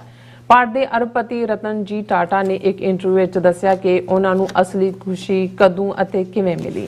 ਸੋ ਇਹ ਹਿਊਮਨ ਇੰਟਰਸਟ ਸਟੋਰੀ ਜਿਹੜੀ ਆਪਾਂ ਤੁਹਾਡੇ ਨਾਲ ਸਾਂਝੀ ਕਰਨ ਜਾ ਰਹੇ ਹਾਂ। ਸੋ ਅਸੀਂ ਚਾਹਾਂਗੇ ਕਿ ਤੁਸੀਂ ਇਸੇ ਤਰ੍ਹਾਂ ਬਣੇ ਰਹਿਣਾ। ਦੇਖਣ ਸੁਣਨ ਲਈ ਐਂਡ ਲਿਖਣ ਲਈ ਤੁਹਾਡਾ ਸਭ ਦਾ ਬਹੁਤ ਬਹੁਤ ਸ਼ੁਕਰੀਆ ਜੀ। ਡਾਕਟਰ ਸਾਹਿਬ, ਕੀ ਕਹਿਣਾ ਚਾਹੋਗੇ? ਦੇਖੋ, ਅਸੀਂ ਆਪਣੇ ਪ੍ਰੋਗਰਾਮ ਦੇ ਵਿੱਚ ਥੋੜੀ ਬਹੁਤ ਜਿਹੜਾ ਹੈ ਉਹ ਹੋਰ ਰੰਗ ਭਰਨ ਦੀ ਕੋਸ਼ਿਸ਼ ਵੀ ਕਰਨ ਦੀ ਸਾਡੀ ਚਾਹਨ ਹੈ ਔਰ ਮੈਂ ਸਮਝਦਾ ਵੀ ਉਹਦੇ 'ਚ ਹਿਊਮਨ ਇੰਟਰਸਟ ਸਟੋਰੀ, ਕਿਉਂਕਿ ਕੁਝ ਚੀਜ਼ਾਂ ਨੇ ਜਿਹੜੀਆਂ ਰੂਟੀਨ 'ਚ ਚੱਲ ਰਹੀਆਂ ਹੁੰਦੀਆਂ, ਉਹੀ ਮੋਨੋਟਨੀ, ਉਹੀ ਇਕਸਾਰਤਾ ਉਸ ਦੇ ਵਿੱਚ। ਔਰ ਮੈਂ ਇਹ ਕ੍ਰੈਡਿਟ ਸੋਸ਼ਲ ਮੀਡੀਆ ਨੂੰ ਹੀ ਦਿਆਂਗਾ ਕਿ ਇਹ ਸਟੋਰੀ ਮੈਂ ਉਹਦੇ ਤੇ ਹੀ ਦੇਖੀ ਤੇ ਮੈਨੂੰ ਲੱਗਾ ਵੀ ਟੀਵੀ 84 ਦੇ ਵਿਊਅਰਸ ਨਾਲ ਔਰ ਖਾਸ ਤੌਰ ਤੇ ਜਿਹੜਾ ਸਾਡਾ ਇਹ ਸੈਗਮੈਂਟ ਰੂਹਾਨੀਅਤ ਦਾ ਹੁੰਦਾ ਹੈ, ਜਿਹਦੇ 'ਚ ਅਸੀਂ ਕਿਵੇਂ ਰੱਬ ਦੇ ਨਾਲ ਜੁੜਨਾ ਜਾਂ ਜ਼ਿੰਦਗੀ ਦੇ ਵਿੱਚ ਜਿਹੜੀ ਅਸੀਂ ਖੁਸ਼ੀ ਦੀ ਭਾਲ ਕਰਦੇ ਹਾਂ ਉਹ ਖੁਸ਼ੀ ਸਾਨੂੰ ਕਿਵੇਂ ਨਸੀਬ ਹੋ ਸਕਦੀ ਹੈ, ਉਸ ਦੀ ਗੱਲ ਕਰਦੇ ਹਾਂ। ਔਰ ਇਹ ਸਟੋਰੀ ਭਾਰਤ ਦੇ ਬਹੁਤ ਵੱਡੇ ਜਿਹੜਾ ਅਰਬਾਂ ਖਰਬਾਂ ਪਤੀ, ਜਦੋਂ ਭਾਰਤ 'ਚ ਕਦੇ ਇੰਡਸਟਰੀ ਔਰ 20th ਸੈਂਚੁਰੀ ਦੀ ਗੱਲ ਹੁੰਦੀ ਸੀ, ਹਾਲਾਂਕਿ ਪਾਰਸੀਆਂ ਨੇ ਬਹੁਤ ਕੁਝ ਦਿੱਤਾ ਇੰਡੀਅਨ ਪਾਕਿਸਤਾਨੀ ਸਿਸਟਮ ਨੂੰ ਔਰ ਆਬਾਦੀ ਤਾਂ ਉਹਨਾਂ ਦੀ ਘਟਦੀ ਹੁਣ ਸ਼ਾਇਦ 1 ਲੱਖ ਤੋਂ ਵੀ ਥੱਲੇ ਚਲੀ ਗਈ ਹੈ। ਇਹ ਈਰਾਨ 'ਚੋਂ ਆਏ ਜ਼ੋਰੈਸਟਰੀਅਨ ਲੋਕ ਨੇ। ਲੇਕਿਨ ਜਮਸ਼ੇਦ ਜੀ ਨਸਰਵਾਨ ਟਾਟਾ, ਇੱਕ ਜ਼ਮਾਨਾ ਸੀ ਜਦੋਂ ਅਮੀਰਾਂ ਦੀ ਗੱਲ ਹੋਏ ਤਾਂ ਕਹਿੰਦੇ ਸੀ ਟਾਟੇ ਬਿਰਲੇ। ਬਿਰਲਾ ਤਾਂ ਜ਼ਾਹਰ ਹੈ ਹਿੰਦੂ ਹੈ, ਲੇਕਿਨ ਟਾਟਾ ਪਾਰਸੀ ਵੀ। ਔਰ ਇਹਨਾਂ ਦਾ ਹੀ ਜਿਹੜਾ ਡਿਸੈਂਡੈਂਟ ਜਿਹੜਾ ਰਤਨ ਜੀ ਟਾਟਾ, ਉਹਦਾ ਉਹਨੇ ਕੋਈ ਟੈਲੀਫੋਨਿਕ ਇੰਟਰਵਿਊ ਦਿੱਤਾ। ਮੇਰੇ ਕੋਲ ਕੋਈ ਕਨਫਰਮੇਸ਼ਨ ਤਾਂ ਨਹੀਂ ਹੈ ਉਹਨੇ ਕਿੱਥੇ ਦਿੱਤਾ ਜਾਂ ਕਦੋਂ ਦਿੱਤਾ, ਪਰ ਮੈਨੂੰ ਇਹ ਲੱਗਾ ਵੀ ਜਿਹੜਾ ਇਸ ਸਟੋਰੀ ਦਾ ਮੋਰਲ ਹੈ ਉਹ ਸੱਚਮੁੱਚ ਸਾਡੇ ਹਿੱਤ ਦੇ ਵਿੱਚ ਹੈ ਜ਼ਿੰਦਗੀ ਨੂੰ ਸਮਝਣ ਲਈ। ਔਰ ਅੰਗਰੇਜ਼ੀ 'ਚ ਹੈ ਕਿ ਵੀ ਉਹਨਾਂ ਨੇ ਰੇਡੀਓ ਇੰਟਰਵਿਊ ਦਿੱਤਾ ਹੈ ਟੈਲੀਫੋਨਿਕ, ਔਰ ਉਹਦੇ 'ਚੋਂ ਸਵਾਲ ਪੁੱਛਦਾ, sir what do you remember when you had the most happiness in your life, ਕਿ ਵੀ ਤੁਹਾਨੂੰ ਕਿਹੜੇ ਪਲ ਸੀ ਜਦੋਂ ਤੁਹਾਨੂੰ ਸਭ ਤੋਂ ਜ਼ਿਆਦਾ ਖੁਸ਼ੀ ਮਿਲੀ। ਉਹ ਟਾਟੇ ਨੇ ਕਿਹਾ, I have gone through 4 stages of happiness in life and I have finally understood the meaning of true happiness, ਕਿ ਮੈਂ 4 ਸਟੇਜਸ 'ਚੋਂ ਖੁਸ਼ੀ ਦੀ ਗੁਜ਼ਰਿਆ ਔਰ ਹੁਣ ਮੈਂ ਜਿਹੜਾ ਉਹ ਸੱਚੀ ਖੁਸ਼ੀ ਹਾਸਲ ਕਰ ਲਈ ਹੈ। The first step was to accumulate wealth and resources. ਪਹਿਲਾ ਸੀ ਵੀ ਵੱਧ ਤੋਂ ਵੱਧ ਧਨ ਇਕੱਠਾ ਕਰੋ ਔਰ ਮੈਂ ਉਹਨੂੰ ਕੀਤਾ। But at this stage I didn't find the happiness I wanted. ਜਦੋਂ ਧਨ ਮੇਰੇ ਕੋਲ ਆ ਗਿਆ ਮੈਨੂੰ ਕੋਈ ਖੁਸ਼ੀ ਨਹੀਂ ਮਿਲੀ। ਫਿਰ ਉਹਨੇ ਕਿਹਾ then came the second phase of valuables and collecting items, ਕਿ ਵੀ ਅੱਡ ਕੀਮਤੀ ਚੀਜ਼ਾਂ ਇਕੱਠੀਆਂ ਕਰੋ, ਕੋਈ ਆਰਟੀਫੈਕਟ, ਕੋਈ ਦੂਜੇ ਜਿਨ੍ਹਾਂ ਦੇ ਬਹੁਤ ਸਾਰਿਆਂ ਦਾ ਸ਼ੌਕ ਹੁੰਦਾ ਜਿਸ ਤੋਂ ਉਹਨਾਂ ਨੂੰ ਖੁਸ਼ੀ ਮਿਲਦੀ ਹੈ। But I realized that the effect of this thing is also temporary and the shine of precious things doesn't last long. ਚਮਕ ਦਮਕ ਥੋੜੀ ਦੇਰ ਚੰਗੀ ਲੱਗੀ ਪਰ ਇਹ ਖੁਸ਼ੀ temporary C.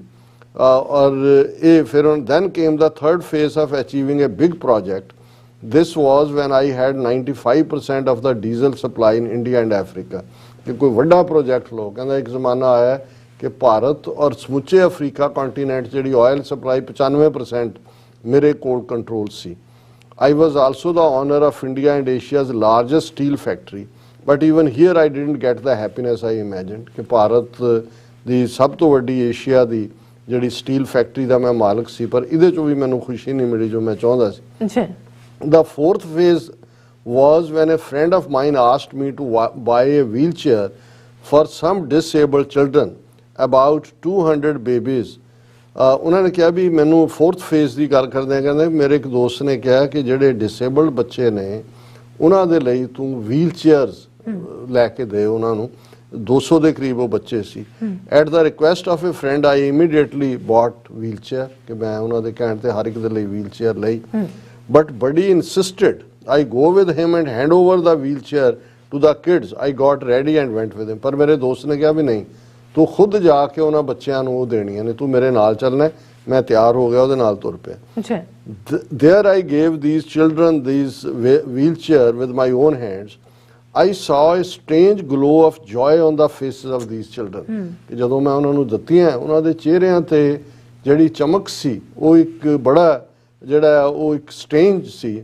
I saw them all sitting in wheelchairs, walking and having fun. ਕਿ ਉਹ ਸਾਰੇ ਜਦੋਂ ਬੈਠ ਗਏ all around ਉਹਨੂੰ ਚੇਅਰ ਨੂੰ ਘੁਮਾ ਰਹੇ ਸੀ, ਫਨ ਕਰ ਰਹੇ ਸੀ. It looked like they had arrived at a picnic spot where they were handing out the winning prize. ਉਹਨੇ ਕਿਹਾ ਵੀ ਇਹ ਇਵੇਂ ਸੀ ਜਿਵੇਂ ਉਹ ਸਾਰੇ ਕਿਸੇ ਪਿਕਨਿਕ ਤੇ ਆਏ ਹੋਣ ਔਰ ਉਸ ਨੂੰ ਇੰਜੋਏ ਕਰ ਰਹੇ. I felt real happiness inside me. ਮੈਨੂੰ ਅੰਦਰੋਂ ਖੁਸ਼ੀ ਹੋਈ. A baby grabbed my leg when I decided to leave. ਜਦੋਂ ਮੈਂ ਉੱਥੋਂ ਨਿਕਲਣ ਲੱਗਾ ਤਾਂ ਇੱਕ ਬੱਚੇ ਨੇ ਮੇਰੀ ਲੱਤ ਫੜ ਲਈ. I tried to leave my leg slowly, but the child looked at my face and held my legs tightly. ਕਿ ਵੀ ਮੈਂ ਛਡਾਉਣ ਦੀ ਕੋਸ਼ਿਸ਼ ਕੀਤੀ ਪਰ ਉਹਨੇ ਹੋਰ ਵੀ ਜ਼ੋਰ ਨਾਲ ਮੇਰੀਆਂ ਲੱਤਾਂ ਫੜ ਲਈਆਂ. I bowed down and asked the child, do you want anything else? ਕਹਿੰਦਾ ਵੀ ਮੈਂ ਝੁਕਿਆ ਉਹਨੂੰ ਕਿਹਾ ਵੀ ਤੁਹਾਨੂੰ ਕੁਝ ਹੋਰ ਚਾਹੀਦਾ ਹੈ. The answer this child gave not only shocked me but also changed my view of life. ਉਹਨੇ ਕਿਹਾ ਵੀ ਉਸ ਬੱਚੇ ਨੇ ਜਿਹੜਾ ਜਵਾਬ ਦਿੱਤਾ ਹੈ ਉਹਨੇ ਮੈਨੂੰ ਹੀ ਨਹੀਂ ਮੇਰਾ ਜ਼ਿੰਦਗੀ ਪ੍ਰਤੀ ਨਜ਼ਰੀਆ ਹੀ ਬਦਲ ਦਿੱਤਾ ਹੈ. This kid said, ਇਹ ਹੁਣ ਕੋਟ ਅਨਕੋਟ ਹੈ, I want to remember your face so that when I meet you in heaven I can recognize you and thank you again. ਕਿ ਜਦੋਂ ਅਸੀਂ ਕਦੇ ਫੇਰ ਸਵਰਗ 'ਚ ਮਿਲੀਏ ਤੇ ਮੈਂ ਤੇਰਾ ਚਿਹਰਾ ਪਛਾਣ ਸਕਾਂ ਤੇ ਤੇਰਾ ਫੇਰ ਸ਼ੁਕਰੀਆ ਅਦਾ ਕਰ ਸਕਾਂ ਕਿ ਤੂੰ ਕਿੰਨੀ ਵੱਡੀ. ਇਹ ਹੈ ਜਦੋਂ ਫਿਰ ਸਿੱਖੀ ਦਾ ਰਸਤਾ ਅਸੀਂ ਕਾਲ ਖਾਏ ਕਿਛ ਹੱਥੋਂ ਦੇ. ਇਹ ਹੈ ਕਿਛ ਹੱਥੋਂ ਦੇ ਜਦੋਂ ਤੁਸੀਂ ਲੋੜਵੰਦਾਂ ਦੀ ਮਦਦ ਕਰਦੇ ਹੋ ਤੇ ਫਿਰ ਉਹ ਜਿਵੇਂ ਖੁਸ਼ੀ ਜਿਹੜੀ ਹੈ ਉਹ ਡਾਇਰੈਕਟਲੀ ਪ੍ਰਪੋਰਸ਼ਨਲ ਹੈ ਤੂੰ ਕਿ ਜਿਹਨੂੰ ਤੁਸੀਂ ਖੁਸ਼ੀ ਦਿੰਦੇ ਹੋ. ਔਰ ਮੇਰੇ ਲਈ ਇਹ ਇੱਕ ਬੜੀ ਟੱਚਿੰਗ ਸਟੋਰੀ ਸੀ ਔਰ ਮੈਂ ਸਮਝਦਾ ਵੀ ਸਾਡੇ ਵਿਊਅਰਸ ਨੂੰ ਵੀ ਪਸੰਦ ਹੋਏਗੀ. ਔਰ ਅਸੀਂ ਹੁਣ ਰੂਹਾਨੀ ਵਿਚਾਰ ਵੀ ਕਰਦੇ ਹਾਂ ਕਿ ਤੀਸਰੇ ਪਾਤਸ਼ਾਹ ਦਾ ਸ੍ਰੀ ਰਾਗ ਦੇ ਵਿੱਚ ਸ਼ਬਦ ਹੈ, ਗੁਰਮੁਖ ਨਾਮ ਧਿਆਈ ਹੈ ਮਨਮੁਖ ਬੂਝ ਨਾ ਪਾਏ, ਗੁਰਮੁਖ ਸਦਾ ਮੁਖ ਉਜਲੇ, ਹਰ ਵਸਿਆ ਮਨ ਆਏ, ਸਹਿਜੇ ਹੀ ਸੁਖ ਪਾਈ ਹੈ, ਸਹਿਜੇ ਰਹੇ ਸਮਾਏ, ਭਾਈ ਰੇ ਦਾਸਨ ਦਾਸਾ ਹੋਏ, ਗੁਰ ਕੀ ਸੇਵਾ ਗੁਰ ਭਗਤ ਹੈ, ਵਿਰਲਾ ਪਾਏ ਕੋਈ ਰਾਹੋ. ਕਿ ਹੇ ਮੇਰੇ ਵੀਰ, ਹੇ ਮੇਰੇ ਭਰਾ, ਮੇਰੇ ਭਾਜੀ, ਉਸ ਦੇ ਦਾਸਾਂ ਦਾ ਦਾਸ ਬਣ, ਜਿਹੜੇ ਰੱਬ ਦੇ ਅੱਗੇ ਆਪਣਾ ਆਪਾ ਜਿਨ੍ਹਾਂ ਨੇ ਰੱਖਿਆ ਉਹਨਾਂ ਦਾ ਤੂੰ ਅੱਗੋਂ ਦਾਸ ਬਣ. ਗੁਰੂ ਦੀ ਸੇਵਾ, ਗੁਰੂ ਦੀ ਭਗਤੀ ਇਹ ਕਿਸੇ ਵਿਰਲੇ ਨੂੰ ਹੀ ਨਸੀਬ ਹੁੰਦੀ ਹੈ. ਔਰ ਗੁਰਮੁਖ ਜਿਹੜੇ ਨੇ ਉਸ ਨਾਮ ਦੇ ਵਿੱਚ ਜੁੜਦੇ ਨੇ ਤੇ ਆਉਂਦੇ ਨੇ. ਮਨਮੁਖਾਂ ਨੂੰ ਇਸ ਗੱਲ ਦੀ ਕਦੇ ਸਮਝ ਨਹੀਂ ਹੁੰਦੀ. ਗੁਰਮੁਖਾਂ ਦੇ ਮੂੰਹ ਸਦਾ ਉਜਲੇ ਰਹਿੰਦੇ ਨੇ ਕਿਉਂਕਿ ਉਹਨਾਂ ਦੇ ਅੰਦਰ ਰੱਬ ਵਸਦਾ ਹੈ. ਉਹ ਸਹਿਜ ਵਿੱਚ ਰਹਿੰਦੇ ਨੇ ਤੇ ਜੀਵਨ ਵੀ ਸਹਿਜ ਜਿਉਂਦੇ ਨੇ ਤੇ ਸਹਿਜ ਦੇ ਵਿੱਚ ਸਮਾ ਜਾਂਦੇ ਨੇ. ਸਦਾ ਸੁਹਾਗ ਸੁਹਾਗਣੀ ਜੇ ਚੱਲੇ ਸਤਿਗੁਰ ਪਾਏ, ਸਦਾ ਪਿਰ ਨਿਹਚਲ ਪਾਈਐ, ਨਾਉ ਮਰੈ ਨਾ ਜਾਏ, ਸ਼ਬਦ ਮਿਲੀ ਨਾ ਵਿਛੜੈ, ਪਿਰ ਕੈ ਅੰਕ ਸਮਾਏ. ਕਿ ਉਹ ਰੂਹ ਹਮੇਸ਼ਾ ਸੁਹਾਗਣ ਹੈ ਜਿਹੜੀ ਗੁਰੂ ਦੇ ਭਾ ਦੇ ਵਿੱਚ ਪਿਆਰ ਦੇ ਵਿੱਚ ਆਪਣਾ ਜੀਵਨ ਬਸਰ ਕਰਦੀ ਹੈ, ਜਿਹੜੀ ਉਸ ਪਿਰ ਨੂੰ ਪਿਆਰੇ ਨੂੰ ਹਮੇਸ਼ਾ ਰਹਿਣ ਵਾਲਾ ਮੰਨਦੀ ਹੈ ਕਿਉਂਕਿ ਉਹ ਰੱਬ ਨਾ ਮਰਦਾ ਤੇ ਨਾ ਉਹ ਜਾਂਦਾ ਕਿਤੇ. ਉਹ ਉਸ ਰੱਬ ਦੀ ਯਾਦ ਦੇ ਬੰਦਗੀ ਦੇ ਨਾਲ ਜੁੜ ਜਾਂਦੀ ਹੈ ਔਰ ਅਲਟੀਮੇਟਲੀ ਉਸ ਪਿਆਰੇ ਦੀ, ਪ੍ਰਭੂ ਪਿਆਰੇ ਦੀ ਗੋਦ ਦਾ ਆਨੰਦ ਮਾਣਦੀ ਹੈ ਕਿ ਉਸ ਦਾ ਜਿਹੜਾ ਉਹ ਹਮੇਸ਼ਾ ਹੀ ਉਸ ਦੀ ਕੁਰਬਤ ਨੂੰ ਉਹ ਮਾਣਦੀ ਹੈ. ਹਰ ਨਿਰਮਲ ਅਤ ਉਜਲਾ, ਬਿਨ ਗੁਰ ਪਾਇਆ ਨਾ ਜਾਏ, ਪਾਠ ਪੜੈ ਨਾ ਬੂਝਈ, ਭੇਖੀ ਭਰਮ ਭੁਲਾਏ, ਗੁਰਮਤੀ ਹਰ ਸਦਾ ਪਾਇਆ, ਰਸਨਾ ਹਰ ਰਸ ਸਮਾਏ. ਕਿ ਵਾਹਿਗੁਰੂ ਦਾ ਨਾਮ ਨਿਰਮਲ ਹੈ, ਉਜਲ ਹੈ, ਗੁਰੂ ਤੋਂ ਬਿਨਾਂ ਉਸ ਤੱਕ ਪਹੁੰਚ ਨਹੀਂ ਹੈ. ਜ਼ੁਬਾਨੀ ਕਲਾਮੀ ਕਿਤਾਬਾਂ ਜਾਂ ਵੇਦ ਸ਼ਾਸਤਰ ਜਾਂ ਗਿਆਨ ਦੀਆਂ ਕਿਤਾਬਾਂ ਪੜ੍ਹਨ ਦੇ ਨਾਲ ਜਿਹੜਾ ਉਸ ਦੀ ਸਮਝ ਨਹੀਂ ਆਉਂਦੀ. ਇਹ ਇੱਕ ਭੇਖ ਹੈ, ਬਹੁਤ ਸਾਰੇ ਉਸ ਭਰਮ 'ਚ ਫਸ ਜਾਂਦੇ ਨੇ. ਗੁਰਮਤੀ ਹਰ ਸਦਾ ਪਾਇਆ, ਰਸਨਾ ਹਰ ਰਸ ਸਮਾਏ. ਗੁਰੂ ਦੀ ਮੱਤ ਤੇ ਤੁਰਦੇ ਆ ਉਸ ਵਾਹਿਗੁਰੂ ਦੇ ਨਾਲ ਮੇਲ ਹੁੰਦਾ ਹੈ ਔਰ ਰਸਨਾ ਜਿਹੜੀ ਹੈ ਸਾਡੀ ਜ਼ਬਾਨ ਉਹ ਵਾਹਿਗੁਰੂ ਦੀ ਯਾਦ ਦੇ ਪਿਆਰ ਦੇ ਰਸ ਨੂੰ ਹਮੇਸ਼ਾ ਮਾਣਦੀ ਹੈ. ਮਾਇਆ ਮੋਹ ਚੁਕਾਇਆ, ਗੁਰਮਤੀ ਸਹਿਜ ਸੁਭਾਏ, ਬਿਨ ਸ਼ਬਦੈ ਜਗ ਦੁਖੀਆ ਫਿਰੈ, ਬਿਨ ਸ਼ਬਦੈ ਜਗ ਦੁਖੀਆ ਫਿਰੈ, ਮਨ ਮੁਖਾਂ ਨੂੰ ਗਈ ਖਾਏ, ਸ਼ਬਦੇ ਨਾਮ ਤੇ ਆਈਏ, ਸ਼ਬਦੇ ਸੱਚ ਸਮਾਏ. ਕਿ ਇਹ ਮਾਇਆ ਮੋਹ ਜਿਹੜਾ ਖਤਮ ਹੋ ਜਾਂਦਾ ਜਦੋਂ ਅਸੀਂ ਗੁਰਮਤ ਦੇ ਰਸਤੇ ਤੇ ਤੁਰਦੇ ਹਾਂ, ਸਹਿਜ ਦੇ ਵਿੱਚ ਉਸ ਦੇ ਪਿਆਰ ਦੇ ਵਿੱਚ ਆ ਜਾਂਦੇ ਹਾਂ. ਉਸ ਦੀ ਯਾਦ ਤੋਂ ਬਿਨਾਂ ਸਭ ਦੁਨੀਆ ਦੁਖੀ ਹੈ ਔਰ ਇਹ ਮਨਮੁਖਾਂ ਨੂੰ ਇਹ ਮਾਇਆ ਦਾ ਮੋਹ ਹੀ ਖਾ ਜਾਂਦਾ ਹੈ।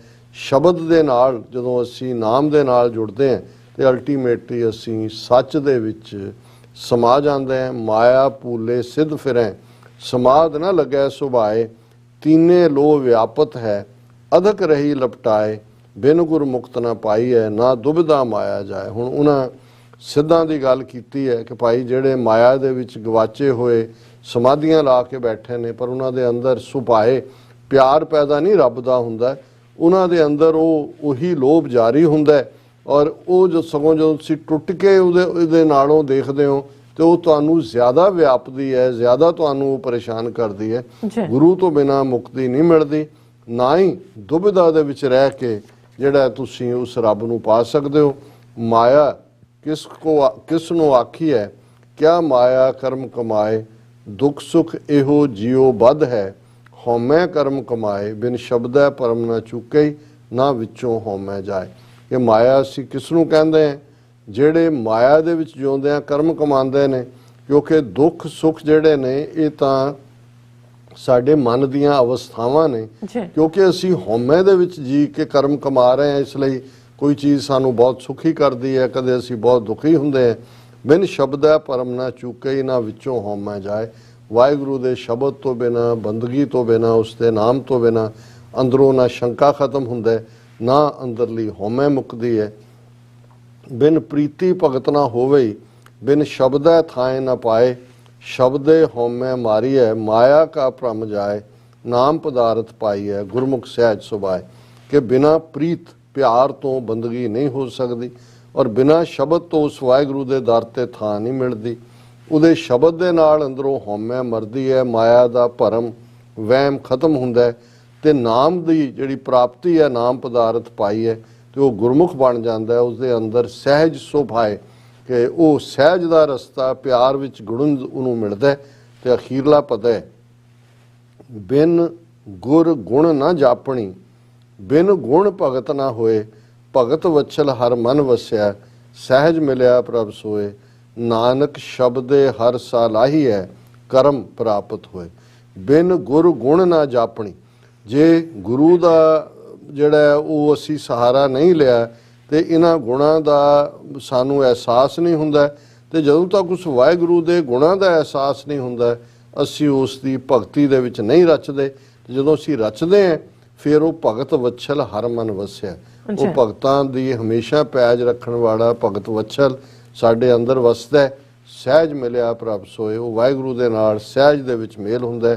ਨਾਨਕ ਸ਼ਬਦੇ ਹਰ ਸਾਰਾਈ ਹੈ, ਕਰਮ ਪ੍ਰਾਪਤ ਹੋਏ। ਤੀਸਰੇ ਪਾਤਸ਼ਾਹ ਤੀਸਰੇ ਨਾਨਕ ਗੁਰੂ ਅਮਰਦਾਸ ਫਰਮਾਉਂਦੇ ਨੇ ਕਿ ਉਸ ਵਾਹਿਗੁਰੂ ਦੇ ਰਾਹੀਂ ਉਸ ਸ਼ਬਦ ਦਾ ਗਿਆਨ ਹੁੰਦਾ, ਔਰ ਫਿਰ ਜਿਹੜਾ ਕਰਮ ਪ੍ਰਾਪਤ ਹੋਏ, ਇਹ ਸਭ ਵੀ ਉਸ ਦੀ ਬਖਸ਼ਿਸ਼ ਦੇ ਨਾਲ ਹੀ ਹਾਸਲ ਹੁੰਦਾ। ਇਹ ਅੱਜ ਦਾ ਜੀ ਡਾਕਟਰ ਸਾਹਿਬ, ਤੁਹਾਡਾ ਬਹੁਤ ਬਹੁਤ ਸ਼ੁਕਰੀਆ। ਤੁਸੀਂ ਅੱਜ ਦੇ ਐਵੇਂ ਸ਼ੁਰੂ ਤੇ ਅੱਜ ਦਾ ਵਿਚਾਰ ਸਾਡੇ ਦਰਸ਼ਕਾਂ ਨਾਲ ਸਾਂਝਾ ਕੀਤਾ। ਸੋ ਇਸ ਤਰ੍ਹਾਂ ਆਪਣੇ ਵਿਊਅਰਸ ਕੋਲ ਨੇ ਇਜਾਜ਼ਤ। ਵਿਊਅਰਸ, ਸਾਡੇ ਪ੍ਰੋਗਰਾਮ ਦਾ ਸਮਾਂ ਇੱਥੇ ਸਮਾਪਤ ਹੁੰਦਾ ਹੈ। ਤੁਸੀਂ ਆਪਣੀ ਰਾਏ ਤੇ ਸੁਝਾਅ ਸਾਨੂੰ ਭੇਜਣਾ ਭੁੱਲਣਾ ਸਾਡੇ ਇਸ ਪਤੇ ਤੇ sos@tv84.tv ਤੇ ਅਸੀਂ ਆਪਣਾ ਪ੍ਰੋਗਰਾਮ ਲੈ ਕੇ ਫਿਰ ਦੁਬਾਰਾ ਤੁਹਾਡੇ ਸਨਮੁਖ ਹੋਵਾਂਗੇ। ਤਦ ਤੱਕ ਲਈ ਮੈਨੂੰ ਤੇ ਪਨਰਸ ਨੂੰ ਆਗਿਆ ਦਿਓ। ਦੇਖਦੇ ਰਹੋ TV84। ਬੁਲਾ ਦਿਓ ਫਤਿਹ। ਵਾਹਿਗੁਰੂ ਜੀ ਕਾ ਖਾਲਸਾ, ਵਾਹਿਗੁਰੂ ਜੀ ਕੀ ਫਤਿਹ। ਰੱਬ ਰਾਖਾ।